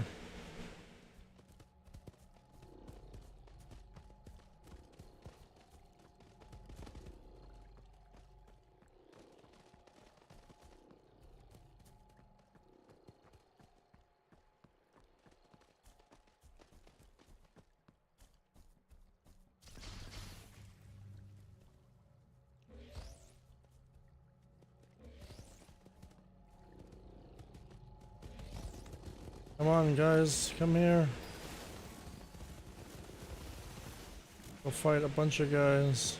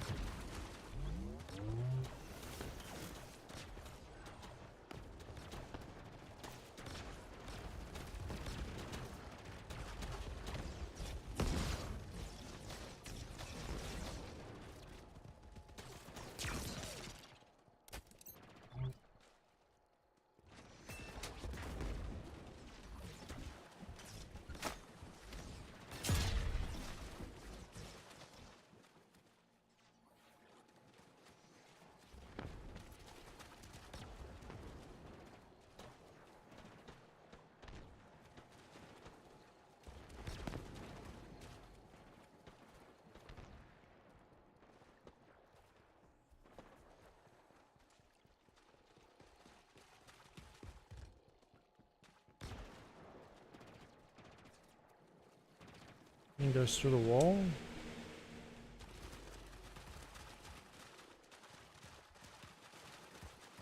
Oh, I know why they're doing that.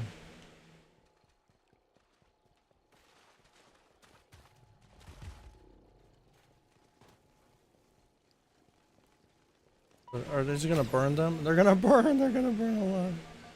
They're gonna die. They're gonna die.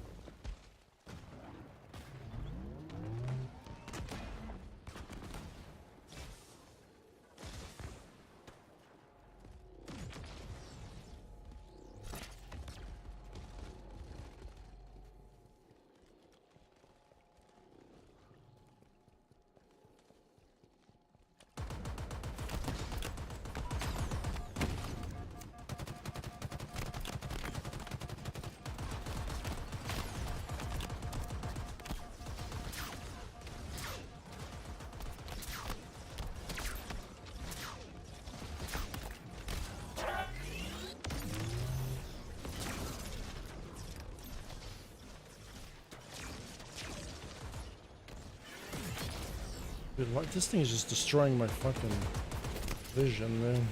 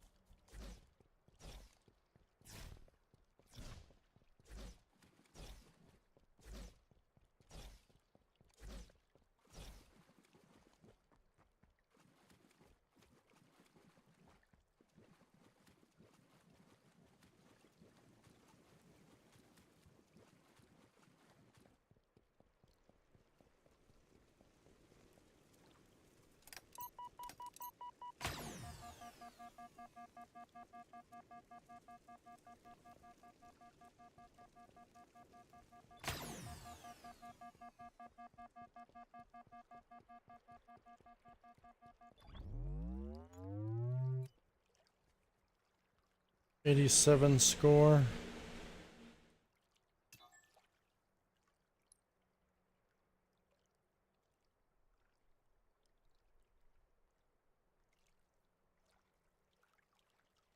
I don't know why I'm crouched here. I'm not even crouched. Like a weird glitch. I got all the pearls. Gonna fly around to see if I did.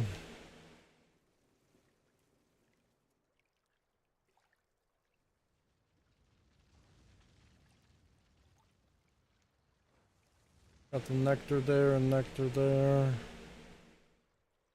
Got the nectar everywhere here.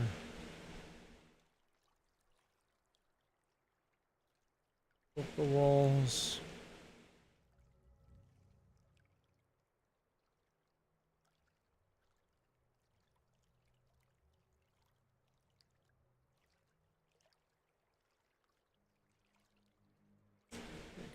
Nectar there. Nectar there. Oh shoot. Doesn't matter, we could leave that.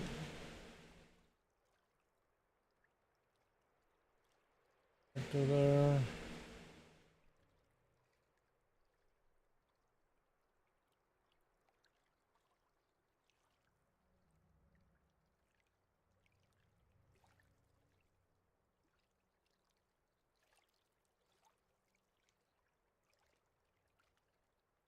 We get the Nova Blaster.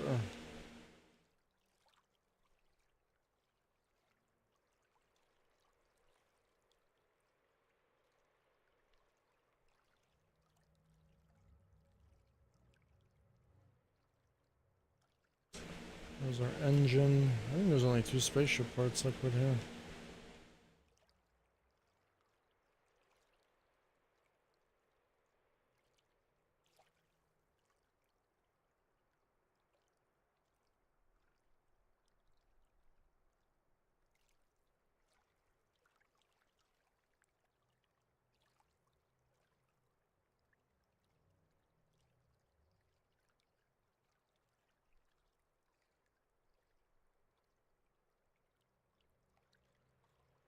Yeah, I got everything.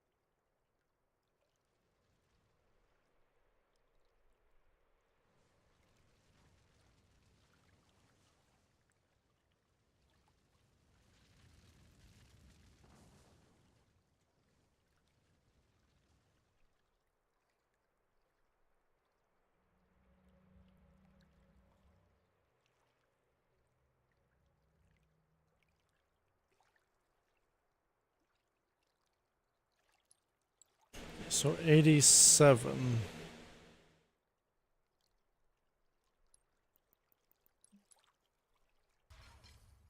87.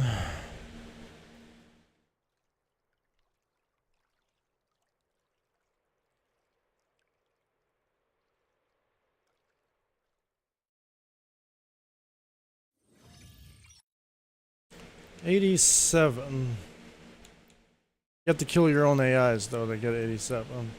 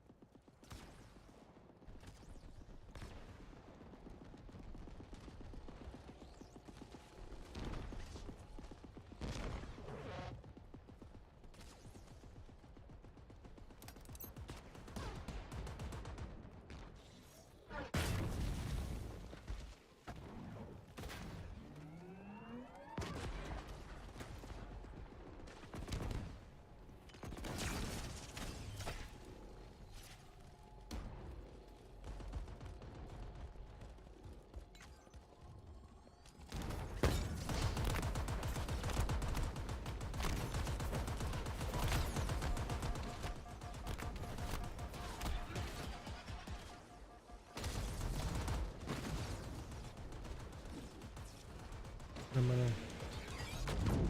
How did this happen?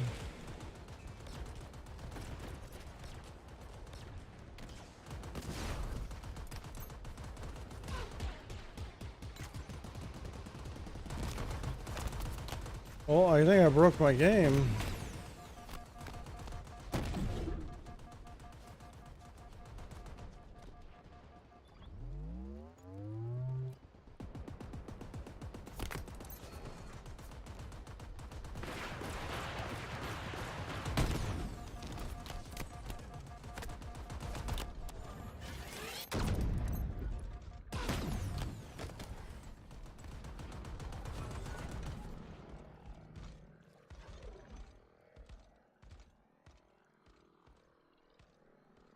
Broke my game.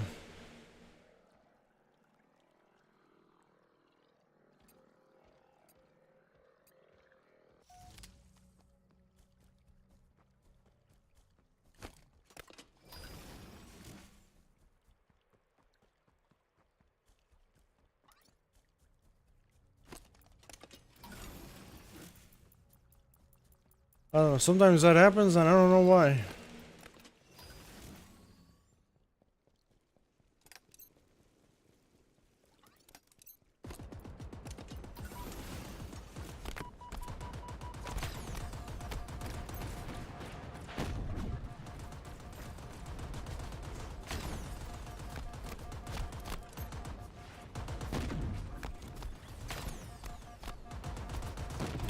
It sometimes doesn't work in custom games.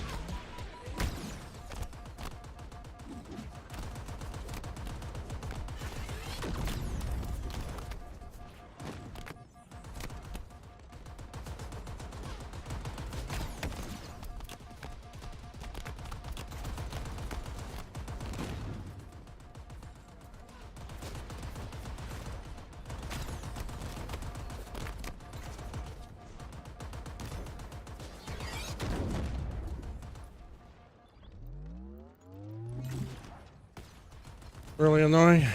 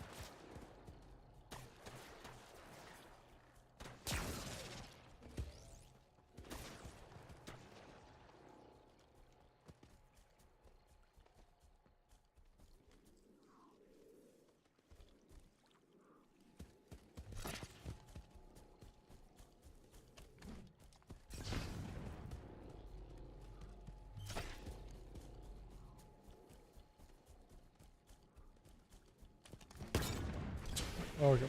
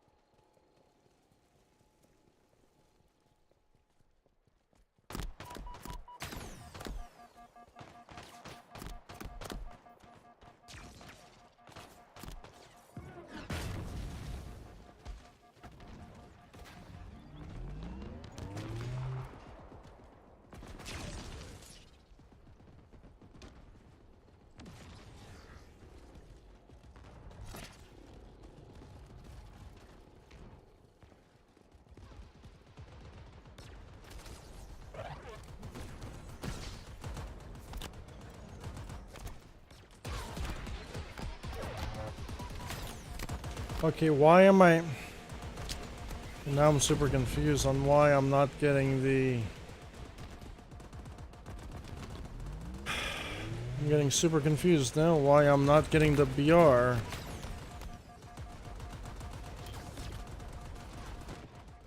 This is like really annoying. Yeah, this is... It's not supposed to happen.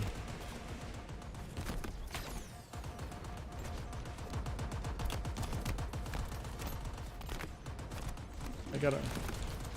At least I can fix it, I hope. It was working in Forge, but I guess it doesn't work in custom games.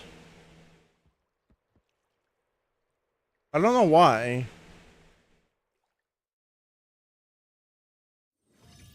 That's actually really annoying.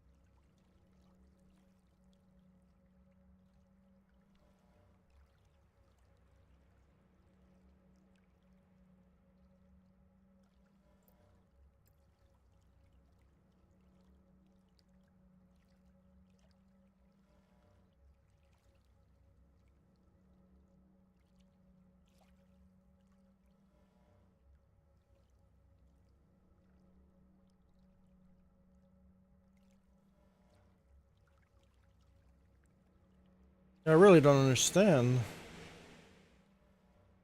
I really don't understand what's happening.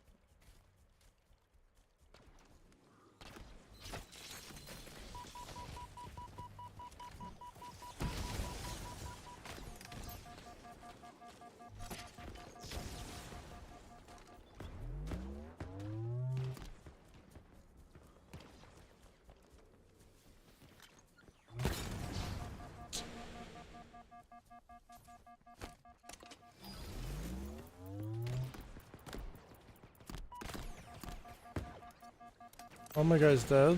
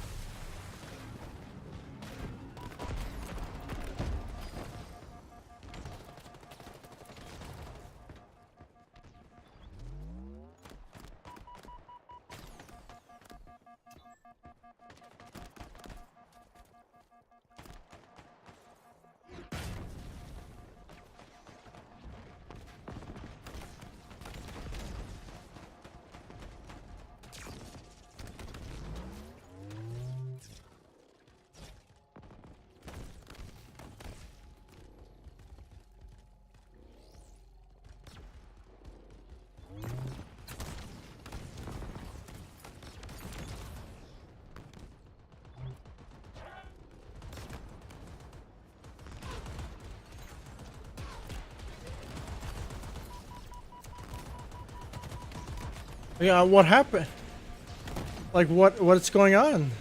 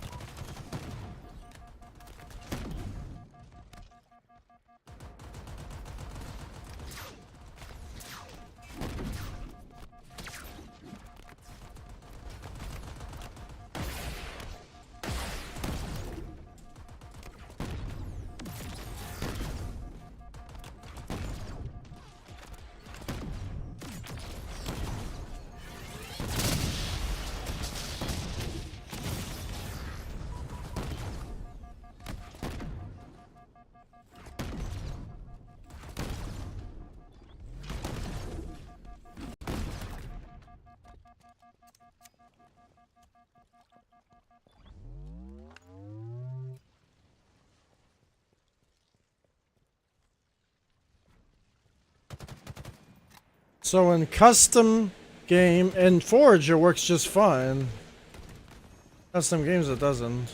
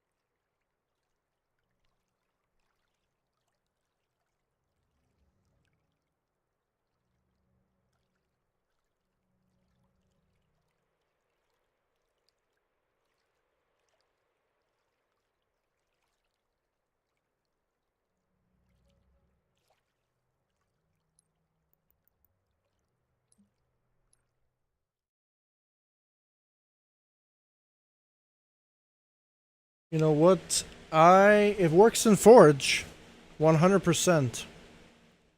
It doesn't work in custom games. I don't know why. This works in Forge 100%. 100%. The fact that it doesn't work in custom games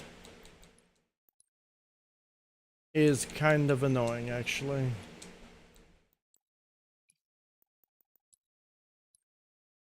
Maybe there's a problem with the game type. But the game in Forge, it works. In Forge, it works 100% of the time.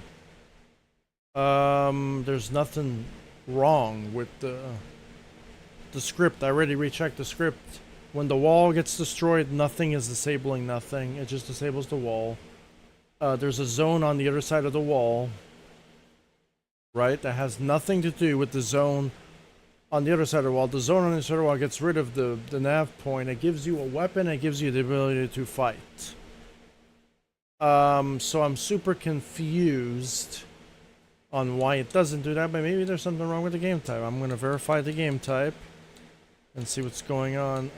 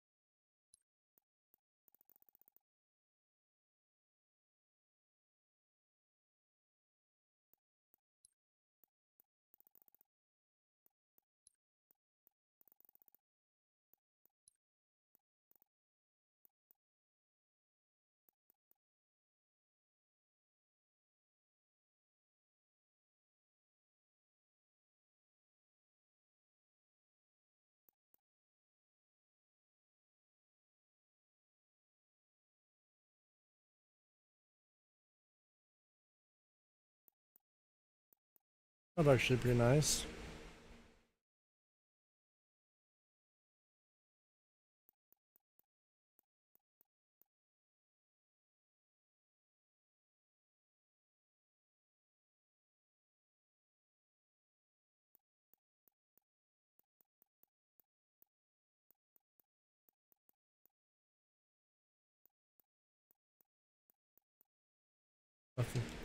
There's nothing wrong with the game type. There's no, like, disabling script zones.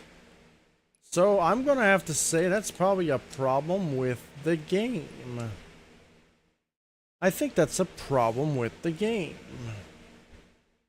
The game in general. Because if it works, and because there's nothing being turned on and off. Like, the problem with the Windmill Turbine Village is the on-game start versus on-gameplay start.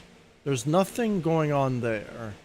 Literally, there's just a trigger on the other side of the wall. When we get to the trigger, something happens. The fact that that doesn't happen in custom games, but it happens in Forge, so you're telling me that it works 100% in Forge, but in custom games it does not work. And it's nothing associated with a game type. It's just a script zone. That is a game problem. That's not a me problem. That is a game. That's a 343 problem out of my control. Because I need to be on a team in order for my AIs to follow me. That's the deal. And we tested this in-game before and it worked, or else I wouldn't have, published the map. The fact that now it's not working is pretty suspect. So, again, I'm not going to be 343 and say, you know what, if it's broken, it's broken. I'm going to unpublish the map, unlock the map, and publish the other version and relock the version because I have, you know, a change of heart. I can actually fix things and actually re-release them and delete them. I wish 343 adapted that same mentality, but they don't. They only care about money, it looks like. So I'm trying to fix something that's out of my control now. The fact that it works in custom games, but it doesn't work in Forge, is quite alarming, actually. I thought this was version 235. I thought this was 235. Okay. So we're gonna start the game again. One last time. If it doesn't work, then it's out of my control at this point, because it is really, really dumb and really, really stupid. You're telling me, because it doesn't matter what I do in the game type, it doesn't make a difference. The scripting does not work in custom games, but the scripting works 100% fine in Forge. I checked the custom game and there's nothing disabling scripts. Nothing at all. So unless I'm missing something, I have no idea what's going on. How the hell does a script zone that only works to the player? Unless the AI is triggering that zone.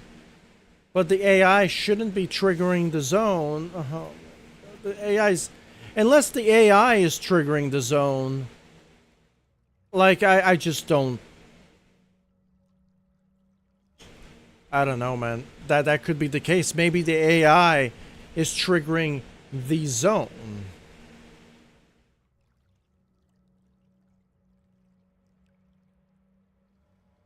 Well, if that's the case, then that's pretty dumb.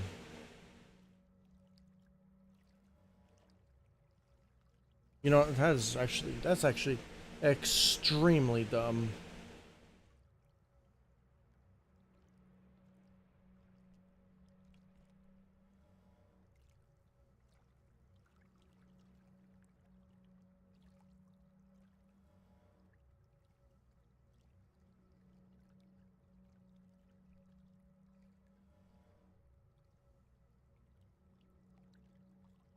That's actually really dumb. The AI could be triggering that zone. But why? And there's no way. It's only like these. This is the type of scripting that I hate with the limited scripting you have in Halo Infinite. Is you have brain dead scripts and brain dead AI, and you can't have any control over it. Why? Like you tell it. I mean, it makes sense. But it says activating player.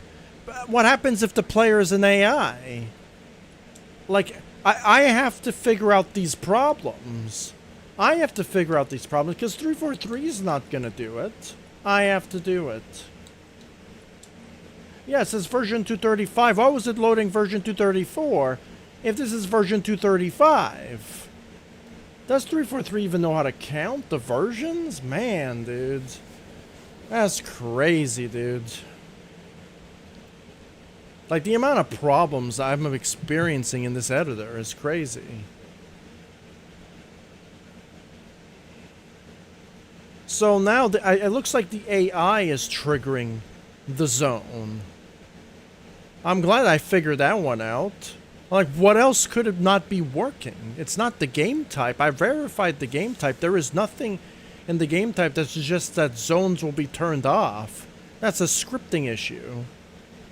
But then I realized maybe it's the AI that is triggering. What happens if an enemy AI or an AI goes into my zone? Will it work as the same thing as my zone? That is really dumb. It shouldn't work like that, but I think it is. I think it... at that point, there's like... It's almost unavoidable at that point. Like, there is no... So you're telling me that you could break the entire game?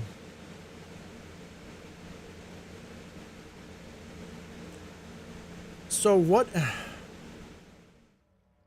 Okay, let's just say if the AI does trigger it. Let's just say if the AI triggers my zone, and it's not just me. Okay?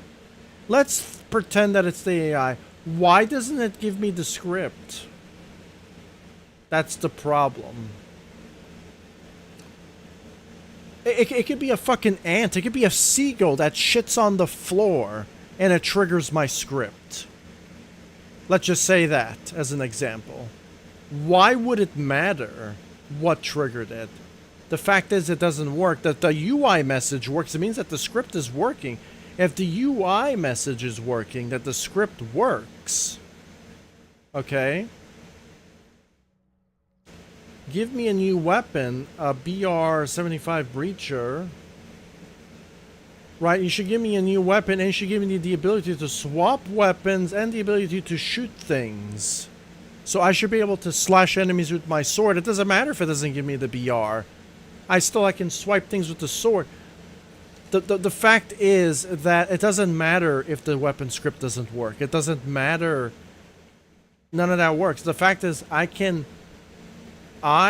have weapon pickup true, weapon damage to 10. Okay, the fact that I can actually wait a minute.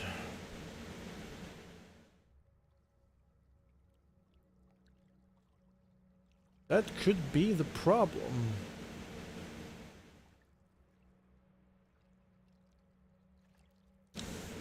That could be the problem. Weapon damage. Weapon pickup true. That could be the problem. So what is something that I don't need here?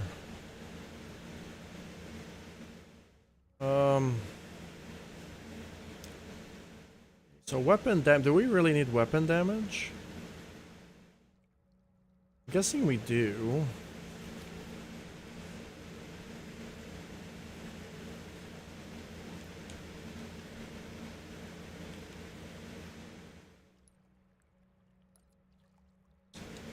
What other trait would I need?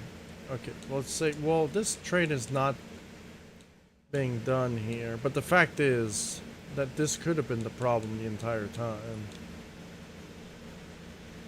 It's the weapon firing. But why would it work in Forge mode if this script didn't work? That's the part that's bamboozling my brain. Prevent weapon firing true. We want that to false. Prevent. The word is prevent weapon from firing. We want that to be false. Because if it's false, we can fire our weapon. If it's true, we cannot fire our weapon. That's what it says. Prevent weapon firing. What does the word prevent mean? Well, it means do not do. Do not do it. So prevent, if that's true, the weapon cannot be fired. I feel like they should have just... It should be self-explanatory, but I mean, these scripts are kind of broken to where sometimes it's the opposites. I was noticing this with trials as well. So prevent just means that I can fire my weapon, and if it's true, I cannot fire my weapon. I'm guessing I hope I'm getting that right. Okay, it's like literally pronunciation 101. Reading a sentence 101. Because these ones it just says able and disabled. I think this one should just, not to confuse the player, should just say trait. Weapon firing. True or false? You know what I mean? Trait, weapon firing. True or false? Don't remove this prevent. Get it out of here because it's going to start confusing people because it's weapon firing. Is it true or is it false? False means that the weapon doesn't fire. And if it's, well, I mean, if it's false, the weapon fires. If it's true, the weapon fires. And if it's false, the weapon doesn't fire. But if you add in another type of true or false in the equation of a true and false, you're gonna get confused because now you're having two of them. You know, and now you just have like an opposite, even though it should not be opposite. You know, like clamber able, true or false. You know, if it's true, it means that I can clamber. And if it's false, it means that I cannot clamber. Right? It's like self-explanatory, you would know. But then if you say, clamber, prevent clamber.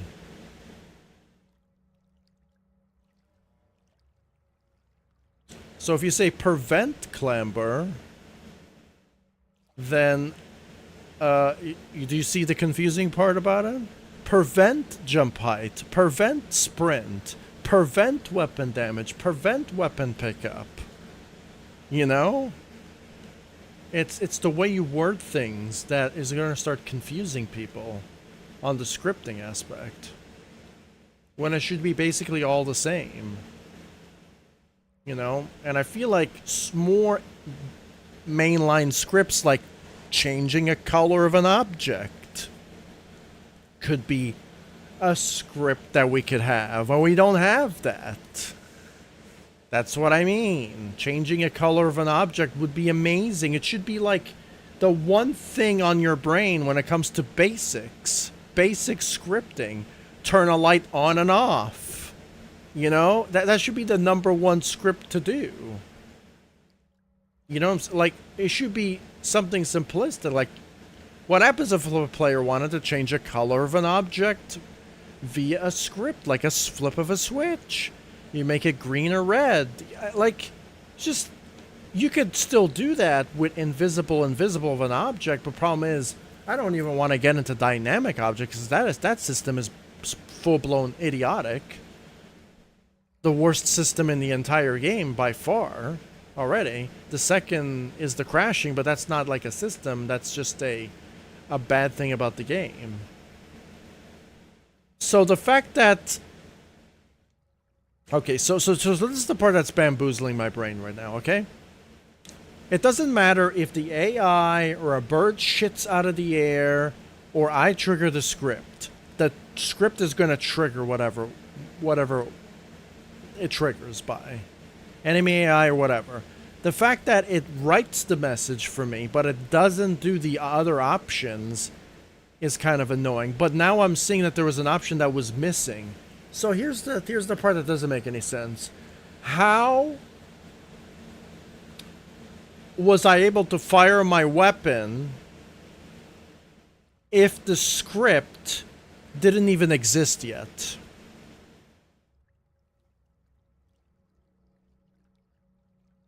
How was that possible? How was I able to fire my weapon in Forge, but in custom games... Obviously, it was not working because the script wasn't there. But how was I able to fire my weapon in Forge mode if the script didn't exist yet? And I know the answer to that. It's made by 343 and it's broken code. That's the answer. The answer is it doesn't make any sense because it's made by 343. And he's, well, I'm being an asshole. Well, I mean... What is the alternative? Like, my script wasn't even made yet. Now it is. Now what's going to happen is it's not going to work in Forge, but it's going to work in custom games. But that will be good, because you know what? It needs to work in custom games.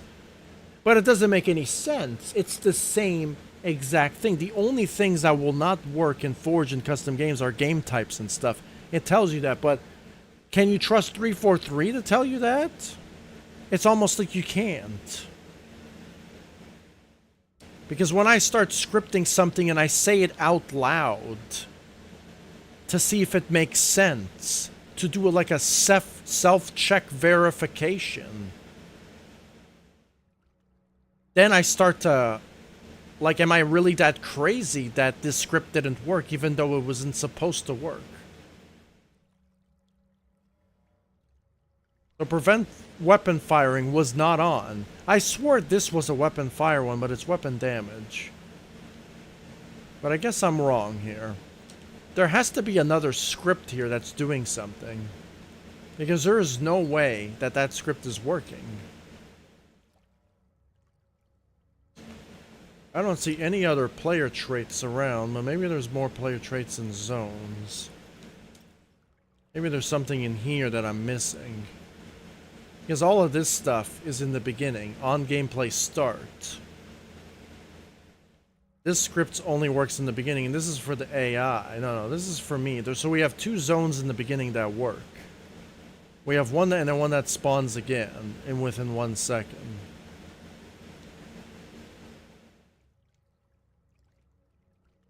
Yeah. Those are the script that works in the beginning. So there's no ending script here unless there's another script I wrote that I totally forgot. I'm going to check all the script brains to see if there's something that I'm missing. You see, I'm willing to try to change the game type, even though it's probably not going to be able... It's probably not my fault. It's probably a game issue versus a user issue. But I want to verify to see if I have a script here that's doing something that is not supposed to be doing something.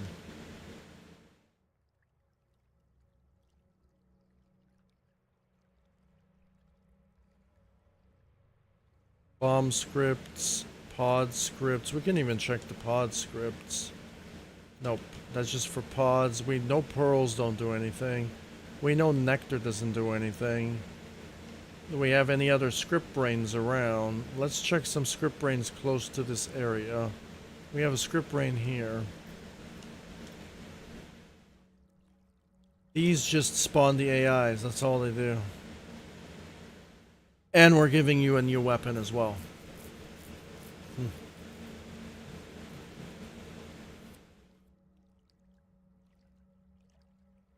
So, doesn't really do anything there. So, wall T. What is wall T doing? What does wall T come from? Well, we're gonna have to see what wall T does. I think that's in waypoints. Wall T. So there's something doing with wall T that has to be the breakable wall.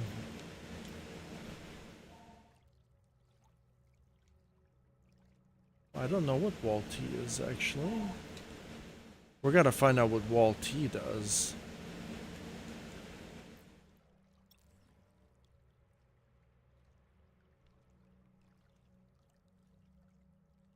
Final wall T. Yeah, final wall T only makes it to where the AIs can target the wall easier, as all the other walls do, based on the trigger zones. That's it. That's all they're doing. That's it. They're not giving me weapons. They're not changing trait zones or anything. Nothing is being done. Yep, and all of these trait identifiers are all for the individual groups. Just for those, I guess. We don't have one for the other ones as well.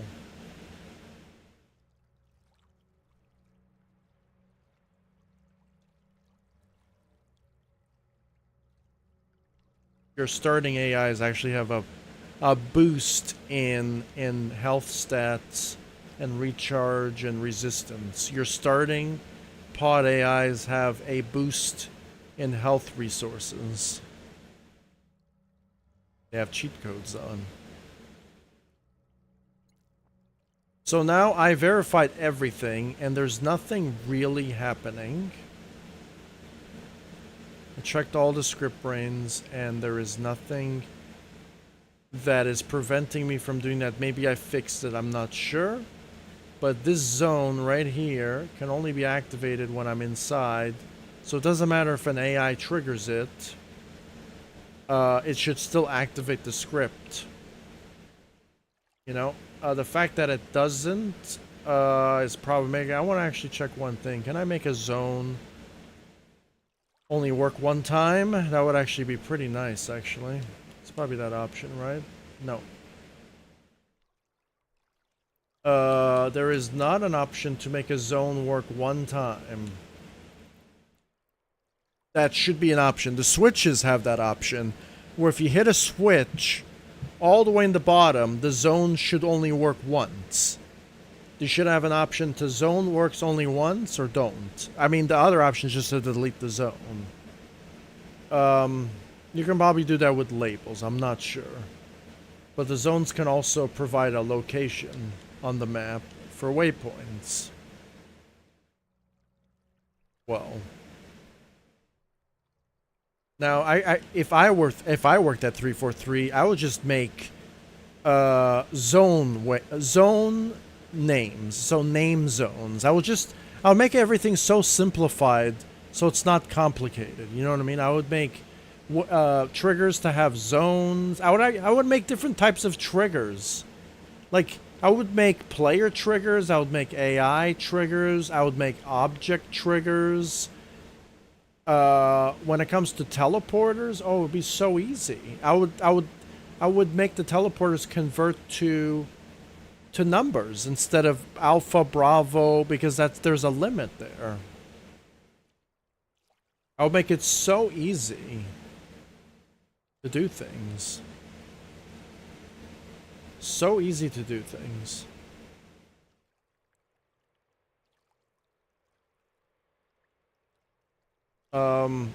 Yeah, so I'm just gonna give it a save because I don't know if I fixed anything or not. And I verified all of the script, and there's nothing preventing me from not accessing the final area. I've removed all traits and everything. I even gave it seconds in between to process and calculate. And if it still doesn't work, then I don't know what to do. That's a problem with the game, because the game type doesn't even have options to disable volumed named locations, like these ones right here. These are trigger zones. These are actually trigger zones.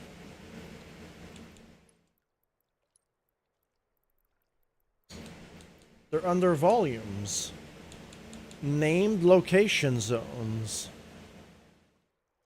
Name location volume. And a lot of people use this for triggers. I'm hoping. Volume that defines the named location. Location name is set in the object properties menu, will be displayed on a player's HUD upon entering. But you can also use this name location volume to create trigger zones that could do so many things. And I've been using them from the dawn of time. Ever since I'm using this program. Checkpoints, respawns, anything you'd like. Even, like, it doesn't even have to be an AI could trigger it for you. An object can trigger it for you. It doesn't even have to be you in particular. But I wish you had more control. Instead of just having like a random volume, to have like a trigger zone. Right? But there is no trigger zone. You could borrow a zone to use as a trigger. You can even borrow a spawn point to use as a trigger zone, because spawn points have zones within them. But I want to use that when people leave and join the game. I don't want to conflict and confuse people. So you can borrow zones, but there should have been something called trigger zones, and then called trigger zones, like a category, and inside trigger zones there's AI trigger zones, player trigger zones, object trigger zones, you know, just so they don't overlap each other, so you know what object does what when it enters a zone. Like, more categorization.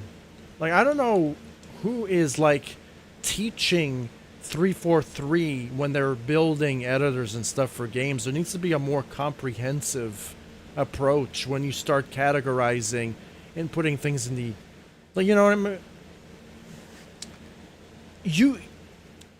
People said that you need a search button for this, but you just need good organization skills. 343 unfortunately does have a little bit of organization skills, but when it comes to objects, there needs to be an easier way to find stuff, you know what I mean? A way better job than Halo 5. Halo 5 was just like a schematic. It was so fucking bad and lazy. It was really bad. They actually are improving very slowly, but at the same time they're falling backwards in certain aspects. Right? I'll actually like a favorites tab because they only have recents, modes, and prefabs. I'm guessing what a prefab is, but it's a prefab. I'm talking about like a favorites tab. So my favorite object, my favorite tool. Same thing with the scripting menu. My favorite tools, my favorite scripts. You know why the favorites option would be great? Because there's a million tools to use. I'm not going to use all of them. I'm only going to use the ones that I commonly use. So having a favorites tab, I can save the scripts that I know and that I always use all the time. Like a trigger or a spawn point. So I usually use a brain or a named location zone most of the time on my builds because it's a trigger zone. It's like the most crucial thing in scripting is a trigger zone or a switch. A switch, a zone, a brain. But then inside the brain you could use certain scripts the most, you know, player traits or trigger zones or switches or scripts for switches. Like those are the things you're probably going to use the most for the editor. And yep, that's going to be my synopsis of my take on the editor. I think the editor is not bad, right? It's okay. It just there's a lot of improvements that it needs to go in the editor to make it to make it great, you know, because right now I'm using it, but I'm not your average person. You know, I'm psychotic, so I'm definitely going to use the editor. You know, because I came from Trials Rising, you know what I mean? But the average person is going to run away. They're not going to use this. They're not going to adapt and use it. They're just going to run away because it is broken. It's not completely broken, but it is broken. And I think this is where you're going to lose a lot of players. And you already did. You have so many people talking shit about Halo on the internet now that it's just baffling. But I think a lot of the people that are talking shit about Halo don't really know the power of the editor and what it can actually do. And this is the power of it for what I could do right now. And I'm pretty maxing out the editor already with the AI and everything. You know, but at the end of the day, you cannot max out creativity. You cannot max out making stuff. People are always going to do that. They're always going to come out with brand new ideas, brand new different types of cool maps. Right? Like, there's no maxing out that. You're always going to have cool creations to look at. And that should be the vocal point of the Forge team for 343, if they even have a team left. But they need to prioritize the user experience at their top, right? And be like, okay, how good is the interface? How good is the scripts? Are new players going to use it? This is an editor. This is not a gaming engine. Like, you got to factor in all of those things, you know? Like if someone like Snoz or, you know, someone who just wants to forge like the old days, are you going to appeal to those people as well? The editor should be easy to use. But the editor should also be complex for people who want to go above and beyond. You need to find that balance. You need to find that balance. So I did the map. I offered my criticism. I tried figuring out what was wrong. I tried fixing it. I can't. I don't know what is going on. There seems to be a difference between custom games and Forge. That's usually a common thing. in Halo. Sometimes it's out of your control and there's nothing you could really do about it. So I think the only thing I'm going to do is I'm going to test it one more time to see if my map is going to break or not, because I've done everything I can. I'm going to, for the third time, unpublish the map, relock it, republish it, and there you go. So version 236, I fixed as much as I can. I fixed the scripting to see if it works. I don't know if it works. It works in Forge mode just fine, but it doesn't work in custom games. That's pretty annoying. But we're going to try it again. It's version 235, right? We're going to see. Version 236. Can we play this in custom games? I want to play this in custom games. Okay, version 236. Can you load version 236, please? Thank you. Can I load that in custom games? Version 236, not 235. We're going to load a different map so this editor can, like, process numbers correctly. Okay, so we're going to load the map again. Version 236. There we go. I have to be precise. If I'm going to load version 235 when there's version 236 and 235 doesn't work and I think it's 236, now I have to triple verify everything. I wish 343 would put this much work, that I'm doing this much work into their game as I'm doing into my map. People should use my examples. It's not even biased. It's the right thing to do. Like, don't you want to test your game, make sure it's working properly before you release it to the public? What happens if I released it and I didn't know there was a major bug, that it's a game-breaking bug? That's bad. People are gonna be like, "Hey, Sanders, your fucking map sucks. I keep it. It's uncompletable." You know what I mean? So now I can actually verify to see if it's actually working or not. Because at the end of the day, I do care if my map works or not. And if I tried fixing everything and there's some sort of distinction, okay, it works in Forge 100%, but it doesn't work in custom games. So that means that it's out of my control. This is a game problem, not a user problem. So people can watch the stream and see that. So if people are going to complain and say, "Oh, your map doesn't work," well, you know what? It doesn't work in custom games, or it works in Forge. I don't know what else to tell you. Right, and this is I'm actually even using a Slayer game type, so that allows AIs. There's no objectives. There's literally no game mode objectives on this map. It's literally just scripts. So you could try cheating this map. You won't be able to cheat this map. This map, you know what I mean? I think there are a lot of people that used to play my jump maps because they didn't like it because I take out clamber or whatever.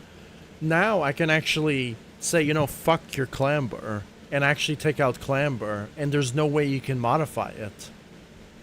Because it's in the script. It's built within the map itself. So you cannot cheat. You know what I mean? And I guess people be like, "Oh, I'm just not gonna play his maps." I'm like, I guess you're just not a good jumper. You only jump with equipment, and you can't jump without equipment. Like I can jump with anything, and it just makes me a better jumper because I could jump however I'd like, with equipment and without. I think that's just like again, what I said, that biased mentality where you only do it because of something, and no. I do it for everything, dude. I'll play jump maps that I don't like, and I'll play jump maps that I like. I like all jump maps. I don't play one specific mode to another. I like everything. You know what I mean? You know what I'm saying? Like, I'll try it. I'll give it a shot. I probably will like my type of jumping more than that, but I think there are certain people that refuse. They literally refuse to try other things. Like, I fucking hate racing in Halo, but sometimes I'll give it a shot. You know what I mean?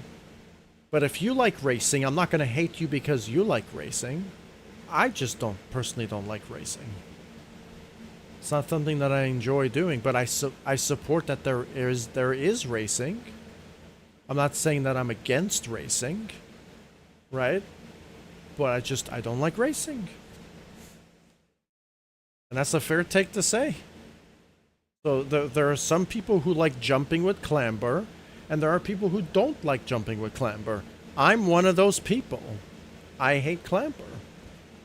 I think clamber is a good thing for the game, but I don't like using it. I use it when I play online. I have to. I don't complain about it and don't use it. You know? That's the thing. And then there are some people who just make a big fuss about it. When it's just a video game. Grow up. Grow up. It's a video game. But people don't grow up. They make a big deal about it.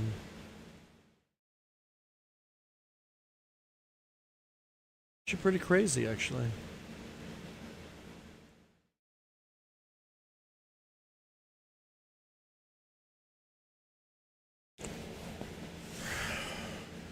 I think a lot of people need to grow up and stop making a big deal about video games that really are just video games and art in general.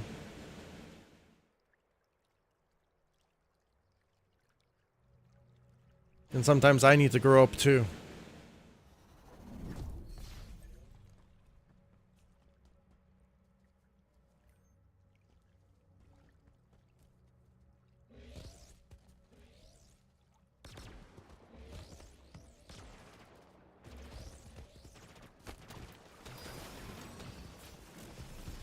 Now we can test out this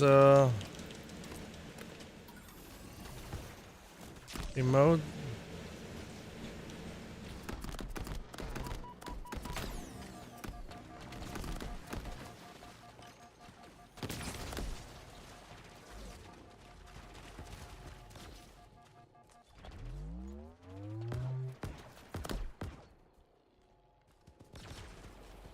Oh, the guy stuck himself.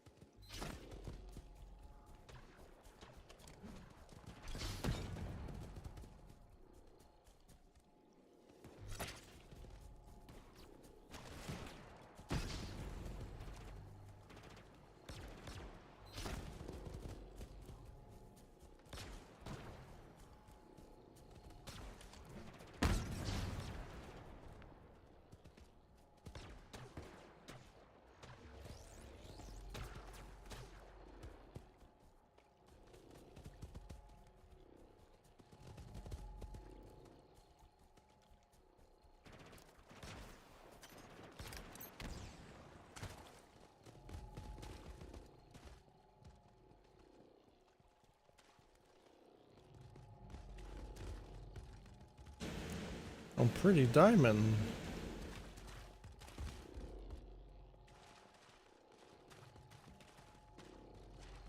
Hey, over here. Stop getting stuck. What are you looking at? What are they looking at? AIs in this game are questionable then.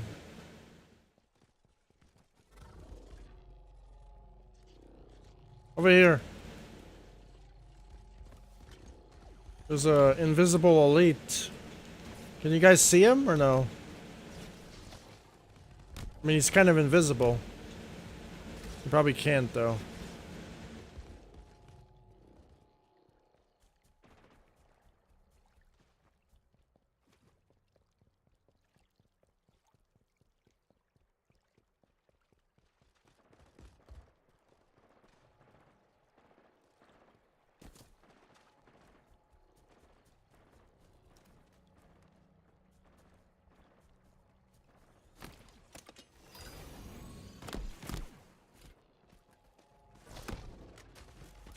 Oh. Peace out to that guy.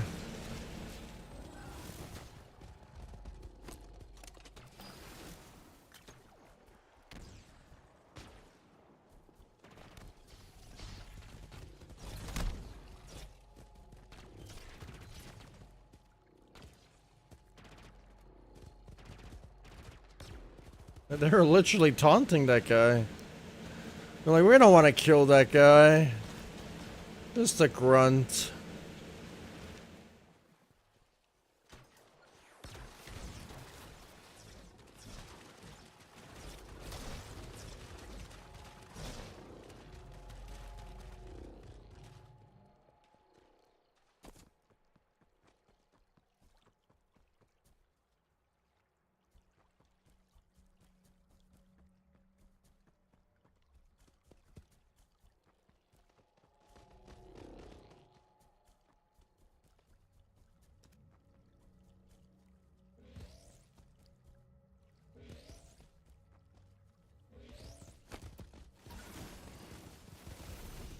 Alright, my armada is all here.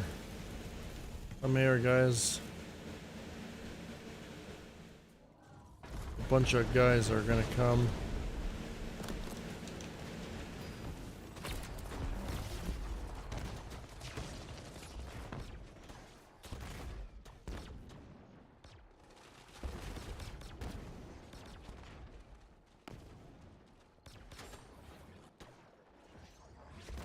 There's a hunter.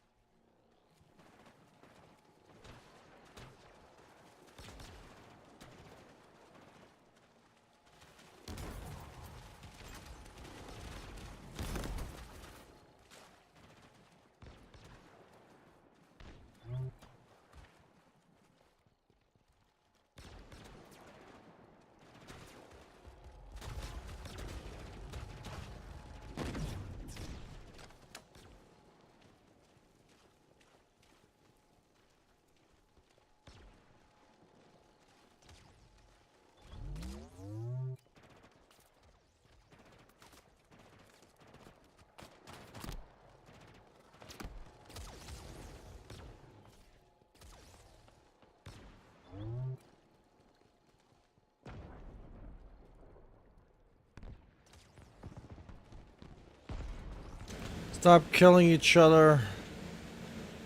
Like the fire is just killing them, dude. The fire is gonna kill them, dude.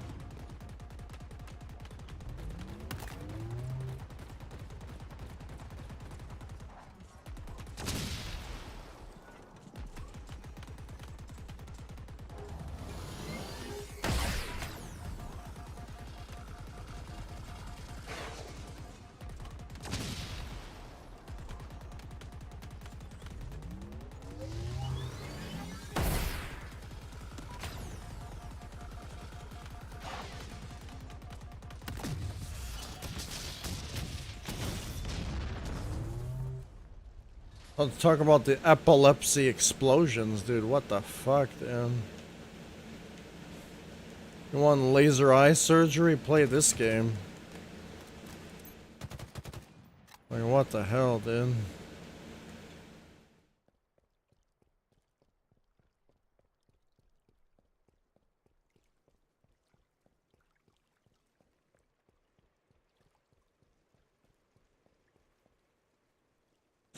Oh, we got 88, so...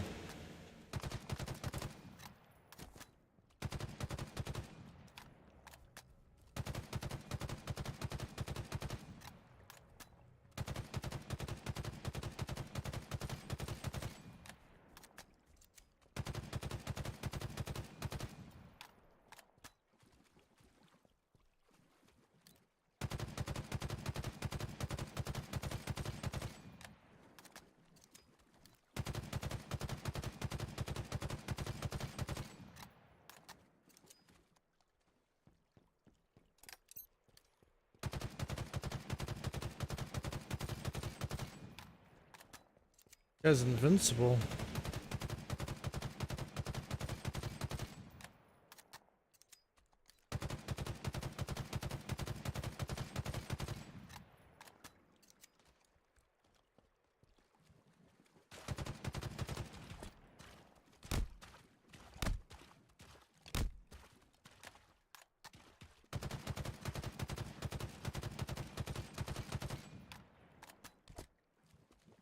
Okay, guy. Yeah, come over here.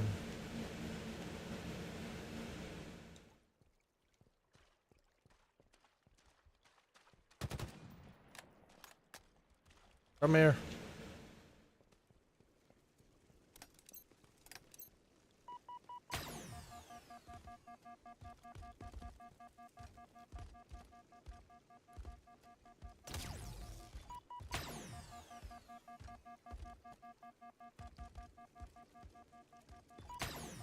This is a genocide right here. Don't do that.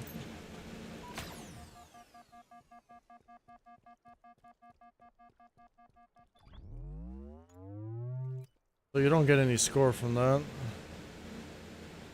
Even though you did.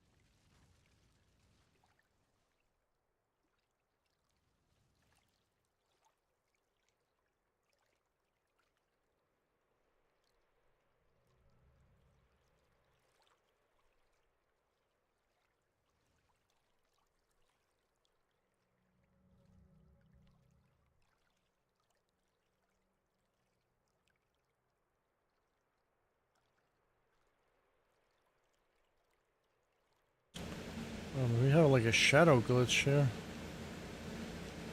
That's unfortunate.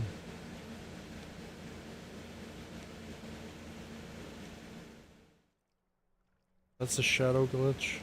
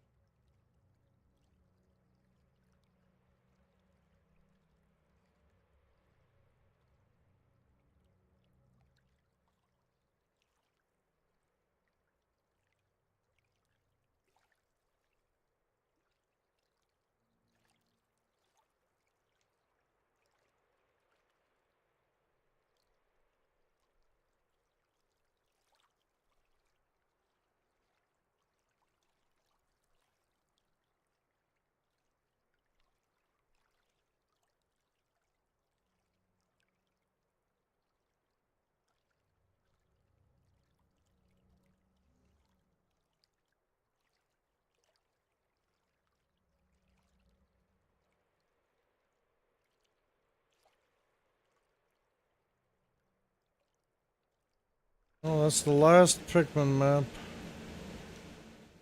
I'll ever do.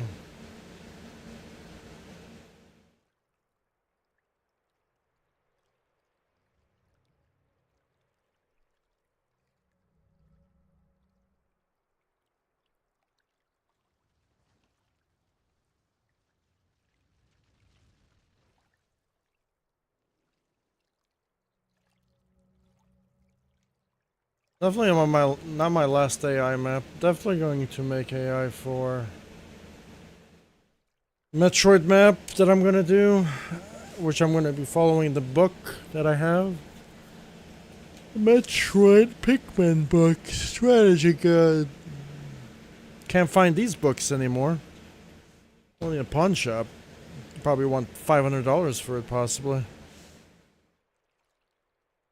The collector's item.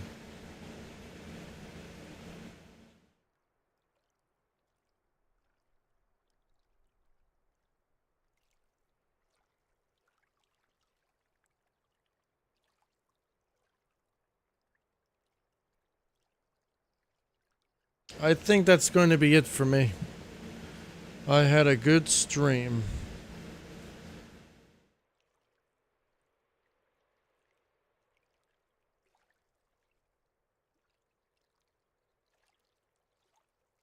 I had a good stream. I didn't need to have the remake panel up because I have the book. I actually have a book right here that tells me all the Pikmin.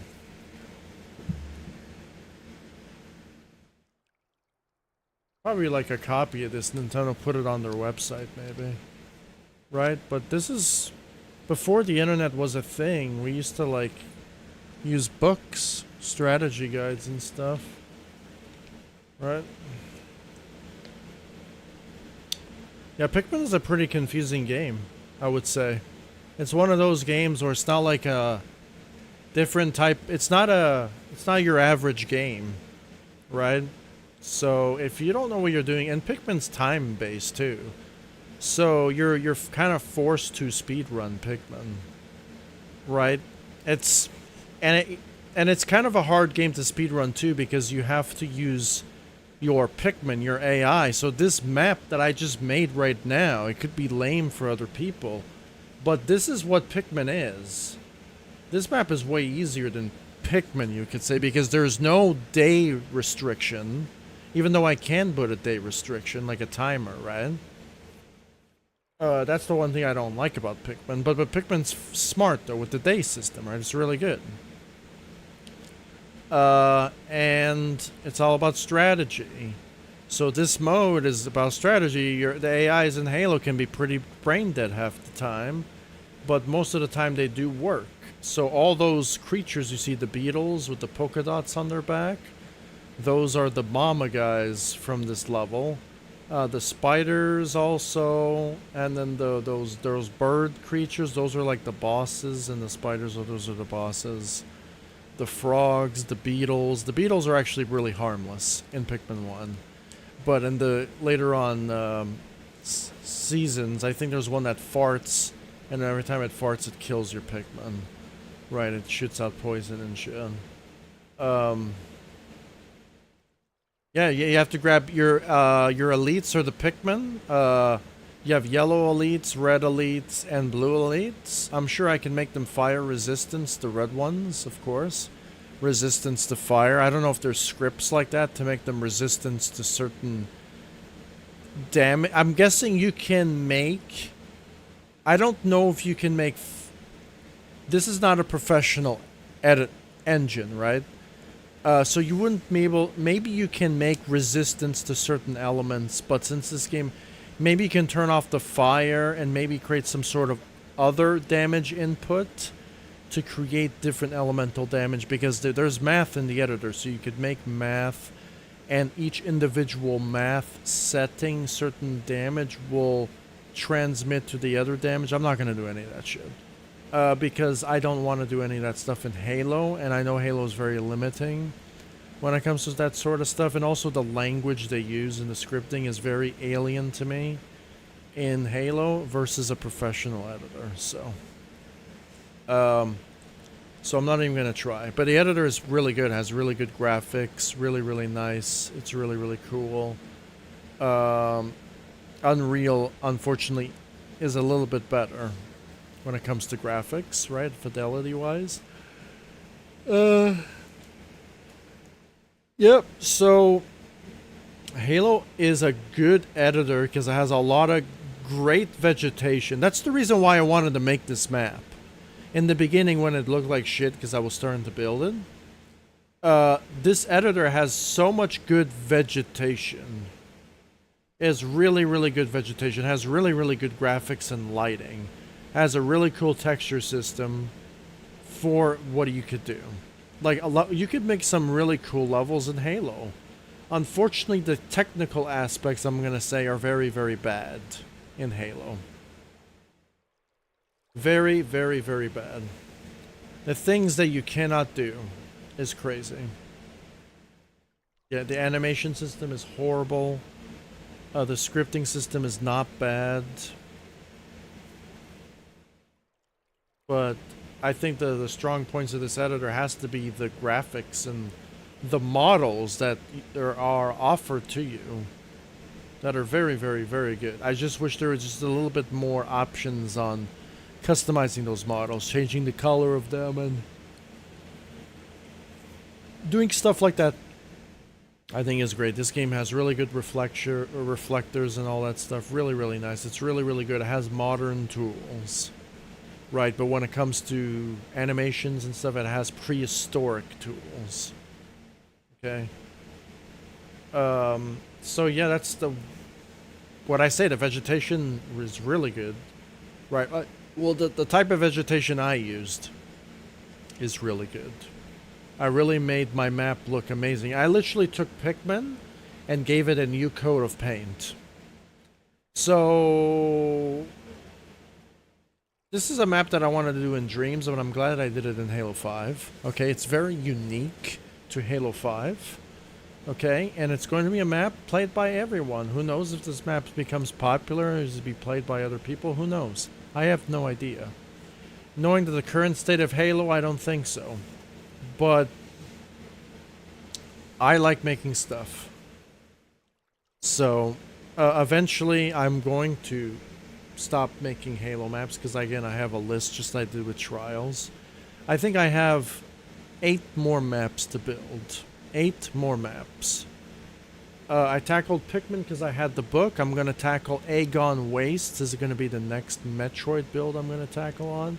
I'm going to make AIs with that map and stuff. I'm probably going to make the elites the space pirates because the elites look like space pirates.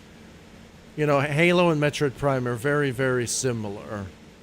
Like, it's just Halo and Metroid Prime is very, very similar. So, Metroid Prime and Halo really go good together. I also wanted to make a Century Fortress jump map. But, I'm going to make that... I don't know. I wanted to make some technical Century Fortress jump map. You know what I mean? But I don't... But I was not gonna remake Century Fortress. I just wanted to make like a little jump map based on that. I don't know. We'll see. Yeah, but those are the things that I like doing in Halo. This is more of a different type of build. This is more of a exploration map. There's no jumping in this map. Just exploration. Really good. You have to use your eyes to guide through the level. When it comes to my Resident Evil map, I don't know if I'm gonna put AIs on my Resident Evil map. You know, I don't think I'm going to do that. I think when it comes to my Resident Evil map that I'm gonna do, I think it's just going to be a one of those exploration maps, like my forest map, right? Very short. It's not gonna be a little. This one's gonna be a bit longer, but it's gonna be like a shorter map. But yeah, that's going to be my. That concludes my map of Pikmin. Pikmin Adventures. Pikmin Forests. I think that's the map's name. Pikmin Forests. My game type is called Pikmin Adventures. And when I make my other AI map, the one on Metroid Prime, I'm probably going to make a separate game type for that. And I'm going to make a separate game type for... I may just borrow... No, I'm going to make a separate game type for Metroid Prime, and I'm going to make a separate game type for Sierra 117 as well. Right, and I'm probably not going to make a firefight type of deal, but we'll see. Those are going to be my next projects that I'm going to do. So I'm going to do the Aegon Waste next. And then I'm going to do the Resident Evil map, and then I'm going to do the Sierra 117. Those are the projects that I'm going to do. After Sierra 117, I don't know what I'm going to do after that. But yeah, those are the projects that I'm going to be working on. I actually had a fun time with Pikmin build. It's actually really cool. I did this on Trials Fusion, by the way. So this is another map that I tackled from Trials Fusion to Trials Rising. The same thing was with Windmill Village and the New York City Wasteland. Those are maps that I've done in Trials Fusion. I was going to do it in Trials Rising, but I scrapped them and I made them in Halo Infinite. So I'm gonna have 2 more Resident Evil maps, the Mansion build and then the Forest build. I actually may combine the Mansion build with the Forest build, actually. But I am not sure. We shall see. I'm actually not sure at all. I'm still contemplating on that. But when it comes to the outside build, I'm definitely going to do it. I may merge the Mansion University build with the RE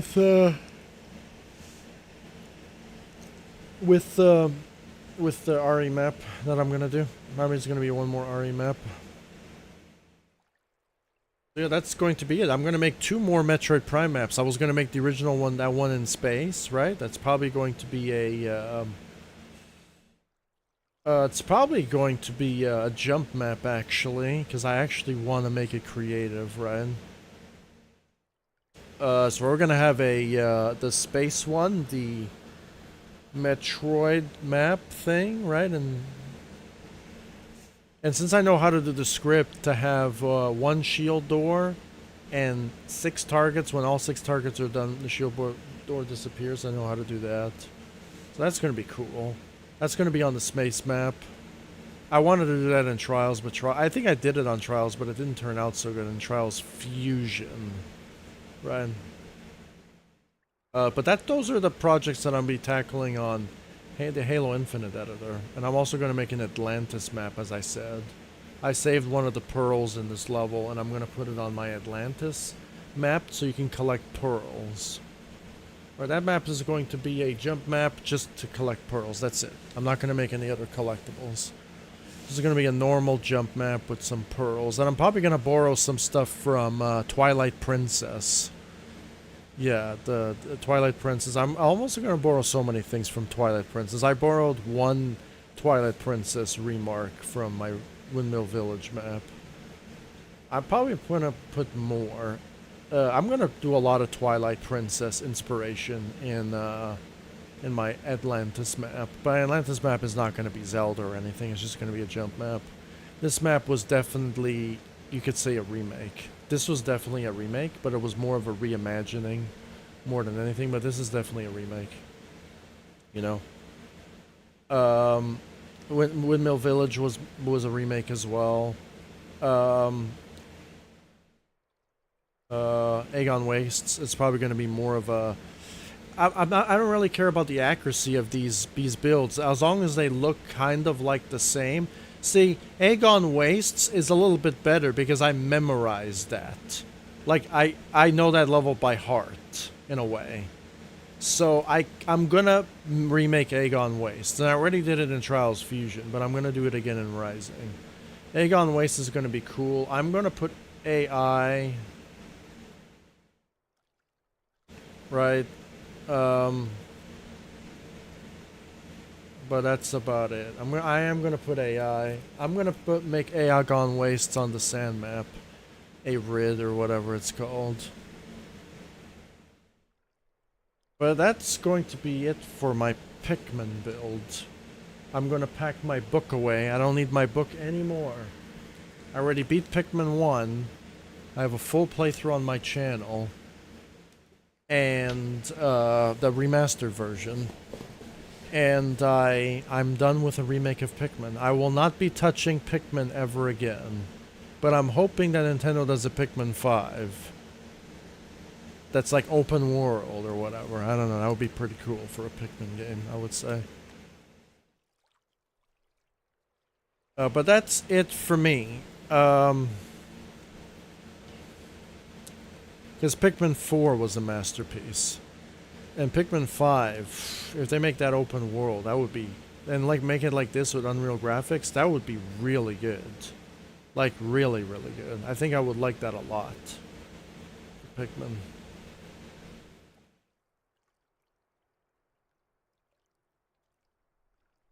So that's going to be it for me when it comes to Pikmin in general. I think that's going to be it for me when it comes to that sort of thing. I'm not going to do anything else. I'm going to do, again, Metroid. I'm going to pull out my remaking panel so you could see here. You don't have to do the remake panel. We can access this panel here.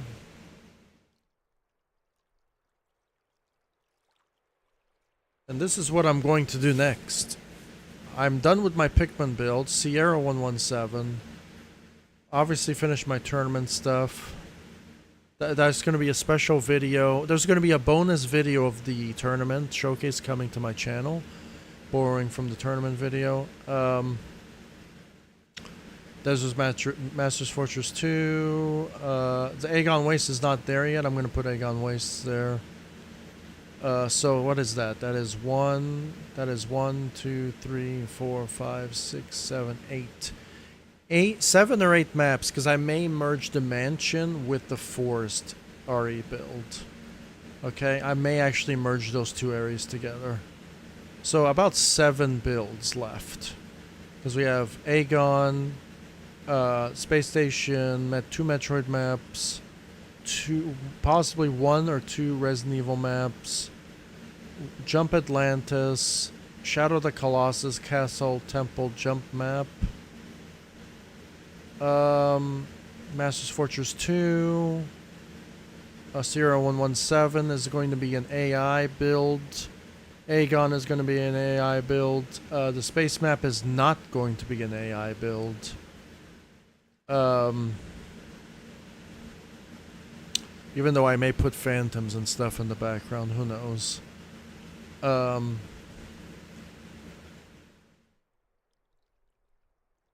Yeah, that's about it, really.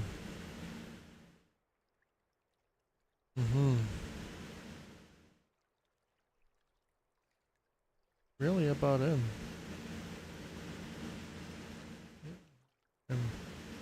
Made a couple of maps. We're coming close to closure here with Halo, and I'm also going to replace the background here. Maybe depends how good the Resident Evil map is for my website background here.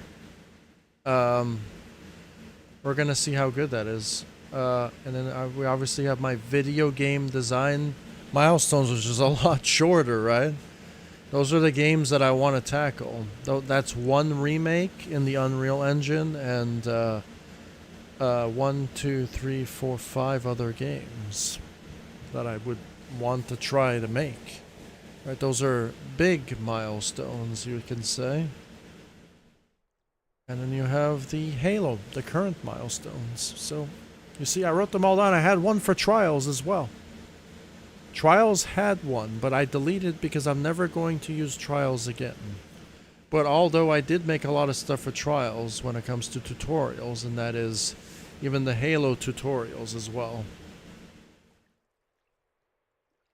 So that's it.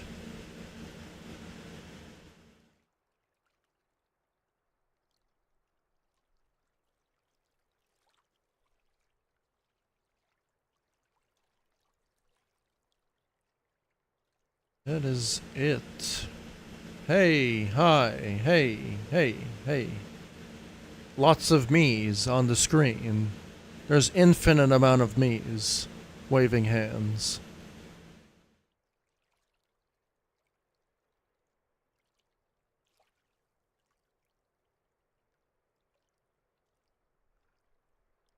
That's gonna be it for me.